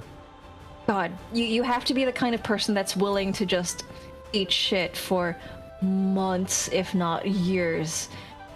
It's tough. Sounds like streaming. Anyway, Later, Liam and Zoe are scheduled to give an interview about Zoe's massively viral fanfic, Liam Prom. Greetings, you pathetic worms. I am your favorite interviewer ever. God, dude, I love her bass voice. Unsurprising, I think. The undefeatable Omen, welcome to my show. Are you gonna introduce us? Oh, right. This is Zoe and Liam. You may applaud for them. Okay, that's enough. So, Zoe, this thing you're writing, what is it again? Some kind of anatomy textbook? Whoa, Did she just Liam, say kinky? Kinky. do we have Oh, a rewind no. button? There is like a, let's see if I can remember it. No, Did she say that's it? only the voice line. Yeah, it's like the voice, but not the text. Oh my goodness. It's like violin, but you face off against music uni graduates and get teabagged whenever you lose the match. Yeah, that's about right. No. Yeah. Oh, true. Okay. I'm just reading your response. Huh. Yeah. No, I remember one time I got memed for like several months because we had a tournament in our dorm back at uni, and I remember I won, but I shouldn't have, and I teabagged the guy except in real life because I had a cup of tea and I just dropped my tea bag on his face. And apparently that was iconic or something. I don't know. No one would let that go. And it was like, listen, this is my only win. I believe the female equivalent of teabagging is called clam slamming. Oh, no. I just had black tea with me. I was known for No. having tea time in my dorm room. I get that you were being Oh. literal. I'm just making a joke. Yeah, no, a lot of people were. This is like when bubble tea was started becoming popular. So I just had a lot of like black teas, green teas, herbal teas for people that didn't want to have too much caffeine, and then doing like milk and honey mixes and other things like that. So a bunch of people would actually come to my dorm specifically for tea time and study. And one time we just happened to have a tournament overlap, so it's like I gave up on studying, I got dragged into a tournament, and my one win apparently became more well known than some of the other actual impressive wins because I dropped the tea bag from my actual tea on a guy. I had exams, okay? I was feeling spicy. Incredible. Prop comedy is pretty high on the list. Like, it's pretty good. I don't know. I thought it got out of hand because people were starting to leave tea bags in other people's doors, and it was like, okay, y'all need to calm down. What? I don't know. That dorm got out of control for no reason a lot of times, and it was like, I don't know why. How are you feeling about your alcohol intake, by the way? I have another sake lined up and a beer in case I want to slow down. I'm like almost done with my, I think, 4th drink. Yeah, well, I started drinking before the stream, so... That's true. You have a head start on me, but I can like feel it in my head and my skin. You know what I mean? Your skin? Yeah. Like my skin gets a little tingly when I get toasted. Huh. Already. Did you say already or alrighty? Already. Already? Girl! These aren't that weak. I mean, what's the strength of yours? Like, I've had 3 sakes, and they're all, like, 14, 15 proof. Okay, so these Plus are... the beers. These are 8.5%, but they're Okay. also, like, twice as much liquid. Right? So that actually puts Competing us... right now? I don't think we're competing. I think that puts us Okay. about even, though. Right? Okay. Because if I have, like, half the alcohol... Wait, yours was what proof? 14. So that's only 7% alcohol. Or half the can. No, but, like, 14 proof is 7%. Like, proof is always double the percent. Right. So these are mine are like 19 proof, or no, 17 proof. Sorry. Yeah, so mine are 17 proof and twice as much liquid. Okay. So I think I've drank like almost twice as much as you have. Yeah, so that makes sense. I was like, wait a sec. Because if we're going by like number of drinks by serving, then like, wait. These Yeah, are no, that strong. makes sense. These are strong. Like these are strong for ciders. Like these are. They would be strong. Like they would be like high end alcohol of beer. You know, like normal beer would be like 10 proof, right? Or like 5%, maybe 6. Whereas this is like 8.5, 9. Whoo! Yeah, we're feeling it. Okay. So you've had more total. I mean, I'm also bigger than you, so like it's probably less in terms of like body percentage, right? Wait, I know you're taller. You're like 8 inches taller. You're like 5'8", right? Yeah. So I'm just 5 and 100 pounds, so... I'm like more than double your weight. Double. Double? Holy shit. I mean, I guess that makes sense. You're taller.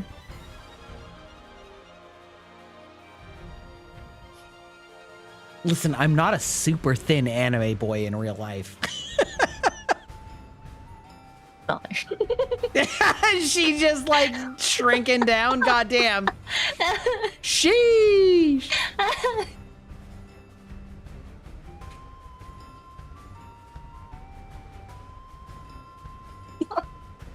I don't know. You said it was lore accurate if I'd be around shoulder height, right? That is true. Yeah, lore accurate would be probably lower than shoulder height, actually. Oh. But Oh, okay. I mean, I don't know. I haven't measured my head, but I can't imagine that my head is more than like 6 inches, right? Okay. No, my head's probably 8 inches. Don't Bro, ask me can how you I'm get- measuring. Okay. Need help with the top shelf. Need help with the tie? See, yeah, I only do if it's like a really, really, really, really, really high top shelf. You know what I mean? In the house, I don't need any help. Okay. Yeah, Yeah, no, yeah. I just have this thing where like a lot of people are really shocked at like how good I am at press-ups. Press like push-ups? Yeah, but if I'm Or- trying to reach a counter, I just kind of like put my hands on the counter and then just press Oh, down. and you like push So, up you know, to get. I press see what up. you mean. Ah, okay. Yeah. Well, so it's not I like think a press-ups are push-up what they with a- call push-ups in like certain countries. So I wasn't sure if you like okay. meant that or if you just meant like I see what you mean though. Oh no. Yeah, well, push-ups, but like vertical instead of plank. Yeah. No, I get your meaning now. Yeah. Yeah. It was really funny because I know some people are like, oh man, short people and they're feral climbing the counter things. I'm like, no, I am a civilized person and I did sports. So I will do press ups and other things like that. And hope my wingspan can account for the difference. It's not very. I am small. You are small. Yeah. Yes, sir, tallest. Mm-hmm. Should I sing the Doom song now? Is that. No, you're good. You ready to get back to the game though? Yes, sorry. God. Man, I'm just extending the time. It's fine. You know what? We're having fun. Okay.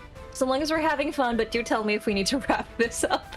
I don't care. I ain't got shit to do. All right. Okay. Listen. Okay.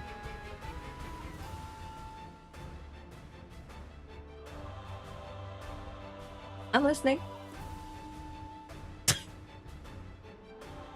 That's a sentence stop, okay? Surely you've noticed that I just say that, and then it's like a terminating thought.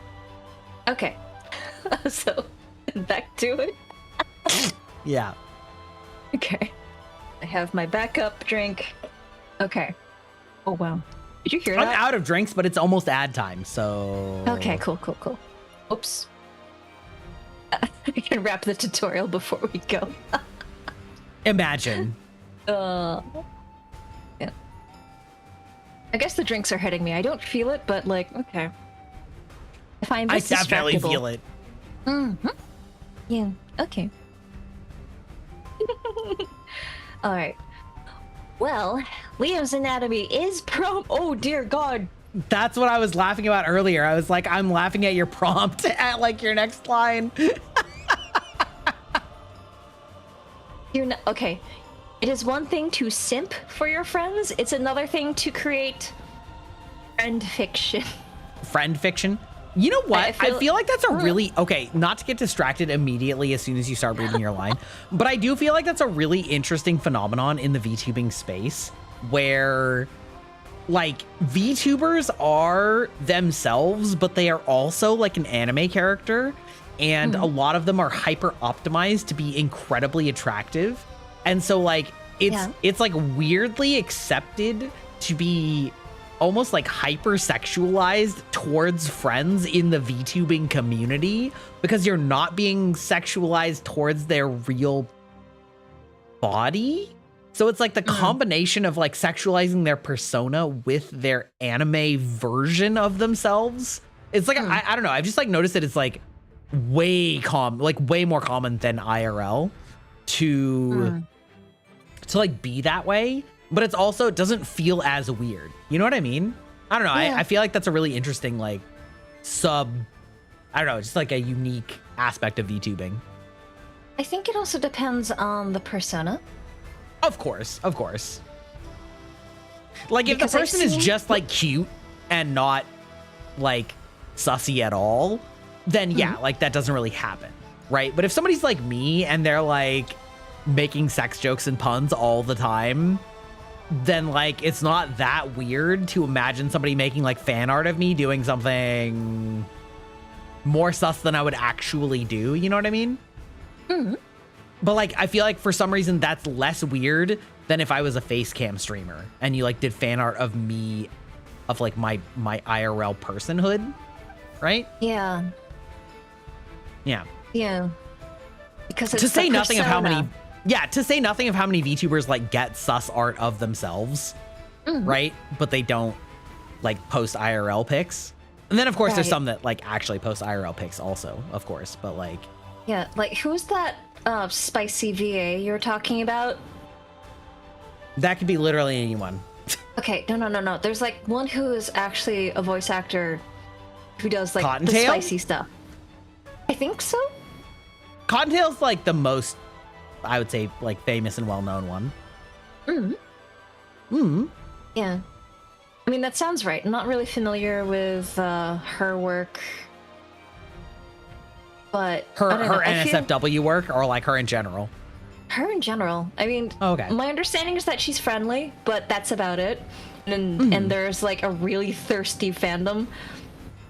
And then there's people like me that stumbled across all of this because I was like, oh, she seems nice. And people are like, yeah, she is. And I'm like, what are you talking about? I mean, like she has an amazing model. I have actually like I have taken it as a like note on animation style that I want for rigging, being very like fluid with the like shoulders and things like I don't know. She has a really amazing model, but she also does literally do like hentai VA and also does like Fansly streams, but also does like regular Twitch streams, you know? Oh. Like she does like a lot, right? Oh, no, I've only known her from like snippets of screenshots of conversations. She just seems really friendly, and I don't think I've seen anyone say anything negative about her, which is rare, especially on Twitter. So, like, yeah, I don't think she really has a know good about the other reputation for stuff. being like friendly, right? But she's like definitely one of those streamers that'll like do a stream with a remote control toy. You know what I mean? The way your mouth opened and you looked sideways tells me you don't know what I mean.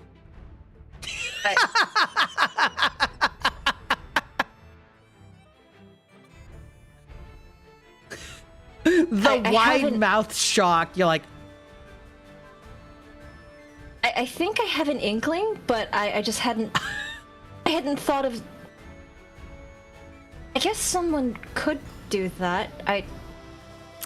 not only can someone do that, but on certain sites, they have APIs that allow chatters to give tips in order to send signals to said devices.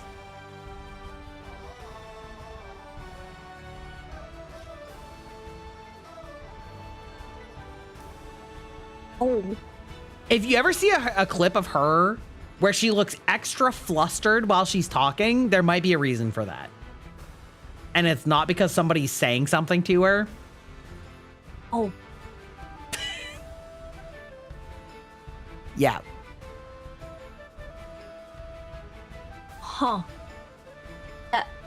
Like Project Melody. Yes, very much like that. Yeah, we're talking about Cottontail. I've seen Project Melody streams, but I've never seen her do anything sus. Project Melody has an entire, like her main career, I would say, is on Blue Twitch, so to speak. Now, I've only ever seen her when she's hanging out with like the vshojo girls, and it's mostly wholesome with occasionally suspicious conversations. Okay, I'm gonna send you a link of when she was late to a collab because she was finishing a stream on the other site. The Henya thing. Henya Yeah, stream. yeah, where they were like, oh yeah, Right. she's coming soon.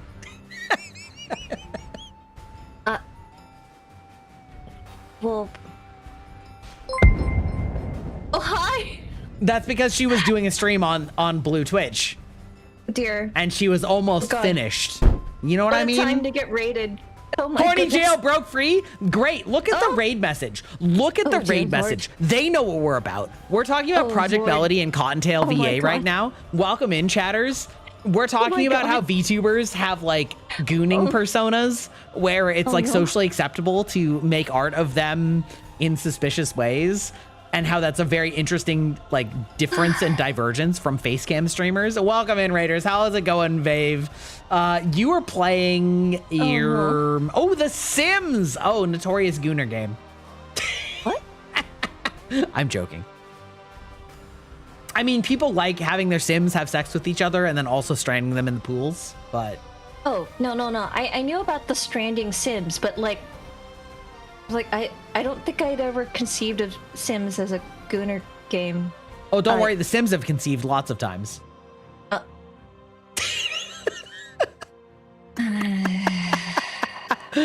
For context, Raiders, how's it going? Welcome in. I'm Grybach, digital vampire, and I am much drunker today than normal. We are having a drinking Monster Prom stream in which we are trying to muck Fonsters, and the topic of sus VTubers has come up. Yeah, exactly. Mods can make Sims hot as fuck. Exactly. You know what I'm talking about. Okay, confession, I've never played a Sims game, okay? Just Really? saying. Yeah. Yeah. The closest is when I played SimCity back in like 1996. I loved SimCity. It was pretty Do you good. remember the manual? No, I don't remember the manual. Okay. So one of the old SimCity games had this really cool manual that was basically a really good alternate to actually getting a textbook for civil engineering. And it was really cool because, okay, so here's how you organize, here's how you do city planning, and here are some of the things you need to Why are you laughing? Because this is like peak Aeon Core, where you're like so excited about the technical aspect of something, and like you're going on a special interest deep dive about how how accurately it describes engineering and civil processes. This is like peak Aeon Core. Okay, but like, You're like, I okay, have but been anyway, let me paid. tell you about it. Huh? What? I was like, wait, what should we be talking about right now? No, it's fine. Go on. Pop off, Queen.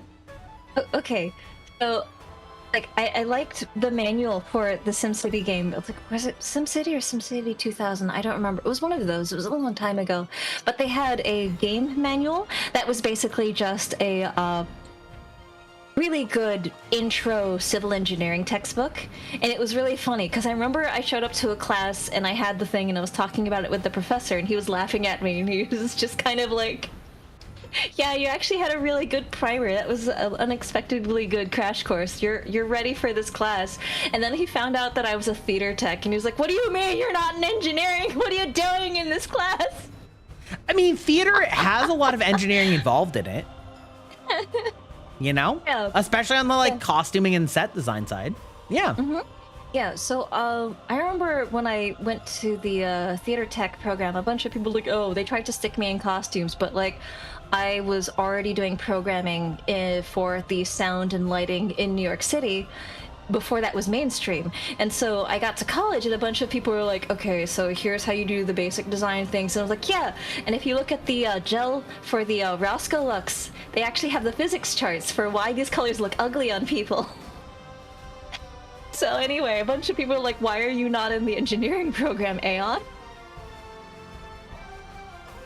So I was that loser that was taking like mechanical, chemical, and aerospace classes for fun.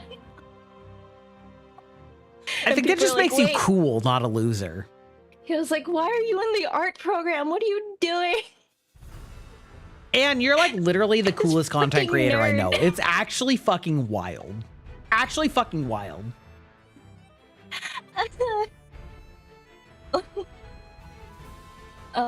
Okay. Yeah, I don't know. I just keep, it's the whole side quest thing. I think I keep getting distracted. I don't know what my main quest is. I just keep picking up side quests. I went to school for, oh. You okay? Sorry, I just like tilted my head and realized that I'm like definitely toasted. Oh. So you're Anyway, falling we're about over. to have an ad break in 30 seconds, which means it's time for another Oh, drink. no. I'm sorry. Okay. Are you though? Should I get beer or sake? Get whatever your heart tells you. I mean, they're both good, so. Did I? I don't think I added the wrong person in the title. Oh. That's because this person has never streamed on her own channel before. Yeah, She is an upcoming fledgling streamer that is planning to do YouTube and Twitch content. And I have been working with her, consulting her, etc. And we are friends, and she is a viewer as well as just general whatever. So I am adding her. However, to my knowledge, she has never done a stream on her own. She has done streams with me on my channel. Yeah. I'm pretty sure it's the right ad, though. Yeah. Good Should question, though. I mean, listen, good on you for making sure that I'm not, like, promoting some rando. But in fact, this rando is my buddy, Aeon Amnesia. The most interesting VTuber that's never VTubed on their own. Yeah, oops. Oops, Yeah, no, oopsie poopsie. No, I'm putting out like YouTube content in like the next week or so. So. You're on the next week? Bitch, you haven't told me that at all. Oh yeah, no, I had a couple of scripts and I got. Oh man, so. Wait, okay. Well, let's hold it for after the break because ads just started Okay. and I gotta pee. Okay. Yeah. Okay.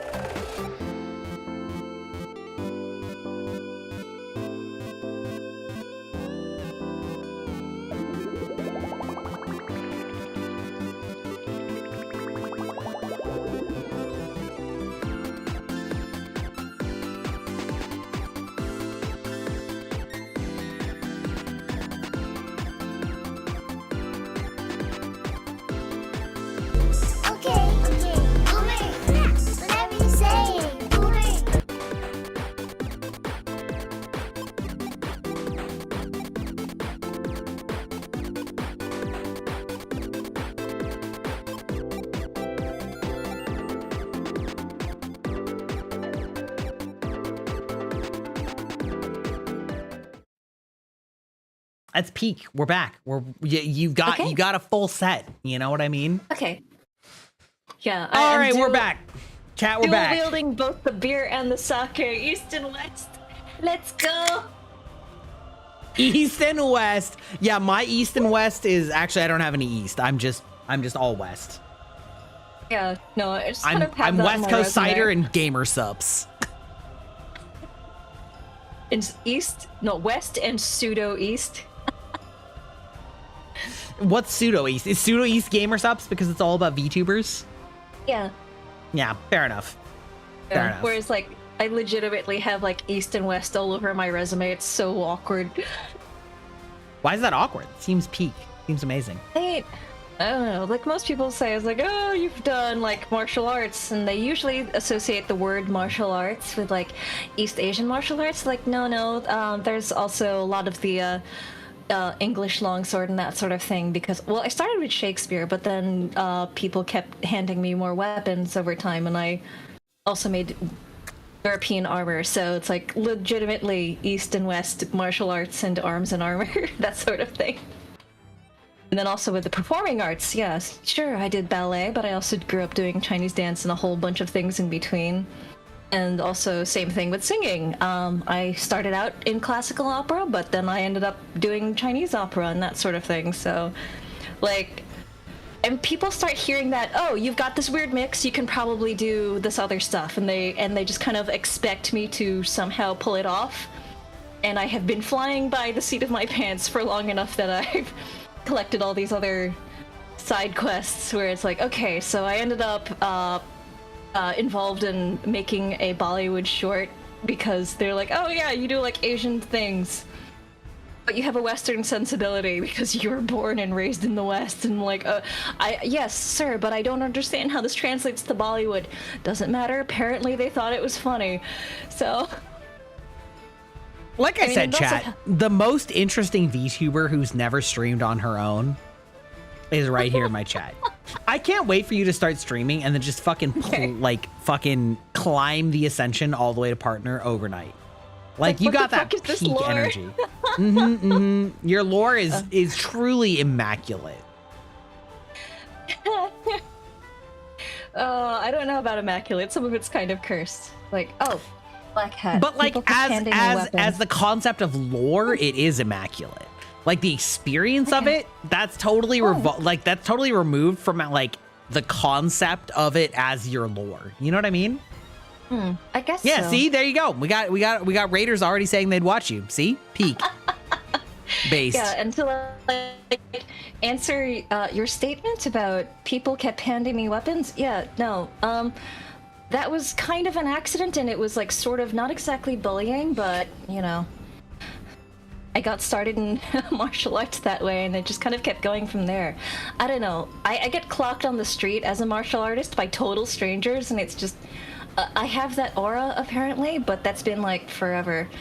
So like one of the videos I've been writing, like, oh right, I think I mentioned this earlier. One of the videos I've been working on for YouTube was, first they called me ugly and then they handed me a weapon. That's crazy. So like how nationalism, colorism, and some other socio-political bullshit ended up with like me getting shunted into a martial arts track. I know, things that happen when you're a filthy half-breed. That's crazy. Is it like un-PC for me to say that I find people that are like mixed race to be generally the most like the peak of attractiveness? It depends, because like some people are just super weird about that. Sure, but like some other people, to me, it whatever. it like doesn't really matter like what it is. You know what I mean? Like it's just like the like blending. I find really like I don't know, entrancing. Well, it depends, because you can still lose the genetic lottery on that. I mean, sure, fair, but that's true in general, right? Fair point. So, no, I'm not weirded out, but I think that would also depend on how your behavior would be affected by actually meeting in person. Sure. I mean, I'm just like saying like a fact. Like that doesn't really like affect behavior, you know, like in terms of like my behavior. You know what I mean? I'm not like, like, you know what I mean? Like, oh my God, I think this person might have biracial ancestry. You know what I mean? It's like, but you know, like most of my friends that I know that have like mixed parentage, I think are generally like fairly attractive, just full stop, you know? I don't know. Yeah. I mean, people be weird about various, you know, heritages for sure. It's like, let's not pretend that's not a thing. Yeah. So broadly speaking, I'm not weirded out, but when it comes to specifics or case by case basis, I think that's when the weirdness comes out. Sure. So, yep. But yeah. I don't know. It's like I got handed a weapon once as a child, you know, for professional reasons, and then people just kept handing me weapons because, like, oh yeah, she's got this. I'm like, I don't know why you assumed this, but okay. It's the natural progression. They apparently are right. Yeah, well, it started out with a staff, and then I got handed a sword, and then the white people found out about the swords when I was in, like, what, 4th, 5th grade, and then they started handing me their swords as well. So I started, you know, okay, for Shakespeare and the other things, Shakespeare had me doing mostly English longsword, but I've done some fencing, which ended up with me getting into mock fights with my school's fencing team. One of whom actually ended up becoming an Olympic contender, so that was kind of weird, because we would have math fights all the time. So, oh well. And one of the guys was like, he bullied me at chess club, so there was that. But like, people just so he had a crush on you. Got it. No, those are two separate guys, but I don't know about the guy in chess club. I'm just gonna let you in on a secret. Unless the bullying is incredibly severe, like a lot of teenage guys will sort of like pick on their crushes. I guess so. Because I remember, like, he got really rude, and then I smacked him, and, like, that was bad, but it's just and then he got really nice? No, he kept bullying me. He got worse. He never told me to leave. He yelled at me the one time I skipped. Yeah, okay, yeah. He definitely had a crush on you, for sure. That is the weirdest way to flirt. How was I supposed to figure that out? He was mean. I mean, okay, obviously I can't actually comment because I wasn't there, but I feel like, how do I explain this? A lot of guy banter is kind of like mean on the surface, but it's like well-meaning. Doesn't really matter what they feel. I mean, true. It depends. Like, obviously there's, how should I say this? There's degrees and there's levels, right? So like, I wasn't there. I can't like actually like comment on what was actually done or said. But like a lot of guy friendships use like insults to be playful with each other, and like they will try to do that to women as a way of like bonding. But if you're not part of that subculture, it just feels mean. When you're younger, right? I think that like as people grow up, they realize like, oh, that's actually kind of weird. You know what I mean? But like teenagers are weird, right? So I think that happens a lot in like high school where, yeah, I don't know. It's like trying to elicit banter type of situation, because the fact that he was like upset when you didn't come, like tells me that he like actually did want you to be there. Not like, obviously that's not a good way to go about it, but yeah. Yeah, I don't know. Like one of the guys that I think had a crush on me, that I actually recognized as potentially having a crush. So we were in our high school's anime club, and he found out that I did martial arts. I was a competitive martial arts for East Asian martial arts, but I did a lot of historical reenactment and theater for Western martial arts. So I remember he found out that, like, oh, you're an all-rounder, so you can be in, like, the European-themed anime and the Asian-themed anime, and I'm like, okay. But he kept encouraging me to hit him, and I remember one time he poked me in a way that pissed me off, and I knocked his legs out from under him, and he was on the floor, having smacked his face on a desk on the way down, and he was holding his face going, no, that was really good, don't apologize, and I'm like, I think I have a problem with attracting a certain kind of guy that just wants me to be mean to them, and I don't understand it. Like, that was, like, that guy and that moment in high school was like, I think this is a pattern of guys that want me to hurt them, but they like it. Well, like, okay, so the best, true. I mean, there's also that also. But I feel like the best way that I've seen it, I think the best way that I've seen it described is that, like, a lot of the time in male friendships, they like, everyone has their wall of, like, anything beyond this hurts me, right? And so a lot of the time, men will find that wall by throwing soft objects at it and, like, making sure that it bounces back. But if they say something that feels like it's actually harming that wall, they're like, oh, my bad, and they'll, like, pull back. And so a lot of the time from an outside, it may seem like a lot of the time the banter is, like, really mean, but that's because they've already sort of established that that is, like, something that they are okay joking about or things like that, even though, like, to an outside party, it may seem like a really harsh joke or a really harsh criticism or something like that. And but that's, like, a really difficult thing to integrate into if you're not used to it, because you look at it and you're like, oh, they just say mean things to each other. And so you say something mean and it's like throwing a sledgehammer at the wall instead of throwing a bouncing ball, right? And so, like, that's a really, like, specific social dynamic that a lot of men have with each other. Now, again, like I said, I think this tends to be a lot more common with, like, young men or, like, maybe early 20s men. But it's, like, it's just, like, a very fundamentally different way of, like, communicating. And it's, like, instead of like asking for deeper connection, it's more like playfully finding that barrier. And then, like, when you find it, you, like, make sure that you don't cross it, because, like, that's when you know that you're hurting somebody and you're not intentionally trying to hurt somebody. But if you haven't been, like, part of that thing, it's really difficult to find where that is when you're, like, joining into a group. And so, but that's, like, I feel like that's a very masculine communication style. And so there's, like, a lot of the time, it's like, that's why I'm sort of saying that about some of these people, is, like, they're saying things that, like, feel mean, but, like, to them, that's like finding that spot where it's banter and not mean.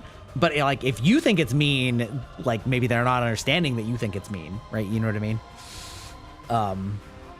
Yeah, 20 years later, he's paying someone to step on him. Yeah, exactly. No, not like this.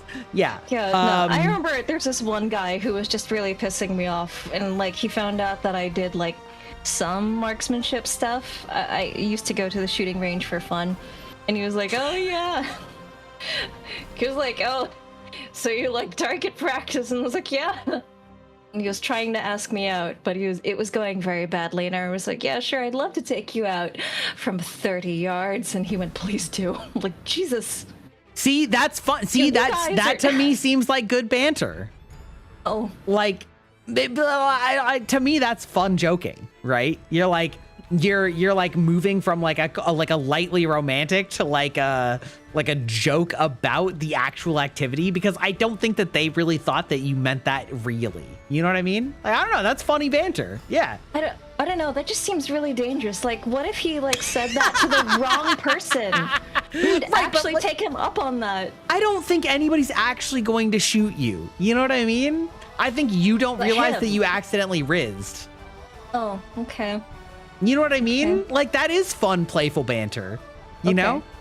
Like, You're I've like- had so many people You're like, send can I me- take you out sometime? You're like, yeah, I can take you out from 100 meters. And they're like, oh my God, ma'am, let's go.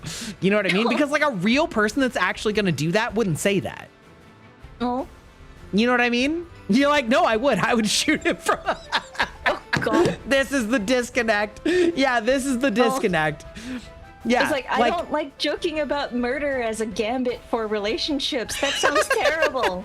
Like the sheer number of times my friends have sent me this Spike Spiegel meme of like, I love it when a woman can kill my ass and kick my ass. And then there's like the version of the meme where it's like, I love it when a woman can just kill me. And I'm like, why do you want me to hurt you? But the thing is, they don't actually want you to hurt them most of the time. Oh God. But like the capacity is kind of hot. It's the muscle mommy. You know what I mean? I am the opposite though. Like, I'm small. You're small I but mean- capable. Let's not pretend that you didn't tell me like a half dozen stories of you causing first blood on different dudes or getting stabbed and continuing your fight or talking about how you're an expert marksman or I'm not an expert. It was super casual. okay, sure.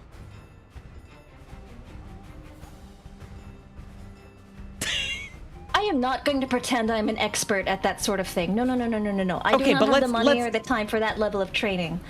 Yeah, exactly. Okay, listen. Let's consider the average marksmanship woman of an average woman. 0? Thank you. Yes. And you are far above that. To be honest, you're probably a better marksman than the average man because there's a lot of guys that also have never gone shooting. I know at competitions I sometimes did better than at long range rather than short range or speed because okay, smaller means that the wind doesn't act on my body to the same degree.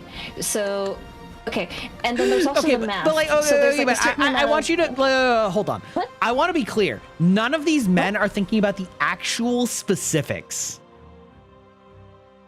You're like, let me break this down into the like most perfect delineation of accuracy for contest-minded descriptions. That's not how like flirting or attraction works. Nobody's actually thinking of your like SAT scores for shooting. You know what I mean? Wait, no, but you need the math for long range shooting. No. You're right, you do for the actual act of doing it, but attraction isn't actually about the perfect execution of something at an Olympic level. You know what I mean? I am not anywhere near Olympic. She fucking can't get it. Oh my God, this is so funny. Okay. I know that. But also they know that. It doesn't matter. That's like not what they're actually interested in. So that's like a black hat saying over there. It's the idea. Yeah, it's the power dynamic. Yeah. It's the idea. It's the fact that you are interested in it at all already puts you in a very, very micro niche of like type of personality and type of interest. I mean, I'm not that unusual. Like, if you go hang out in the right communities, there are a lot more people like me. So, A lot relative to what? I think that there are not a lot like you relative to the greater population of women in the United States. I guess so. I think I literally only know 3 women that have ever shot a gun. Well, the only VTuber I'm familiar with who does actual hunting is Giga. Uh-huh. Yeah, that's one. But that's like VTubers. Like, in real life, there are entire communities. So, Am I neurotypical? I would say that I am neurotypical. I have been diagnosed with sort of generalized anxiety disorder, but I would say that roughly I am neurotypical. However, my wife is autistic, and I am fairly well versed at speaking with. I have a lot of autistic friends, it turns out, or neurodiverse friends. oh, Yeah. Arya's a marksman, crossbow and bow. Wait, what? Wait. Also, Eastern or Western? The fact that your follow-up is what weight is like, it's proving my point so perfectly. Wait, no, but that does matter. It affects the kind of shooting you do. Like, do you... Yes, it does affect the actual act of doing it and has zero effect on the attraction factor. I don't know. It does though. I know. Archers No, are I hot. know. Like, have you seen the back muscles of like serious archers? Really good. I Very have. nice. Yeah, no. Yeah, you're neurospicy and you feel Aeon's responses. Yeah, no, I know. I feel like I'm talking to my wife right now. Oh. Oh.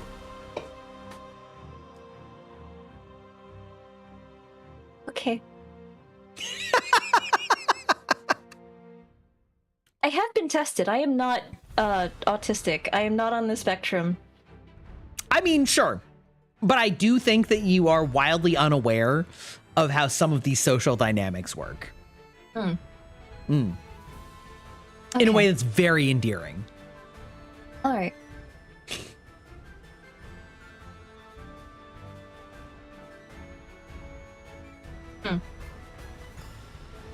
I would have What immediately pegged you as one of us. Yeah. Yeah, no. I've been tested. That no. I mean, I not to think- get like too personal, but I would have pegged you as ace. I'm told that I'm on the ace spectrum. Okay, well, that tracks. So like I take forever to notice and then even longer to actually develop an attraction. So yeah. No. I'm just this is just very low in my I priority feel like of that this motivations. entire spectrum is like something that you literally don't think about whatsoever, which is why it is like fun that you keep kind of missing the point when I'm talking about that spectrum in particular. You know what I mean? Okay. Yeah. A compound recurve. Yeah. Those are nice. I've made some really excessive recurves.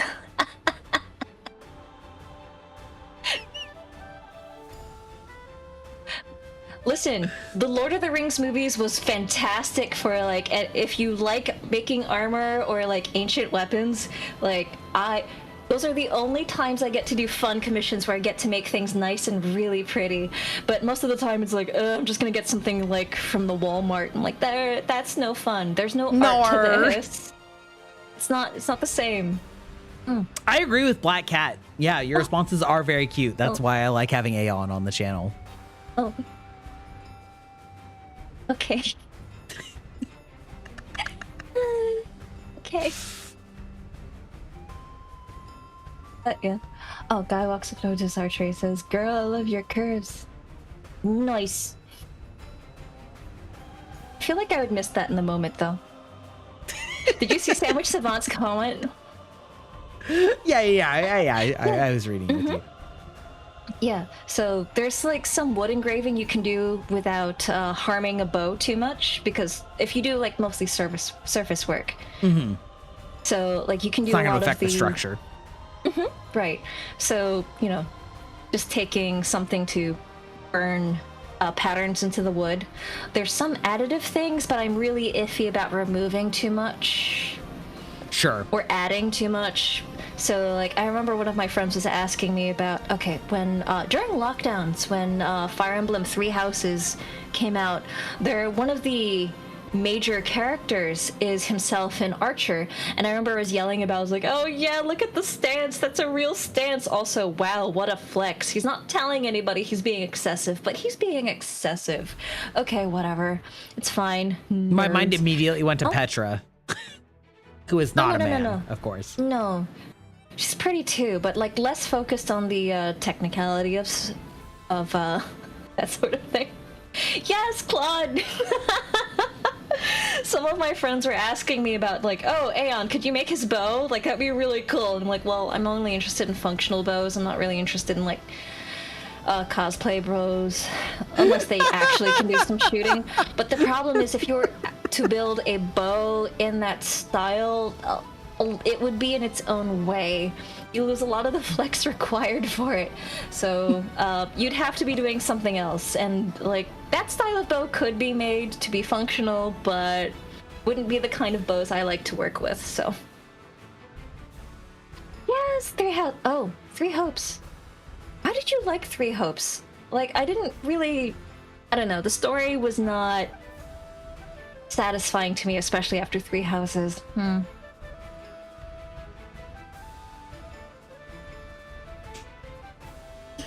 Also, did you see the comment about the TMI? Don't worry, I don't think that's TMI. I think that's a reasonable amount of information given the current topic. Wait. What's TMI? What was... I missed that comment.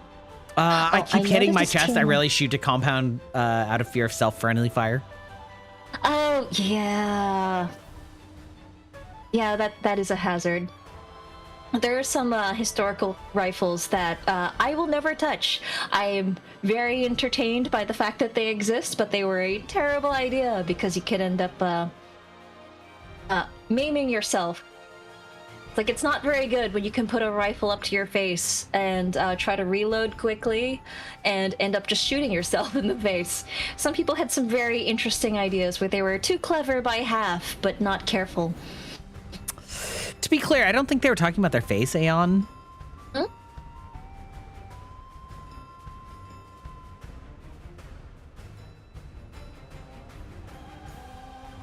Oh, wait, your boobs? That's my assumption. It's not really TMI if it's your face. Okay. I assume we're having some boobage problems. Okay, yeah, but that's what, you know, you have the leather pad or like the shooting vest for. Right? Yeah, probably. Sure. Yeah.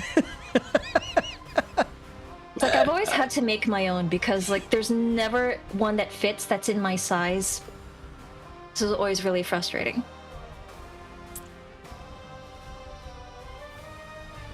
Oh my god. Do you realize that we basically filibustered an entire, like, almost another hour without moving the dialogue once? Oh, right, Arya. Okay. That makes sense. Is that a big boob flex? Yeah, for Arya. Arya's saying he's packing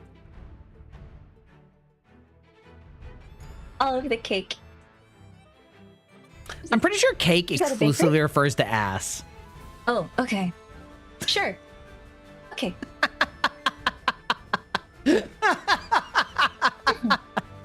Jesus Christ, Aeon. Oh my god. You just remind me so much of my ace friends. It's Okay. I love it. Okay. I love hanging out with ace friends. It's just it's so fun. Okay. Yeah. Oh well. Oh well. Stacked up top and that sort of thing. Okay. Okay. Just having those like flashbacks to that conversation. I was like, oh god, I Which wish that were conversation? me. Oh, about you getting smothered in boobs? Yeah, I do wish that were me. Yeah. Because like I'm small. So it's just one of those things where I have learned to ID C cups and higher on site because those were dangerous to me. Yeah, rewinding back to my giant boob rant that my editor couldn't turn into a short because it was too long. Yeah. No, but it was just one of those things where some of my friends were like, wait, how are you really good at IDing boob sizes on the spot? I'm like, well, okay, one, for performing artists, you need good support. Yeah. So, I feel like if you actually make the clothes, it's not actually that big of a flex to be like, yes, I can identify general cup sizes by looking at people because I've measured them literally dozens or hundreds of times. Yeah, so if you make costumes, you're an athlete, you learn to care about that sort of thing. And there's also the fact that, like, I ended up making costumes that focused on the chest area for those heavily endowed in that area. It's like belly dancing, burlesque, that sort of thing. And the problem though is like, so I have legitimate professional reasons for being able to guesstimate fairly decently sizes in the chest area, but I have also some unprofessional reasons for IDing that because people see me and they go, oh, she's small and cute, must squish. And there was a period of time where I could not go to anime conventions without getting molested by a larger woman. So I learned to basically run because otherwise they would grab me and squish me, and I would suffocate in there. So, like, certain sizes I could still breathe, but there are certain sizes where it's like, I was not breathing, and I don't want to be in there. Please get me out. Somebody save me. But my friends, being useless teenagers, would be like, this is great, and take photos instead. I'm like, y'all are the worst. You are useless to me. I will die in here. This is not how I want to go. Yeah. So not fair. Yeah, despite the fact that I actually feel like I have a fairly accurate understanding about cup sizing, that doesn't mean that I necessarily actually have the correct, like, cup sizing visual judgment. You know what I mean? Like, I understand how the measurements are done, and like, I can make a guesstimate, but it's probably not nearly as accurate as you because you've actually measured it. You know what I mean? Like, if I could actually measure it, sure, I could tell you easily, but like, I'm like, yeah, they're pretty big. You know what I mean? Like, yeah, those are pretty big boobs. What that actually is, because I don't know the band size, means that I don't actually know the cup size, right? Because like, cup size without band size is meaningless. So Yeah, well, I got good enough because at some point I had clients just frequently enough where I could tell what their monthly cycles were. So it was like, if that tells you how familiar I got in a professional context, okay, professional. Sure. Jeez. Of course. Like, I have no reason to get familiar at an unprofessional level. I only learned for safety reasons. It's like, I need to run, I need space. Those are usually... Okay, it's not like those women would just harass me. Those were usually the same meanies that had, like, yaoi paddles and they would randomly smack dudes. So it was equal opportunity harassment, but, like, nobody appreciated those people. It was very rude, but it was like, they would have the yaoi paddles, they'd go after guys they assumed were twinks, and Excuse me, what are yaoi paddles? Are these like paddles that they would slap what they would consider gay guys with the paddles? Yeah, is that what that sounds like? It's like getting designated twink by convention ladies. That shit's crazy. That's crazy. So it's just kind of, yeah, it was very rude. Yeah. It was very bad. It was just like, well, yeah, there was a very brief period of time when anime conventions started becoming mainstream. A lot of that died out really quick because the larger audience had way less tolerance for that sort of nonsense. See the whole glomming epidemic? Yes, that was terrible. Mm-hmm. And there was also a number of conventions where, like, I was one of the only Asians there, so, like, it was bad. Oh, no, not the fetish. Yeah. Yes, Twisty? Yes? Bad.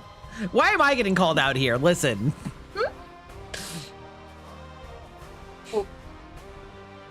What am I smelling? I'm not smelling shit. I'm drunk as fuck right now, okay? I'm smelling alcohol. That's what I'm smelling. I mean, there's the mango gamer subs. I don't have mango gamer subs. I have a mango alcohol. Oh, okay. I have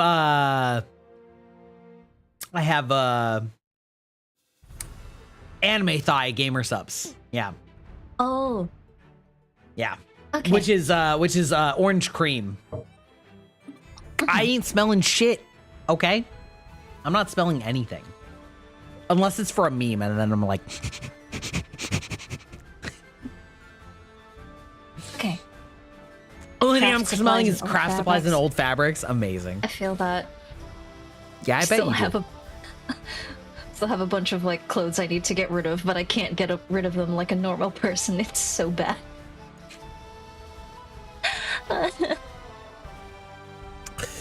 All right, do you want to actually continue with this game?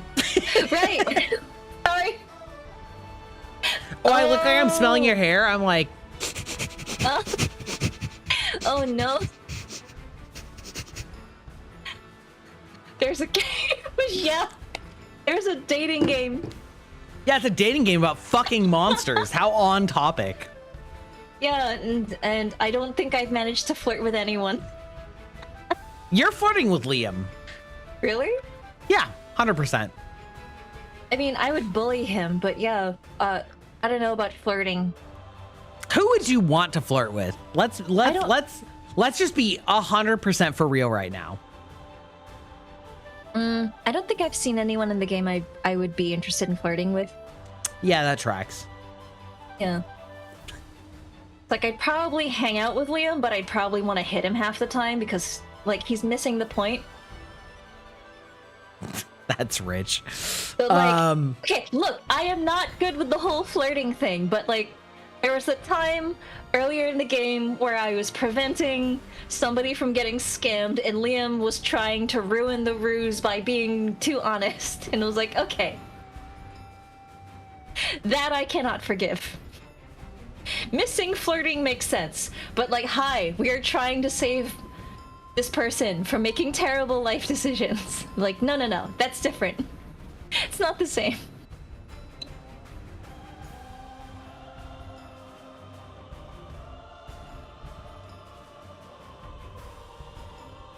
Yeah, same Arya. I'm entertained by the cast. It's a fun cast. I'm just not interested in any of them. Does that make sense? It does. They're all very broad archetypes. Like, there are characters that I think are fun. In real life, I would not actually want to date them. But there's definitely two characters that I would be like, yep, definitely, yep. Would. Would. But, like, if we're being actually honest in real life, then, like, not really. You know what I mean? Because they're so cartoonish, right? Yeah, none of these characters are written with any sort of depth that would begin to interest me. Yeah. Can you guess who my two are? I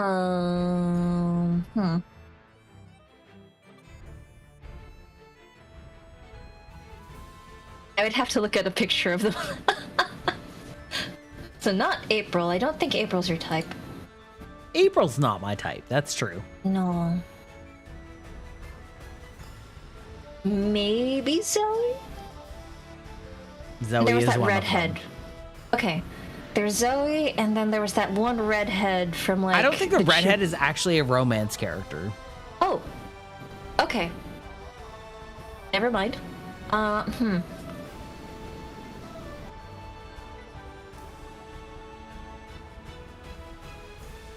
Yeah, no, my only guess is Zoe. And even then, it's not, like, a great match. It's, like, a decent match considering the options. Yeah, fair enough. Fair enough. So.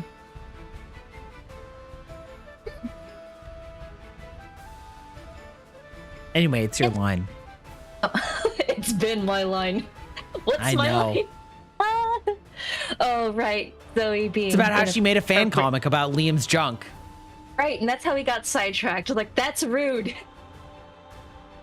About not doing that about, you know, real life people. That's... That's Okay. crazy. Like, real life people is bad enough, and then, like, people that you know or even you're friends with, that's worse. That's worse. Yeah, basically what Arya said. I'd like someone who respects my boundaries and, like, cuddles. Yep. Definitely on the A spectrum. Yeah, no, a bunch of my friends are like, you're too wholesome, like, you're romantic interested, but, like, you've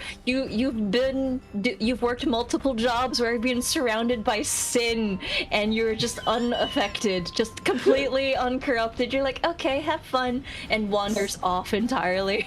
Oh, shit. You left. All right, you're joining back again. Okay, whoops. It's fine. I'm sure Okay. it's just your Wi-Fi. Yeah, probably.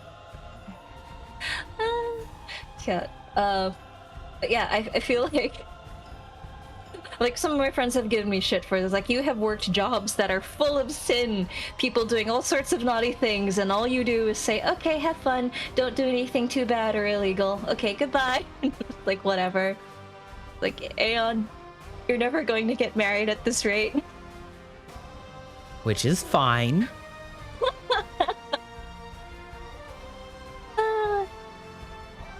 Like, okay. I would just like to like officially declare that I am like absolutely officially hammered by now. Like I can barely feel my face right now. Oh, do you want to keep going or slow down? Oh, we can absolutely keep going. Okay. Okay, that's good. All right. It'll shoot targets with into. Yes. Sounds about right. Black Cat has the right of it. Yeah, I don't think you're want an Arrow. adventure. I think you're just Yeah. Ace. I think you're just I want straight an Ace. adventure buddy.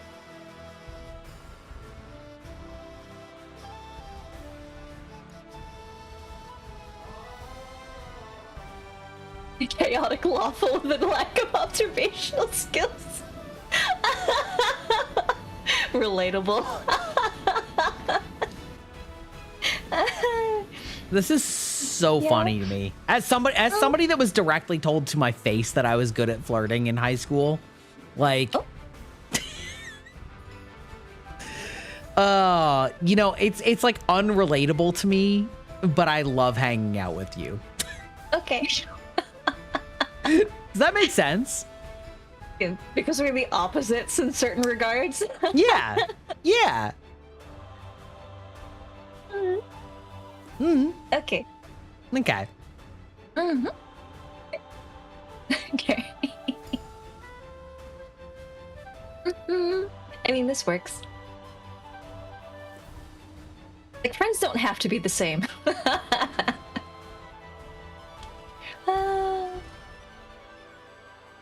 Okay. Oh, Lord Almighty. You okay? You tipping? Yeah, I'm great. I'm great. You're tipping We a should lot. continue, though. We should continue, though. Right, right. Okay. But no, Liam Prom is a story about Liam Academy, a school where everyone is Okay, the Liams only have 3 weeks to find the perfect Liam to take to prom. Hijinks ensue. And this Liam Academy is fictional? Yes. Thank fucking God. Ouch. What's that supposed to mean? Sorry, I would not have phrased it that way if I knew you were here. You forgot I was at my own fucking interview? What do you mean, your interview? It was I who beat up the original interviewer and therefore earned the right to this panel slot as I see fit.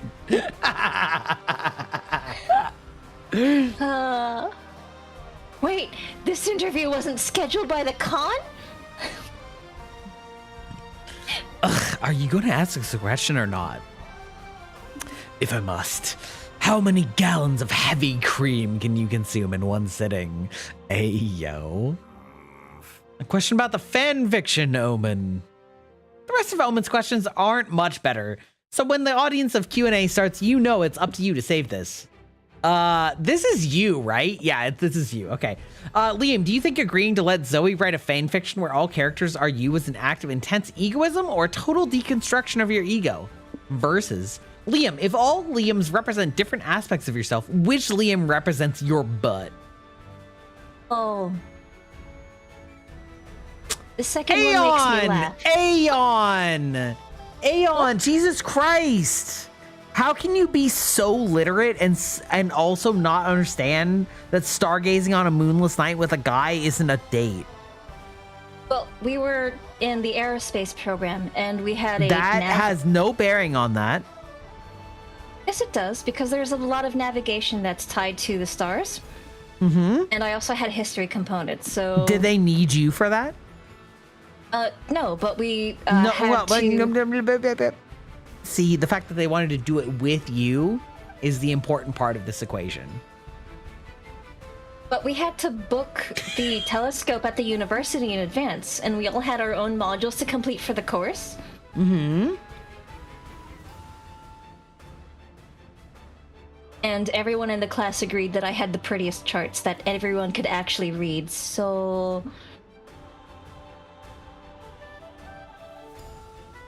I figured I won by default because I was the best at note-taking and diagram making. Yeah, I'm sure there were no other factors involved.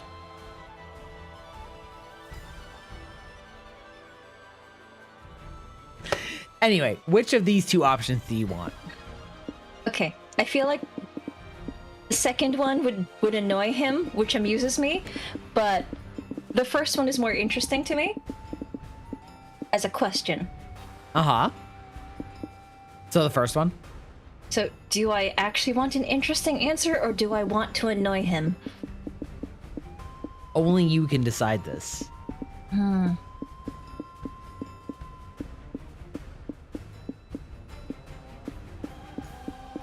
First one. Was pretty smart. Great question. You see, Liam Prom offers the only death I can experience, the ego death. Allow me to explain this as briefly as I can. 20 straight minutes of what we all know as Liam noises later. I gotta stop you there. You see, I tend to tune out the moment you start with Liam noises. Zoe, could you share your thoughts on the matter? But please try to make them interesting. Of course. I'd say the whole concept of Liam Prom is the ultimate Liam ego trip. It even gives him a platform to make Liam noises in public for 20... What? What does that mean? That's like how they described him describing this thing. As like 20 minutes of Liam noises. Okay. Loud, upset Liam noises! Buddy, it's okay. Who cares anyway? You deserve the Liam Prom ego boost.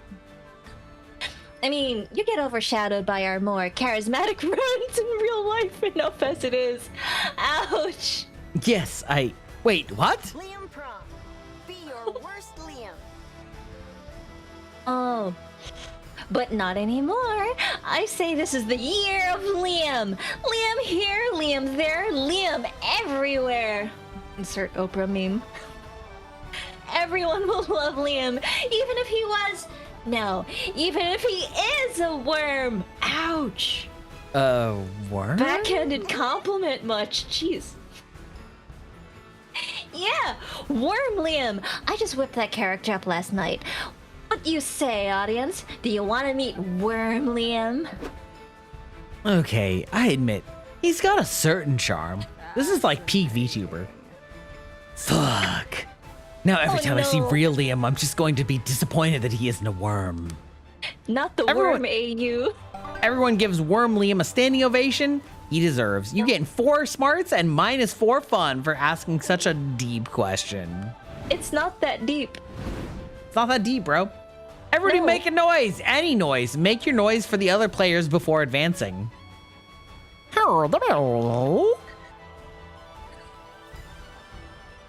Krista, Herla, Krista! Player orders is decided based on which noise would make the most hilarious sound effect for a punch in a vintage comic book. I say we're both pretty similar, so random? Yeah. Random? Random. Yeah? Okay. Perfect. Okay. Time to get some fresh air. We get the food court. I wanted to cover the last 2 important facts about this place: conversations and guests. The first one is fairly simple. If you sit with the same romance option twice in the same run, you'll bond over a conversation. If you sit alone twice, you'll have some time to sit and reflect on life and stuff. It's like a conversation, but with yourself. Each playable character has one of these. And what about the guests? Well, I want to tell you that there's things you got to do if you want to get a date with one of them. First, you have to meet their date requirements by the end of the run. You'll have clues for what these requirements are when you first agree to meet the guest, and they'll tell you what their type is. Secondly, you got to have a fun little date with them to get to know each other. This is done by calling them a second time when you come back to the food court. Third, remember to choose none of them when you're asked which romance option you want at the end of the run. And that'll be all. Now let's go sit somewhere. Okay, great. Wait, why none of them? Because I assume that none of them is referring to the main player characters. So it's basically explicitly saying that you want one of the like side characters. Okay. You know? That makes sense to me. Okay. All right, where do you want to sit? Zoe. And do you want Zoe or Liam?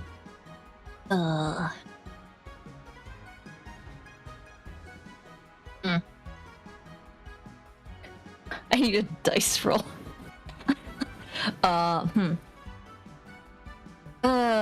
Wait, who did I go with last time?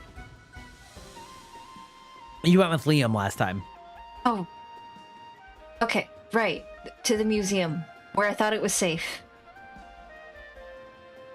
No idea what the peppers were, though.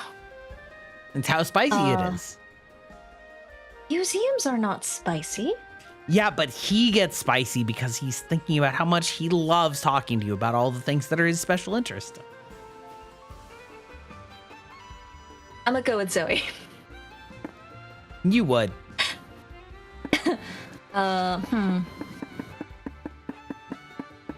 Maybe watch a movie.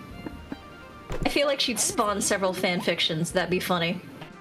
You and Zoe binge watch some 90s magical girl anime. Zoe loves it. She finds it super relatable given that she herself is a magical girl. You ask if she's ever saved the world. She says she previously tried to end it a few times, which is kind of the same thing if you squint. You have a great time learning so much about Zoe. Magical girls reign supreme. Ready to sit.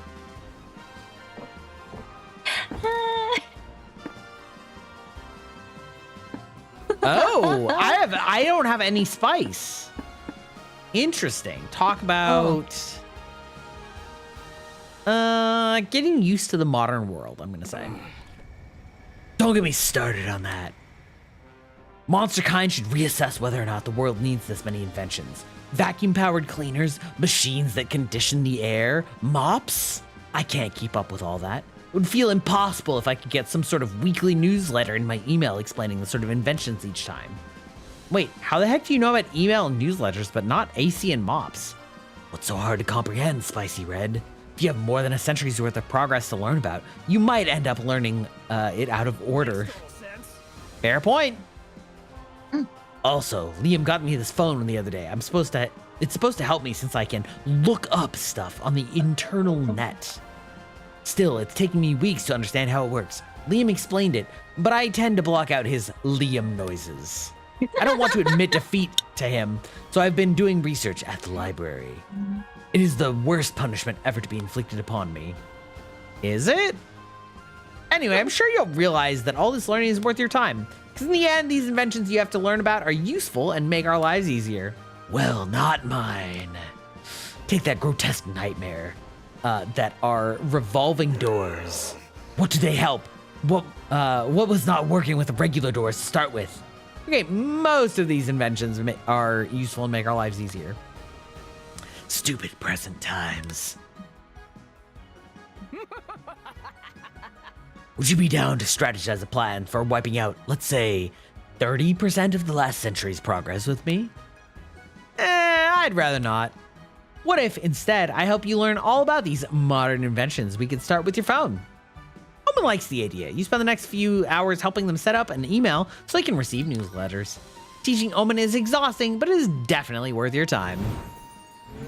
Omen, want to start a fintech company?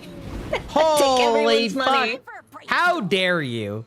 All of a sudden it's time for the okay, ads are starting right now, so let's just take a break and we'll do the comic when we come back.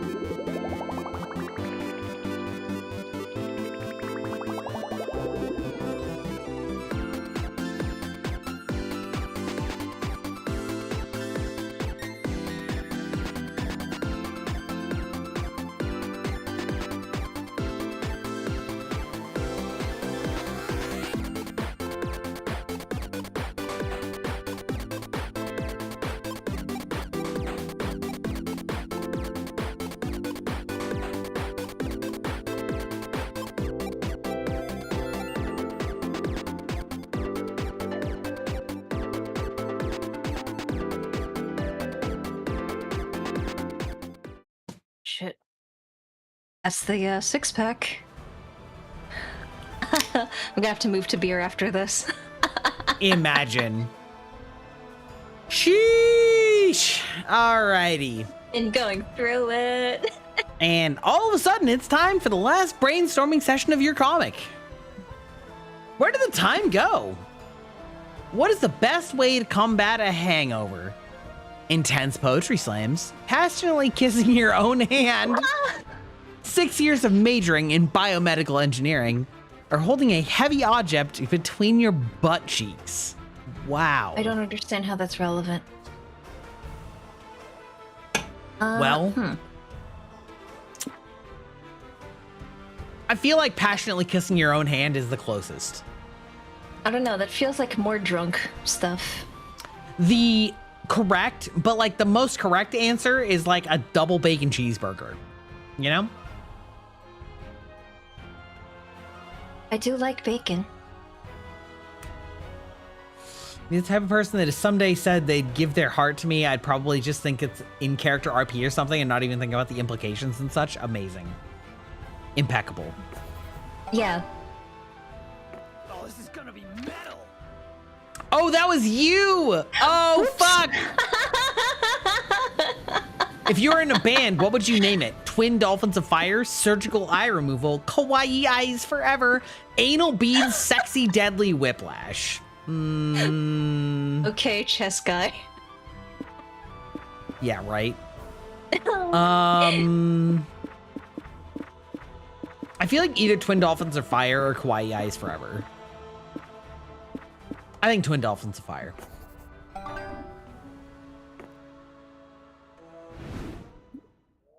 Time to get back to the con. Oh, I know just where to go. Blue, you're up. Where you want to go? Okay. Let's see. I was last at the community zone?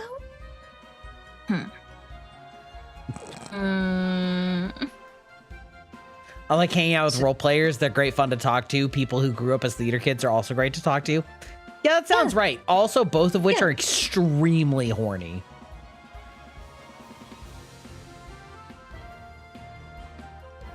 I mean, I was a theater kid. Yeah, but you're ace, so you're the exception. I mean, they didn't... Usually when, like, someone needed weapons stuff, that's when they called me. Uh-huh.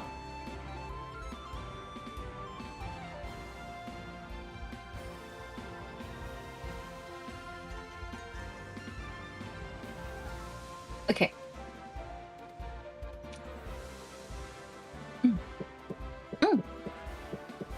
Oblivious. Team Clueless.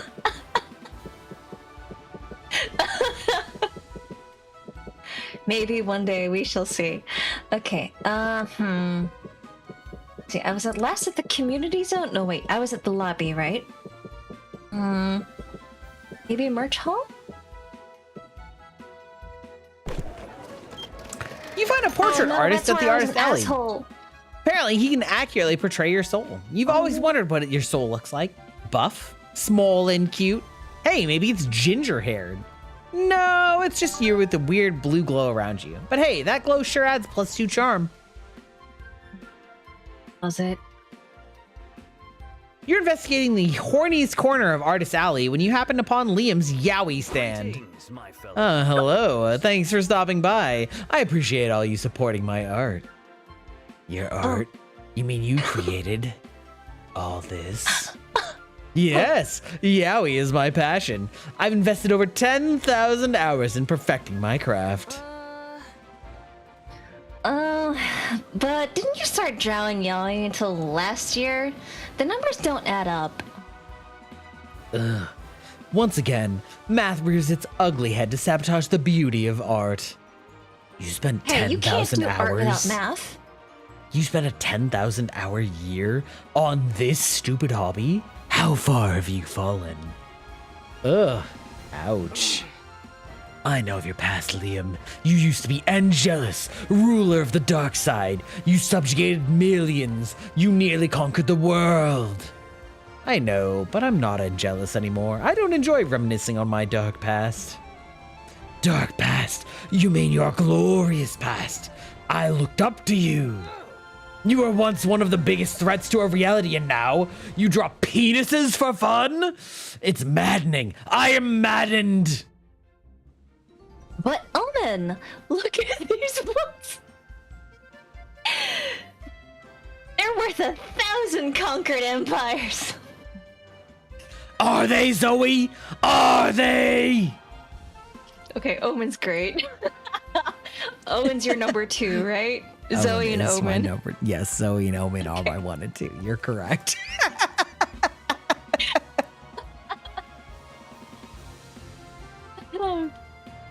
Okay. You know, even if you don't care for yaoi, there are plenty of hobbies that could take even your mind off of murder and destruction. Why would I want to do that? Because you're in the Redemption Arc program, and as your sponsor, I'm making this mandatory. Gang, we're getting Omen a hobby. That'll be tough, but you love a challenge. What hobby would Omen enjoy more than killing people? Get her into sewing. It's like stabbing fabric repeatedly. Reptile care. Omen can probably relate to the cold-blooded creatures, and this is a perfect excuse for you to get a pet iguana. Or get to pet an iguana, yeah.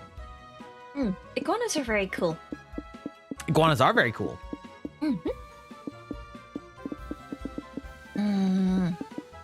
Sewing. And it is stabbing fabric repeatedly. I don't know. Are you trying to trick me by using violence?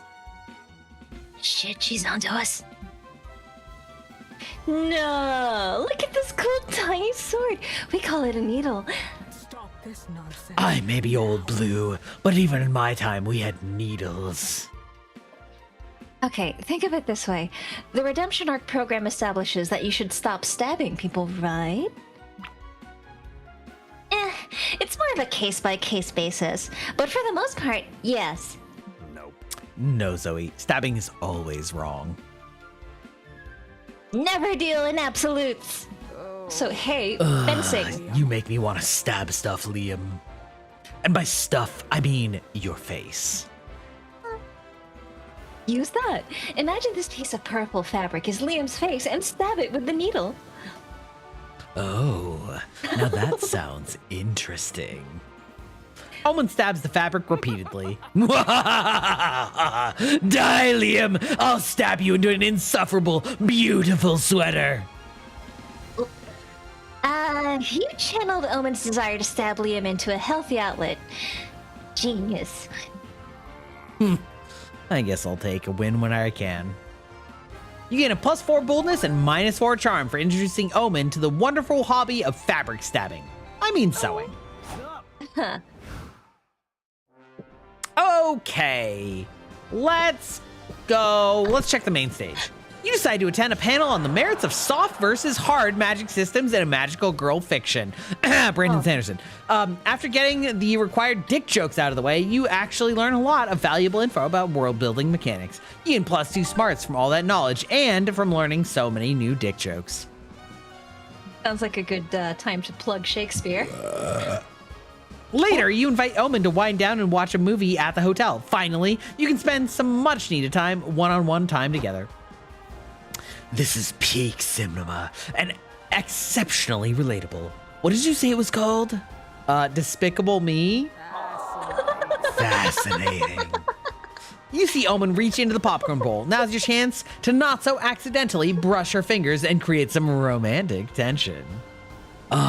Spider. Omen grabs you and tries to crush your fingers. Hot. Once your bones squeak, she realizes she's holding your hand. Oh no. Stop staring at me with that dumb face. She socks you in the jaw. Hot, but also ow. My apologies. I have cuteness aggression. Aw, are you saying I'm cute? No! Yes? Wait, I that's don't know. working. Shut the fuck up. It's She punches working. you again. One more round of flirting and you're gonna end up eating your teeth. Still, it's clear that Omen is at least kind of likes you. Surely there's something you can do to help her relax and open up to you. Omen can't remove her Iron Maiden, but that sure looks uncomfortable. Offer to get inside and give her a much needed back rub. Oh, hey, yo. She's been imprisoned in an enclosed space for more than a century. Maybe she's into that now. Get buried with her for a night? Oh, shit. Oh. Oh, shit. I feel like the back rub, though, is like what she actually needs. She like doesn't want it, but she's gonna be like tsundere about it. But then like once it's done, she's gonna be like, Okay. Yamete could stop. Hey, Omen, do you want a back massage? I've not had a massage since I donned this accursed suit, so sure, why not? Working. Sure, why not? The 3 most romantic words in the English language. You shimmy your way between Owen's back and her cape. You immediately hit with the agonizing pain of dozens of spikes piercing your flesh. But you're also here with the warm, sensuous curves of Omen's butt, and so it pretty much cancels out. This is nicer than I That feels nice. That's good to know, because this does not feel nice to you at all. It's like you're being stabbed by 1,000 tiny gnomes with knives. Oh, yes. I haven't loosened that muscle in over 100 years. You have a magic touch, Spicy Red. She relaxes into you, practically melting into your lap. You feel lightheaded from bliss. And you black out. In hindsight, you're probably getting lightheaded from blood loss. When you wake up, you're in a hospital bed. Omen is sitting next to you, watching Despicable Me 4 on your phone. Good to see you're awake. I noticed that you fainted while you were giving me that spectacular back rub. At first, I was upset that you stopped massaging me, but then I realized you were dying and brought you to the hospital. You are welcome for that. As repayment for my saving your life, perhaps you could give me another back rub. It's a deal. You gain +2 charm for giving a great massage, but lose -2 boldness. I know the map by heart. Joke's on you. He's into that. Joke's on you, he's fucking into that.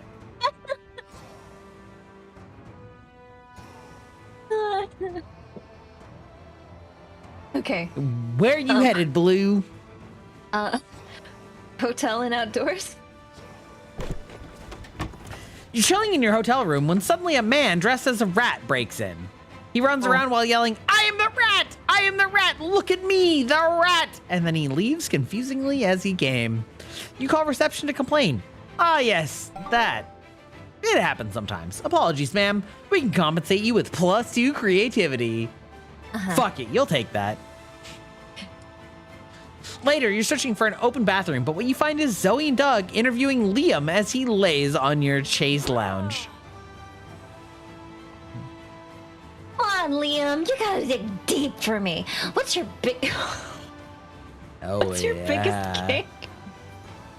I'm not answering that. Oh, no. The muse could come from anywhere, Liam. Please respond.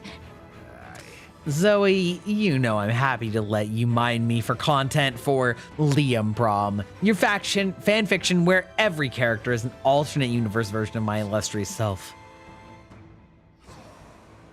Ooh, nice seamless lore drop. But I still have some dignity left to maintain, you know. Who needs dignity? I'd rather have content. Content is like your biggest kink. Sorry, I can't.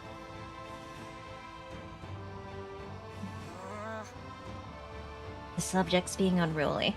Doug, as my moderator, I authorize you to get the ice bucket. Dousing me with ice water isn't going to make me talk. For all you know, that could be my kink. Write that down! Crap, crap, crap. Oh crap! I dropped my notebook in the ice bucket. No! Zoe's interviewing tactics lack a delicate touch, one that you could surely provide. Also, you'd love for them to wrap this up and move to the chaise lounge out of the bathroom so you can piss. So ask a question Liam will actually answer. Liam, please recount the recent dream of yours. If this happens to be boring, please make up one that's actually entertaining. Thanks.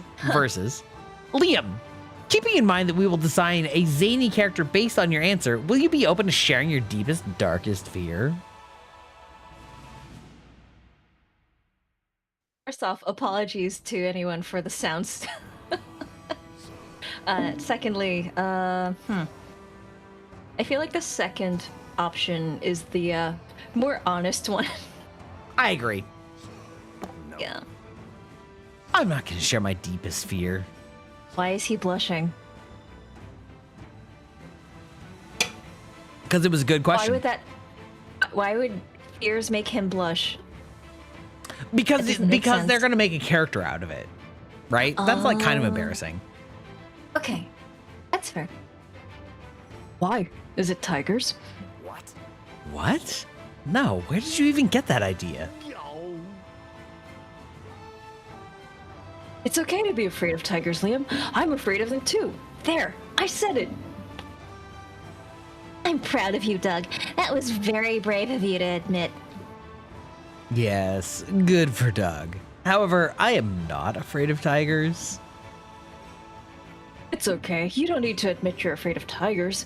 We're here for you whenever you feel ready to share.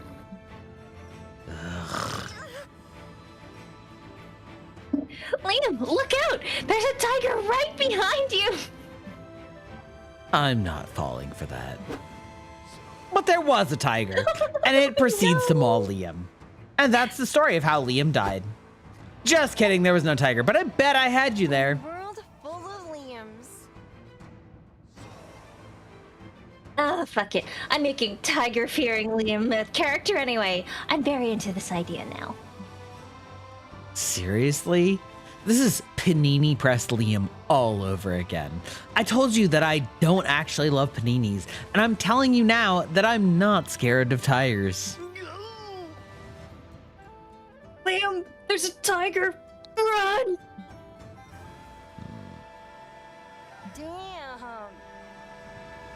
Damn, he's good. You gain +4 charm for helping Liam face his fear of tigers, but you lose -4 creativity and -10 bladder continence from holding your pee for so long. Matches, gasoline. Yeah, I'm ready. Let's go to the lobby. Walking around the lobby, you see a flood of people coming in from the other areas. Crowd stampede! Try not to panic. You remember what your yoga teacher taught you. When you get caught in the middle of a crowd stampede, remember to go with the flow. You do, and the flow consists of the crowd trampling you. Still, you gain +2 boldness for braving the stampede. You're leaving your last activity when Omen steps directly into your path. Spicy red. Hi? Hi. Is everything okay? Do not interrupt me. As of late, I find myself a bit into you. And sex. Perhaps even both at the same time.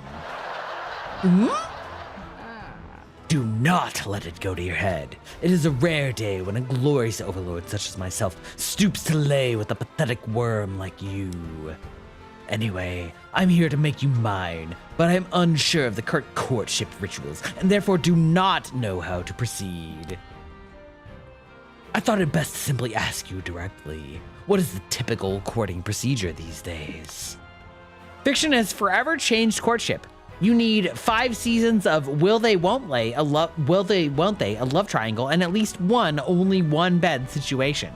Versus the rigors of courtship have been simplified into 4 basics: kissing, hand stuff, hole stuff, and trauma dumping. That's absolutely the correct answer. I will not. Okay, Aeon, the fact that you're commenting on my YouTube is fucking wild.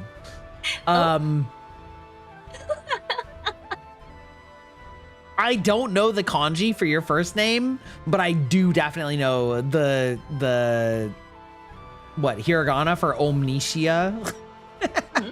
And Onisha. Yeah, I mean, I assumed it said Aeon, but I do not actually know that one. Anyway, listen, I fucking hate, this is my time for a pedestal. I fucking hate the fact that writers don't know how to write romance in anything other than will they, won't they, and love triangles, and just fucking bait you over and over and over and over again. I want some fucking relationships that actually progress and enhance each other, but also come up with like reasonable relationship challenges. But nobody wants to fucking do that. They just want to sit there, like, jerking each other off of, like, ooh, senpai, daisuki, and then, like, ooh, kawaii daisuki. And then they just, like, sit there fucking, like, wanking each other off for, like, seasons and seasons. And then, like, maybe eventually at the end, they're kind of like, ah, ski days. And then that's the end. And I'm so fucking tired of it. This is true in, like, Western TV, too. But, like, it's funnier when I put it in anime terms. You know what I mean? On the other hand, kissing, hand stuff, hole stuff, and trauma dumping is like pretty accurate. I mean, there's the oh goodness, what's that game? No, the anime. I Dress Up Darling. Yes. What about it? The costuming bits are really good, and the relationship. It's very slow, but I haven't seen enough of it to know if it's playing the will they, won't they, or if it's actually just a legitimate slow burn. Yeah, I mean, how I feel about that is I'm really liking it right now. I think that it's very cute and that, like, they're doing a good job of expressing the sort of unequal relationship dynamics between two people that have very different feelings about, like, the human body and sexuality and attraction. However, I definitely worry that it's gonna, like, linger too long in the will they, won't they? Because I like the fact that she is very clearly into Gojo and is like trying to, like, edge that further and further. I don't know if you've seen the first episode of season 2, but No.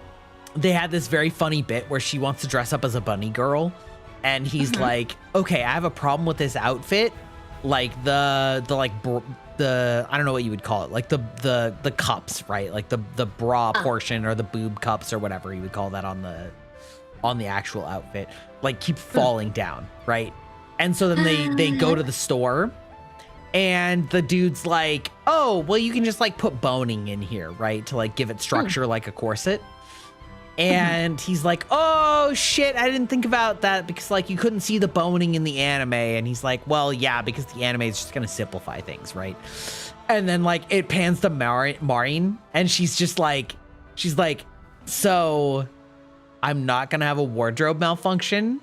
And then it, like, does this cute, like, 3-frame thing where she, like, looks more and more disappointed. And the end frame is her just like, and then, like, the other two are like, why is she disappointed by the fact that we, like, have solved the wardrobe malfunction, right? Because, like, the whole gimmick is her, like, she thinks the wardrobe malfunction is actually, like, a pro because she's actually attracted to him, and she, like, wants to tease him, but, like, also, like, doesn't have the guts to do it. So, like, that aspect is really cute and really fun and really, like, refreshing. But I'm, like, worried that it's just gonna stay there forever, right? That, like, Okay. and so I like the aspect that, like, she has very clearly explicitly said that she is attracted to him, and he is very clearly attracted to her, but is, like, worried that it's gonna ruin their friendship. But Okay. But they need to move on from that, right? And I haven't read the manga, so I don't know if they actually do or not. Yeah, I have no idea. If you want slow burn, there's where it actually goes somewhere. There's Please Don't Bully Me Nagatoro. Okay. I have not actually followed that. I'm aware of it, but I had way too many of my friends recommend that to me to not check it out. Because, like, look, and if you end up with a guy, it'll probably be somebody you bullied. And I'm like, it's not how I want my relationship to go. But I watched it, and I see what they mean. gotcha. She's way over the line, though. But it starts with oh, this guy is entertaining and he lets me bully him. And then she goes from that to, no, I'm the only one allowed to bully him. And then there's the, actually, he's interesting and nice. Maybe I shouldn't bully him quite so much. And then there's there's a bit of will they, won't they. There's the weird mix of the friends that do and don't see what's going on. They're their own brand of special. And then there's the family and other stuff. And it takes a really long time. The anime is not gonna get there for years, but if you read the manga, there is actually meaningful progression. But like, they legitimately both have to work over the fact that they are idiot kids, idiot teenagers. So, and yes, he gets bullied a lot, but he actually does have a few character defining moments where he actually does have a spine. So like, it helps reframe their previous interactions. So he's not quite like, he's a doormat, but he's not a doormat in the way you might have initially thought. So there's both character development for the both of them, and they're both slowly getting somewhere. There is some kind of progression, but it takes a while. So if you want the both taking forever to will they, won't they, but you actually want them to go somewhere, the manga is definitely going somewhere, but they are taking a very long time because they are both stupid. Yeah, I mean, I feel like that's just sort of an innate problem of any story where the romance is the front and center, right?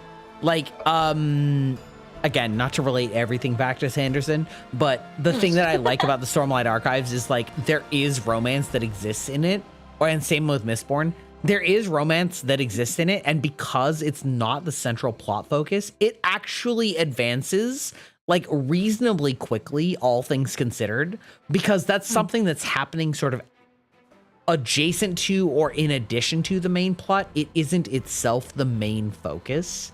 I find a problem where it is something that is explicitly coded as a romance will sort of find the idea that needs to be all that the thing is about, and that tends to sort of make it feel more elongated and more awkward than maybe feels realistic.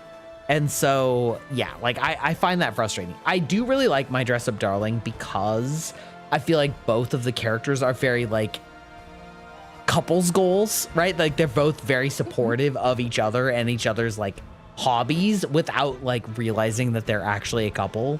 But yeah, I don't know. I tend to shy away from like a lot of romance stuff because if that's the entire focus, a lot of the time it spends a lot more time on like the annoying parts. You know what I mean?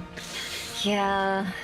A lot of people don't actually know how to write drama without making it somehow miserable or a will they, won't they situations. And like, there's a lot of drama in relationships. So love is hard for an otaku. Wotakoi is actually a lot of fun. Have you seen that one? I have, yeah. I've seen the anime. I haven't read it. Okay. The anime is nice, and the manga's pretty good too. So it's like a lot less of the nonsense.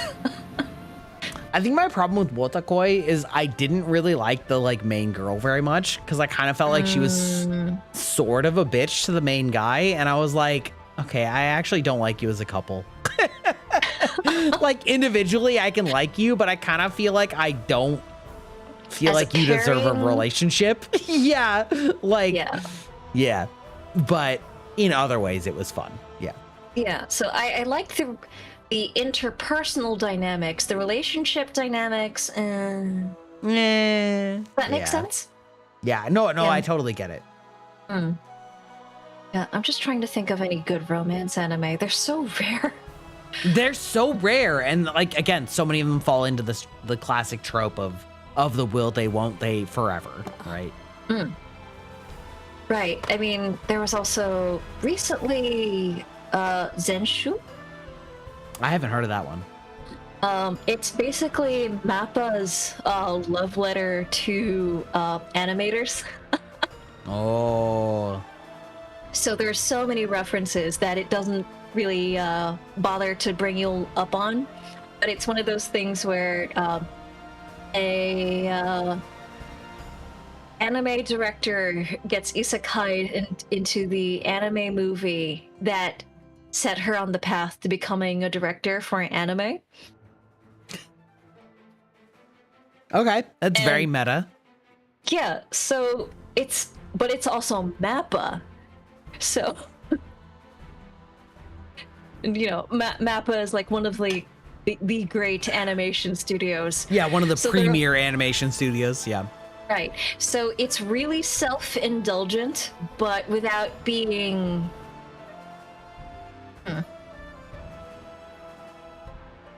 self-serving. So it just kind of felt like a love letter to the industry, and there are also some things where they were totally vaguing about stuff that has happened without getting too deep into it. But there is, in addition to the story itself being a love letter to the industry and animators and their struggles and the love stories that they have with their work, there is a bit of romance at the end, but it's not the focus of the entire story. So while it does, I wouldn't call it a romance anime.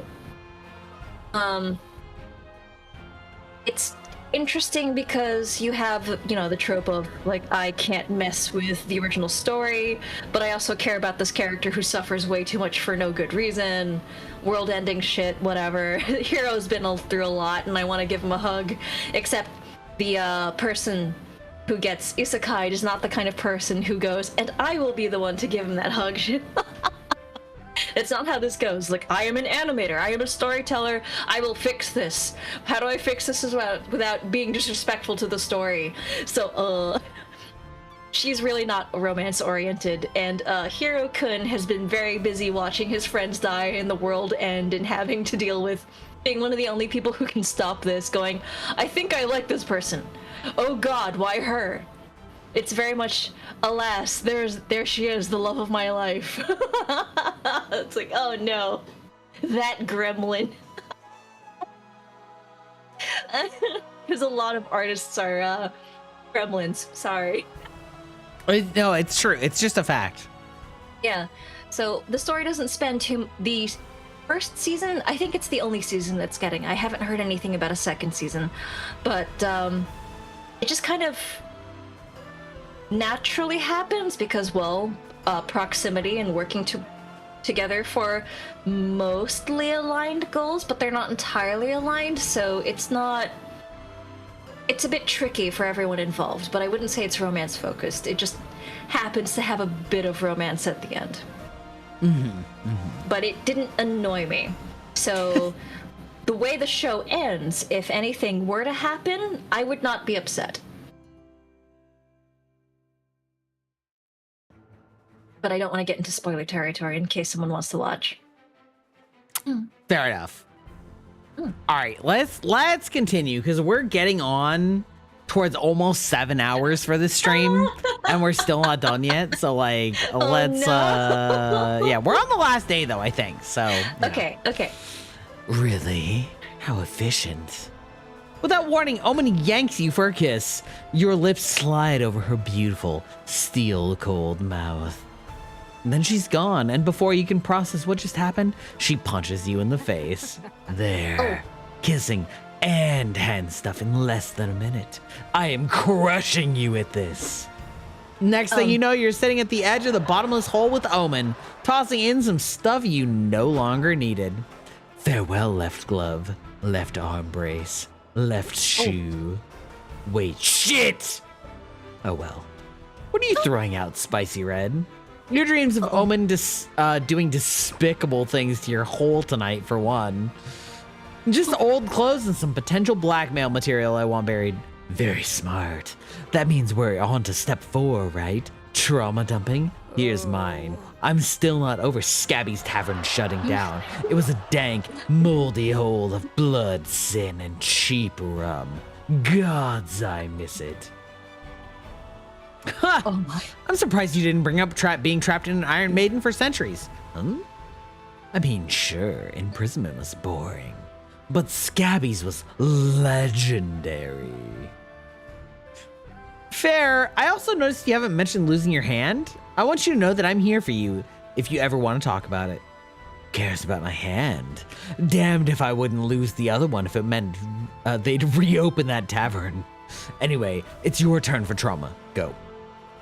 Well, intimacy requires vulnerability, so you bear the deepest trauma you have, the story that you won't even bring out for truth or dare. Yes, that is quite sad. But if you could have gone to Scabby's Tavern, you would know that its closure was sadder. I think I won at trauma. I suspect I won a hand stuff and kissing too.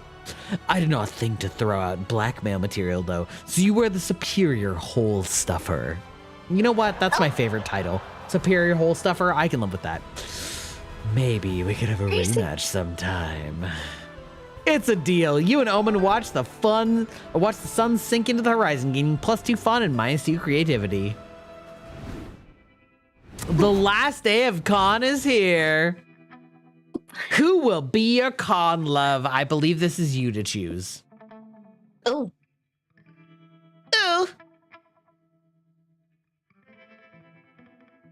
Oh.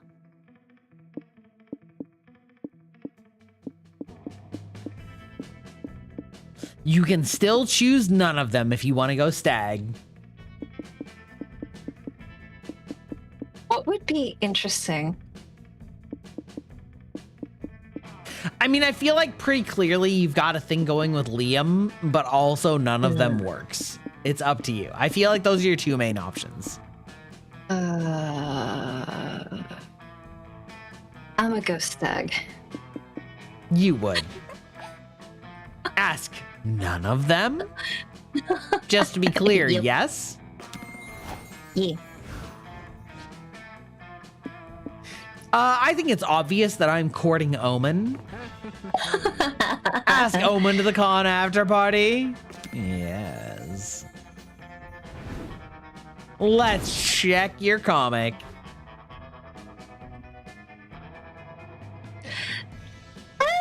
Time to see how the comic has turned out.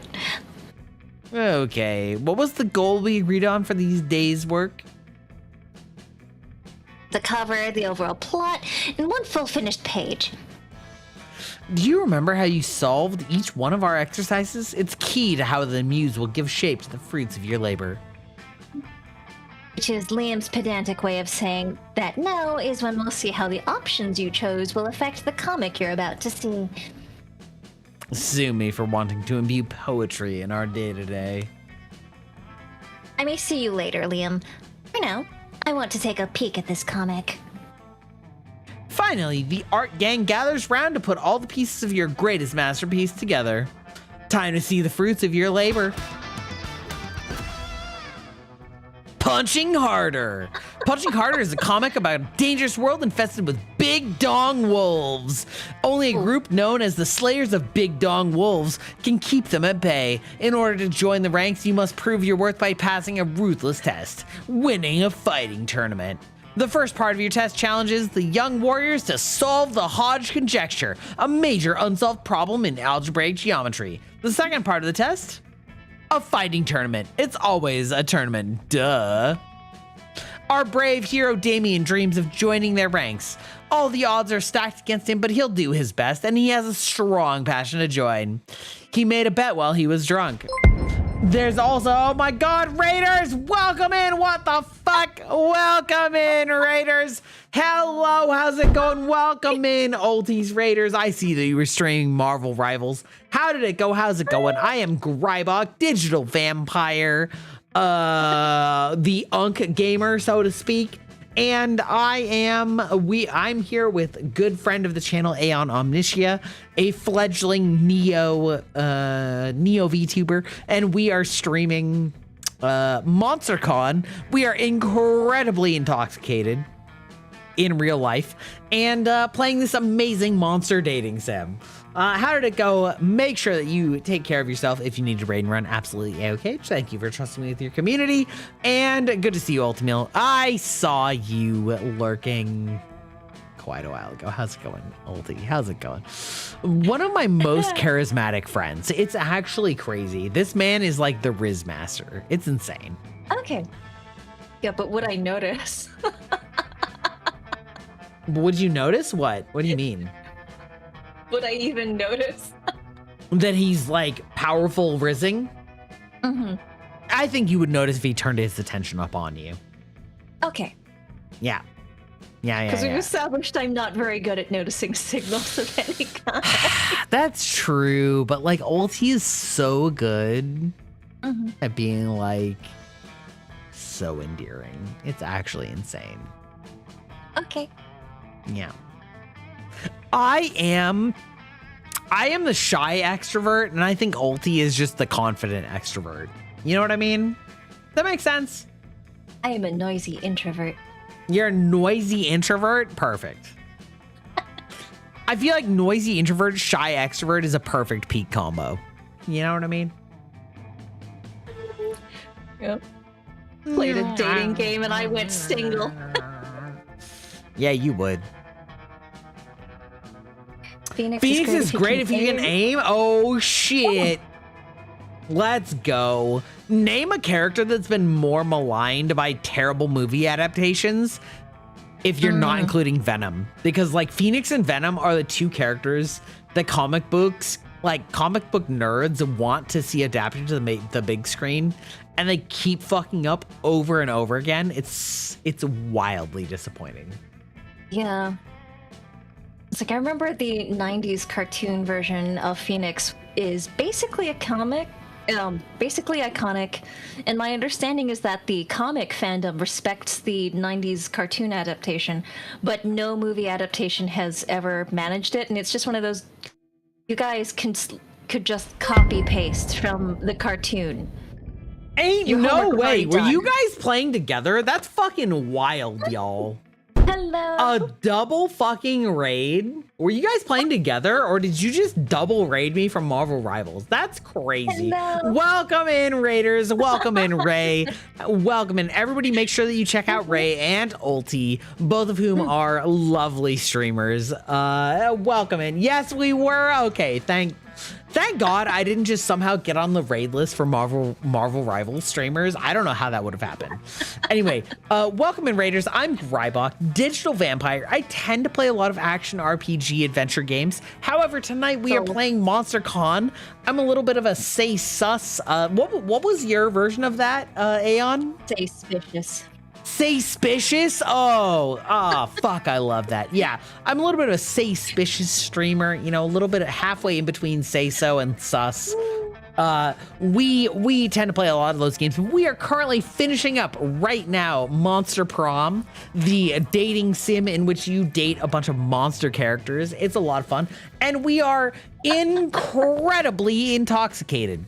I have drank, I lost count, actually. It's like 6 or 7 hard ciders that are like 8.5%. Like where, woo!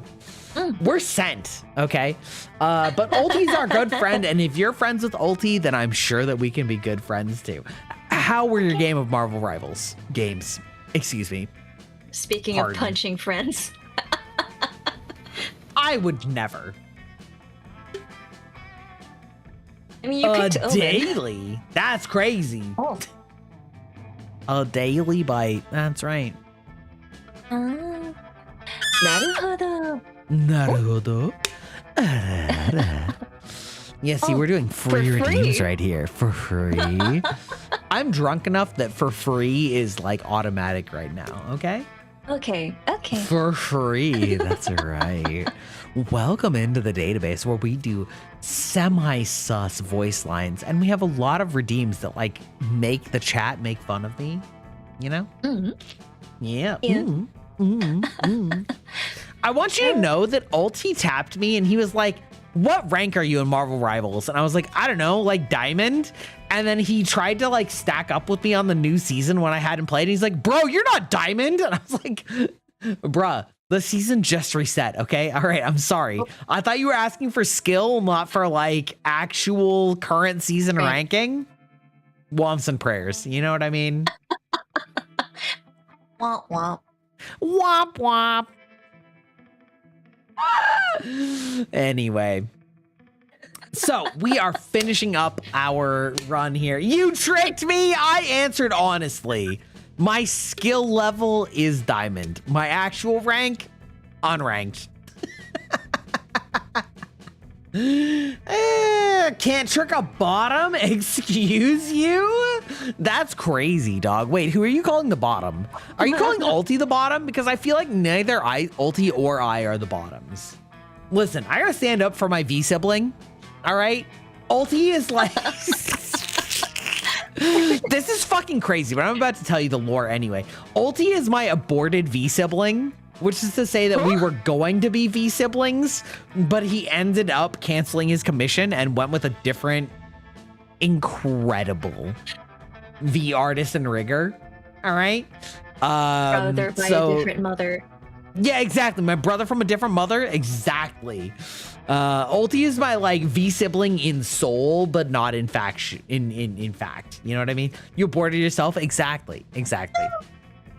God, if only we could only abort ourselves. Oh, goodness. Yeah. This is the deep lore on the Gry Ulti pipeline. Okay. All right. We've been friends for like literally 2 years at this point, I feel like. Oh. Okay. Yeah.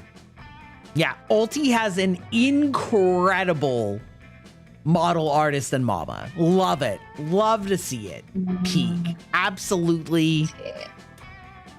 Envious as fuck. You know what I mean? Also, thank you for taking your daily bite. Welcome. Hang on, I'm checking out their about. Dude, Ulti has it is fucking... Ulti cooked, okay? Ulti cooked. And all I can hope is that my 2.0 cooks also. You know what I mean? I've gotten so used to this model that it's gonna be incredibly weird to move to a new model. Oh, cute. Yeah. Okay. And you have a flaming... It's so good. Flaming mini. He does. Yeah, ironically, our pets are kind of similar. Even though my pet is not exactly what I asked for. But don't worry about it. Thank you. Don't worry about it. Ulti, listen. Ulti has a kind of riz that I can only dream of, okay? I don't understand how a couple of my friends, Ulti included, have like such powerful socialization riz skills. I am envious. Ulti is immaculate, incredible, such a great content creator. I love him. Okay. Yeah. You have to check content later. Anyway, all right, let's finish this playthrough. He made a bet while he was drunk. Yeah, that sounds like me. I made a bet while I was drunk. There's also RV, Daimeen's rival. She's so cool and aloof, but her mysterious demeanor hides a dark past she carries in silence. She has a notebook filled with drawings of Daimeen kissing her on the mouth. Well, could be worse. She'll be kissing other parts. In order to join, they will train under the tutelage of Coach, a powerful old man who retired from the organization years ago. Against all odds, he'll awaken 2 dormant warriors' potential via the most unorthodox training, passionately kissing your own hand. Will they pass the exam? Will they join the Slayers of Big Dong Wolves? Buy the fucking comic to find out. Oh no. I'm next for rizzing, if only. Imagine an Ulti Gry voice pack. Imagine. After they both managed to solve the Hodge conjecture, a major unsolved problem in algebraic geometry, who would have predicted that Daimeen and Aravi would face each other in the tournament finals? Looks like today you'll get a taste of my secret technique, Twin Dolphins of Fire! I may owe you after you saved my life. I was kissing my hand, but I won't hold back, fuckface.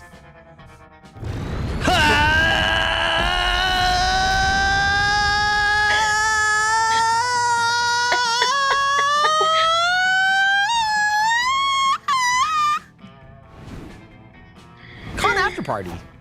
All right, Blue, it's your turn. You'll make all those dreams of mine come true. Ulti, oh my god. Hey, yo. You didn't ask anyone to go to the con after party with you. You were just too nervous. What if they said no? What if everyone laughed at you and your pants fell down? Much better to accept disappointment now than rejection later, all right? Instead of going to the party, you turned on a shoujo anime to fill the lonely void in your heart. Protagonists of the anime is also nervous about rejection, but they learn to accept failure as a part of the life that shouldn't stop you from chasing your dreams. Dang, you really could have used that lesson a few hours earlier. You finally gather your courage and ask your beloved badass villain to go to the con after party with you. You're asking me on a date? Just like that? How times have changed.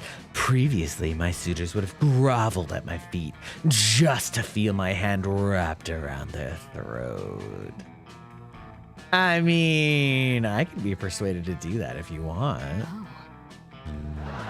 Later, perhaps.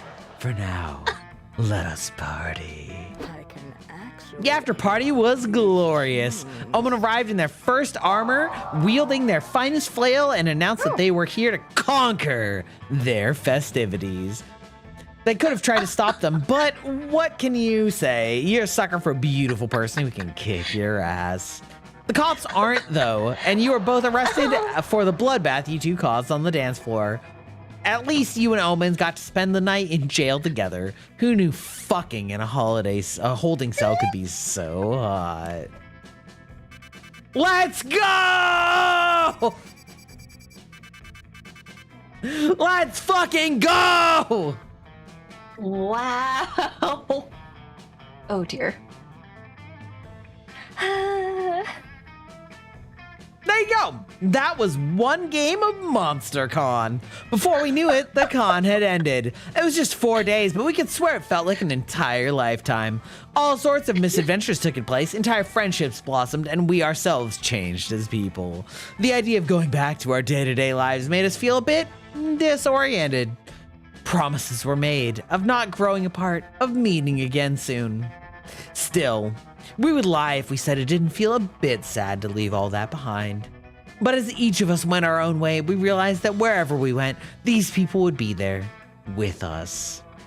And with that, a truth that, to this day, we hold close to our hearts, that no matter where we are, we belong. It's a thought that gives us warmth, that makes us feel, once again, young and unafraid. And it reminds us that even as years go by, we will always be ready to start. When you stream, you would not believe what you have to do with. So many companies treat you like Okay. you're robbing like a thief. There you go. There is your first game of MonsterCon. Okay. It only took us 7 hours to get through yapping plus one game of MonsterCon. Oops. How much should I? Oh dear. Oh. Nothing. What? No, You one can't of the say that screenshots- now and not. No, just one of the screenshots went by and I had a bit of like, oh, Oh. okay, that's censored. Okay, it's safe. It was the Titanic reference. I wasn't paying attention. I was looking at the stream. I mean, it was on the stream. Hey, yo. I know, but I was looking at you, okay? Ma'am, Oh. listen. Okay. Can you explain? Oh, it was a reference to the Titanic scene. Draw me like one of your French girls. Amazing. So I was like, Liam. That's like one of those core memories that is awkward when your parents are watching the same movie as you and you're like thirsting after Rachel Weisz's tits. Holy shit. Can we agree, the two of us, that Rachel Weisz is incredibly attractive? Oh, yeah, she is. Yeah. Between I don't know, I just Titanic didn't and get The it. Mummy back to back, like holy Oh. shit. I liked her in The Mummy way better. That was the Oh, better of course. movie. I mean, The Mummy is a much more fun movie, right? But she's still attractive in both of them. Oh, well, yes, definitely attractive in both. I was more interested in the ship. Yeah, no, fully agree. My sister decided to watch that one scene in Arcane in front of our mom. Wait, the one scene in Arcane? What one scene in Arcane? Can you explain? Can you elaborate? Because I am a huge fan of Arcane, but I'm drunk enough that I may not understand what you're talking about.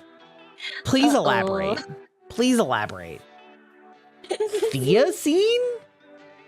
Sequel. Are you talking about season 2? Where they fucked in a jail, which is incredibly inappropriate? Is that what you mean? The lesbian scene, the Sesbian Lex? Yeah, no. See, okay, listen. I have criticisms of season 2, okay? Yeah, okay. All right. Season 1 of Arcane is a fucking masterpiece. Okay, I'm gonna close game and we're just gonna go music and we can go back to regular chat. Yeah. Okay. Yeah. Bing. Woo! Amazing. Okay. All right, listen. What have you done? Okay. Season 1 of Arcane is literally a masterclass in storytelling because there are so many side plots and yet all of them are perfect mirrors of one another and are sort of telling the same story in so many different ways. And it is so rare that we get something of that quality that is telling so many stories, so many layers all at the same time. Season 2 was beautiful animation, but it was like they tried to take on too many extra plots, and because of that, they ended up skimping on a lot of the emotional aspects of season 1. And so the Sesbian Lex scene in the jail kind of felt weird and out of place and wildly awkward given all of the events that happened in season 2. So like season 2 was fine and it was beautiful, but like season 1 of Arcane, art.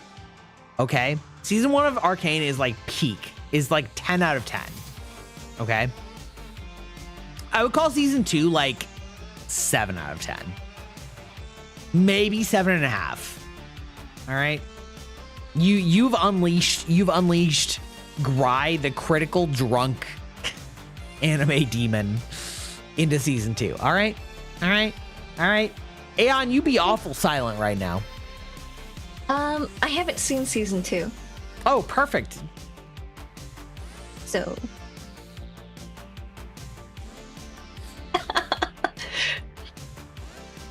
I'm debating renewing for a couple of shows that a bunch of people are yelling at me to see on K-pop Netflix Demon right Hunters. now. Definitely wasn't me. Yeah.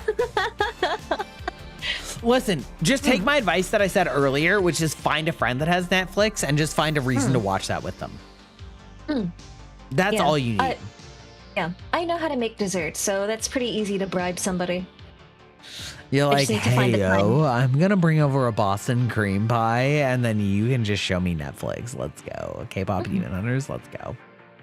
Yeah, well, I used to do decorative dessert for events, so Of course you did.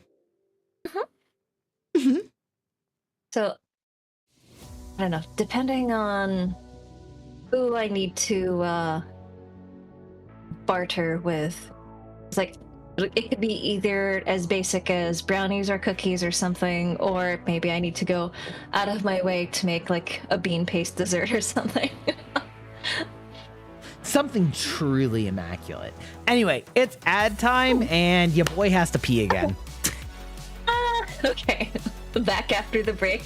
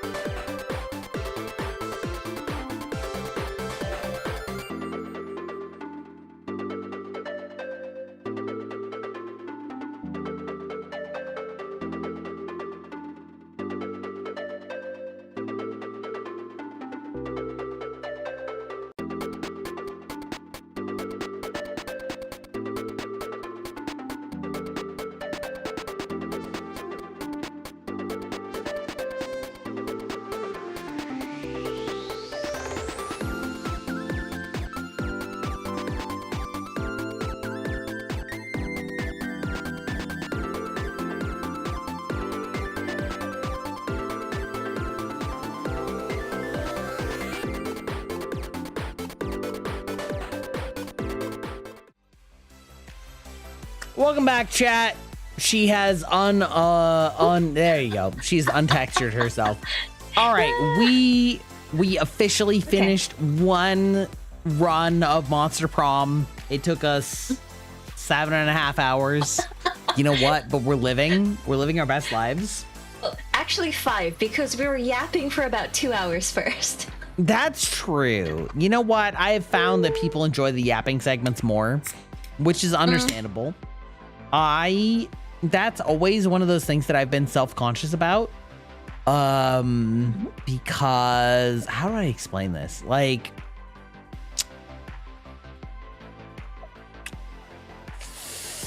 I have an easy time talking to people directly, which is a lot easier when I have a guest like you, Aeon.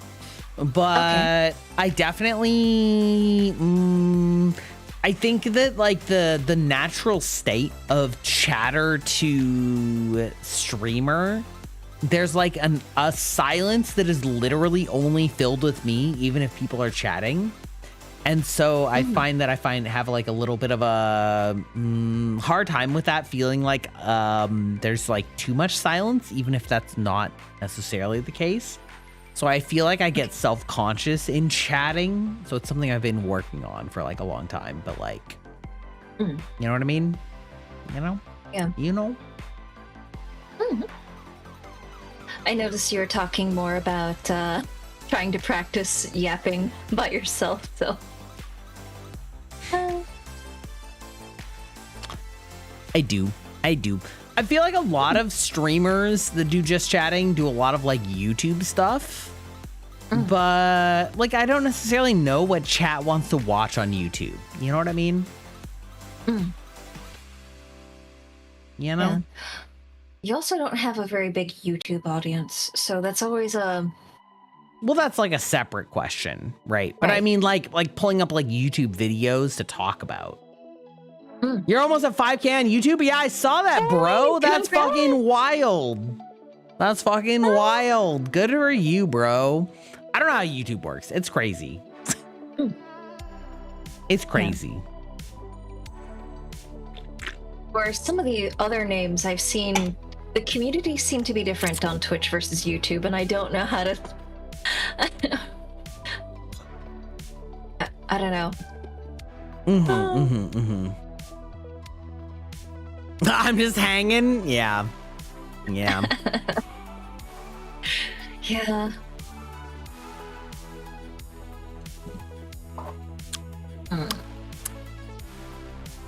Yeah, man. I don't know. I have never been the like YouTube video type of VTuber, right? Like I'm trying my best with like shorts and occasionally doing like reaction videos and stuff like that. But like, I feel like most people either prefer to do videos or streaming and not both. I feel like people that like doing videos often do not like streaming, and people that like streaming often do not like videos. And that is largely held true in my experience. So like primarily I prefer streaming, but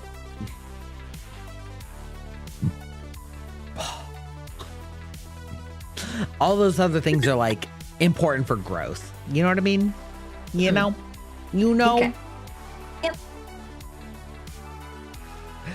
Aeon is now in the placating the drunk phase of this collab, where she can tell that I'm way more hammered than she is. I don't know. I'm 5 sakes and currently my 3rd beer in. That's pretty good. However, we also have firmly established that Aeon is more manly than like most VTubers, including me. So like she can hold her liquor harder, apparently. What? No. Wait. Hold on. What does manliness have to do with like drinking capacity? I feel like that is a fairly standard association of like men drink more and can hold their liquor better.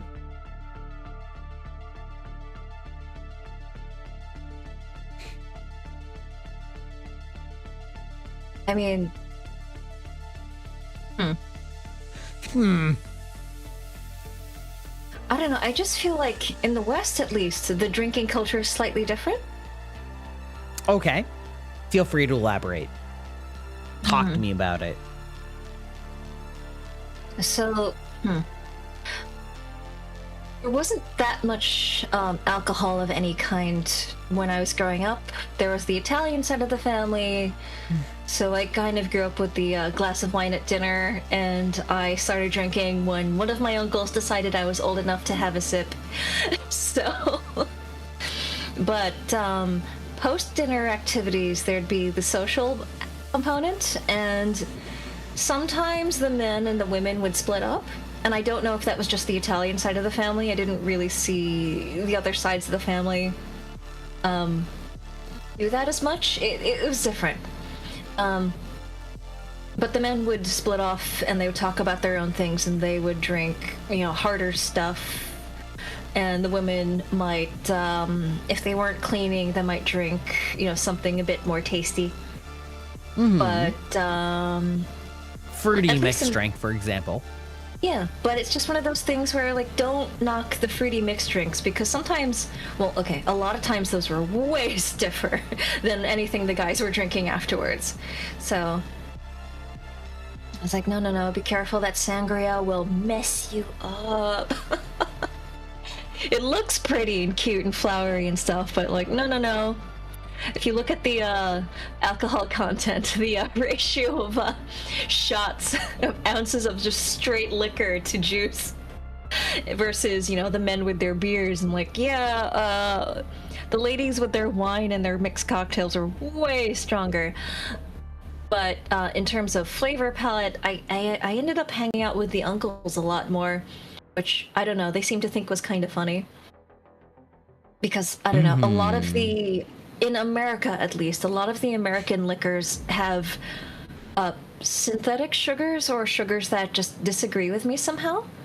So it's not that I dislike sweet drinks, it's that I don't trust most of them because the way they're mixed and what they have in them, it's the wrong kind of sweet. I have this nasty aftertaste, or there's just something off with the balance. I don't like it.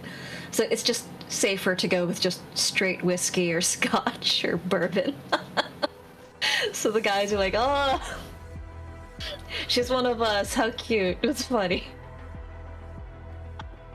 So I go with that. People don't care how much you drink relative of gender, drinks are drinks, or cocktails are cocktails, and edibles are edibles. Yeah. I mean, I still generally feel stereotypically, women drink mixed drinks and men drink hard alcohol. You know what I mean? When you're drinking. So I feel like the sort of societal expectation is that men hold their liquor better, hold more liquor better. Yeah. Afterwards, years after that, so I started drinking early, and then later I ended up bartending for a number of years. And I don't know, something about my constitution has meant that I have been able to drink multiple grown men under the table and still function. So right. I actually do need to be careful because people will think, oh yeah, she's way more functional than she is. I'll hand her the card keys. And I'm like, no, I am actually drunk. And you're scoring in billiards. You're totally fine. I'm like, I am 20 shots of whiskey in, and I've got tequila. I am mixing. They're like, and you're not gonna get sick? That's crazy. How? 20 shots is a fucking insane number for anybody. I would say that in general, I'm able to present myself as fairly sober passing if I have to. But even so, even with that, right? It sounds like you can vastly outdrink me. Yeah, but I also drink smart. Okay, so when I realize I'm going to be drinking a lot, it's just one of those, okay. Chat, she's calling me stupid. What? What? No. I think it's a mixture of constitution and also the environment. So, also I had a lot of practice when I was bartending because that was the environment where I was going to drink, and your tolerance does change. It's different.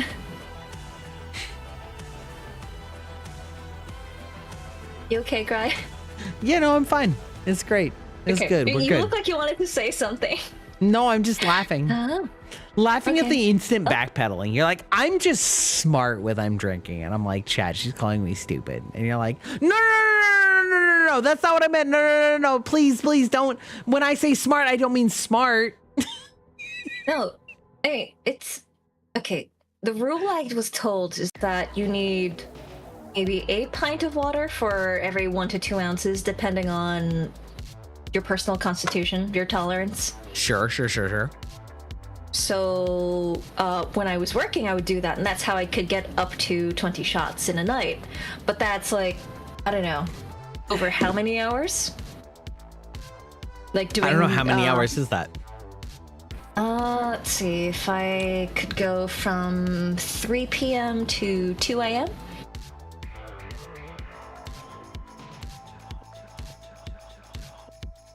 It's like 11 hours? Wait. Yeah. So Yeah. 20 shots over that period of time with breaks and other things like food and water. Like, that doesn't sound too bad. Sure.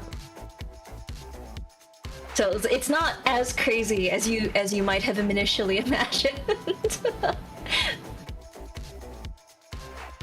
But there were a number of guys that tried to keep up with me over the course of, a shift that would be like, I can't do this. So.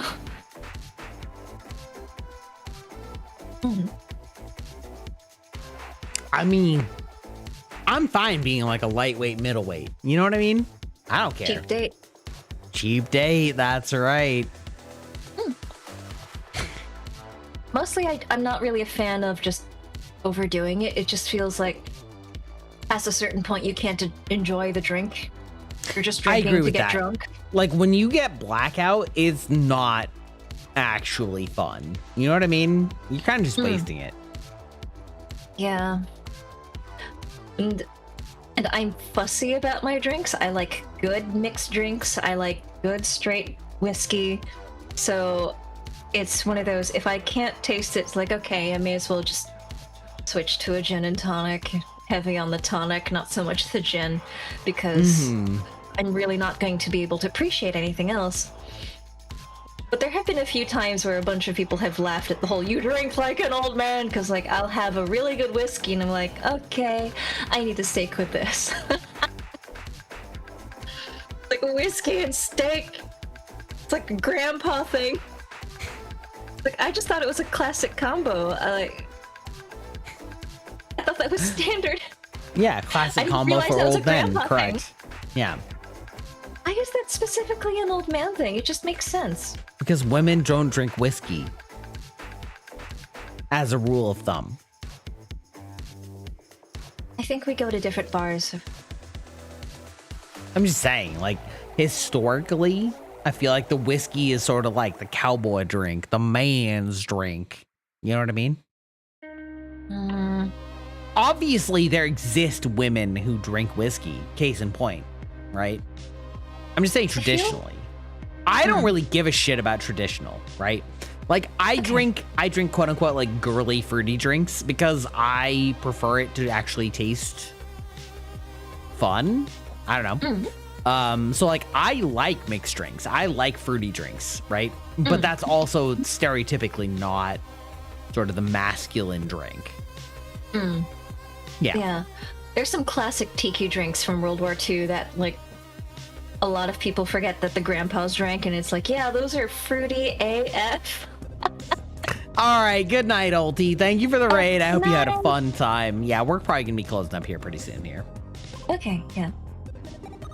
Okay. Yeah. It's just one of those, I think as soon as I start recognizing that I can trust the bartender to give me more spirit for a drink and not some weird mess that's like, should I have just gotten a soda instead? Sure, You know? sure. Oh. Yeah, you follow Anne because she's cute? Exactly. You'll be there when she debuts, right? Right. Right. I don't think I'm going to do a proper debut video. I'm just gonna, shoot from the hip and just start going, publishing videos. Well, like, I don't know. Do I really need a lore video? No, listen, I'm not gonna pay for a lore video. That shit's expensive. Yeah. Okay, noted. I will put you on the list for like, yo. You see what I mean about that Wanna ulti collab? Riz? I'll be there anytime you want, Aeon. Wait, that's Riz? What? It's I'll not. be there I'm willing anytime to for you, collab with a Aeon. new person.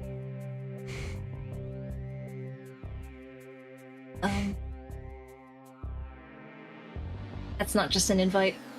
It's a little bit of both. It's a little bit of column A, a little bit of column B. Okay.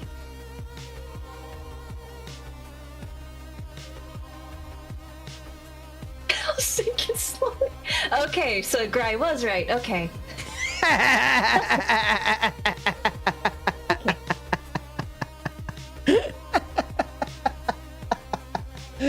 Holy shit. Man, I got a couple of friends that are just like so good at rizzing. It's like actually insane, actually alarming. Ulti's one of them. For real this time. All right, Ulti. Don't think I didn't notice you lurking like 4 or 5 hours ago. All right, I saw you here. I just didn't want to call you out in case you were busy doing other things. Oh. Okay. I just don't know when that happened in the VOD. Oh, so long ago. Ulti was here way before. Okay. Yeah. Wait, there's somebody in my chat named Goonilla. Oh, wait, no, it's Godnilla. Okay, Goonilla would be pretty funny, though. You have to admit. You have to admit, Goonilla would be pretty funny. Mm-hmm.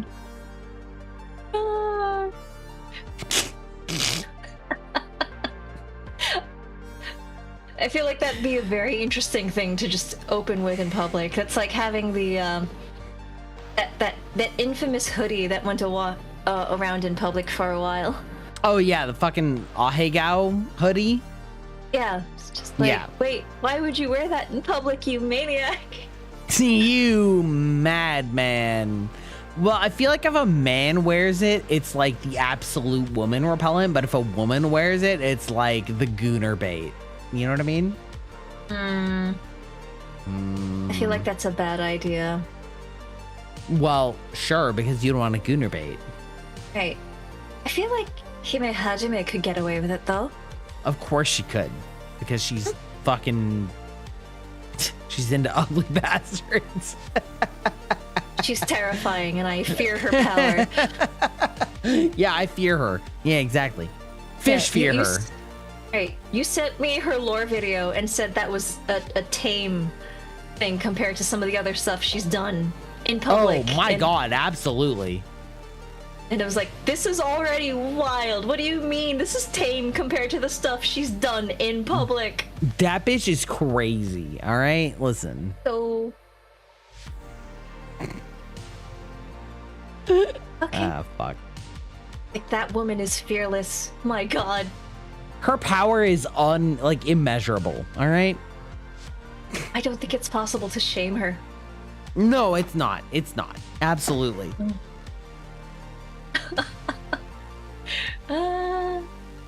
Oh, man. All right. Well, I think it's about time to raid out because I am drunk beyond redemption. And I want to raid out before ads come back again. So I'm going to raid to one of the most say-so streamers I know. Are you being sarcastic or serious? No, I can't I'm being tell. serious. I'm being serious because of the irony. We're gonna raid Yam Albat. Yam. An amazing, a lovely creator that I'm friends with. She was lurking, or she was participating in one of my streams, and she was like, I got a very different impression from meeting you in a professional environment. Listen, yes, your boy can fucking code switch when it matters, but on my stream, in this economy, don't. I'm not say so in this economy on my own stream. But listen, if you ever meet me in a professional environment, I can keep my shit together. All right? Right? Right, Aeon? Yep. Right? Yes. Right. Oh, are you doing one last free Ada? I mean, we can double our aura if we will. You know, it's like, Sure. Ada. why don't you give me? Do you have like the sultry aura? Because like you said you had multiple in the chamber. Ada. Oh, chat, make sure you say hi to Yam. She is a sweet bean, the sweetest, loveliest content creator. We love Yam. We met her at Offkai in person. She's you know really what? nice. Be nice She is to her. not deranged like I am. Be nice, be on your best behavior, and we'll be back next week. Oh, looks like we're going. Bye.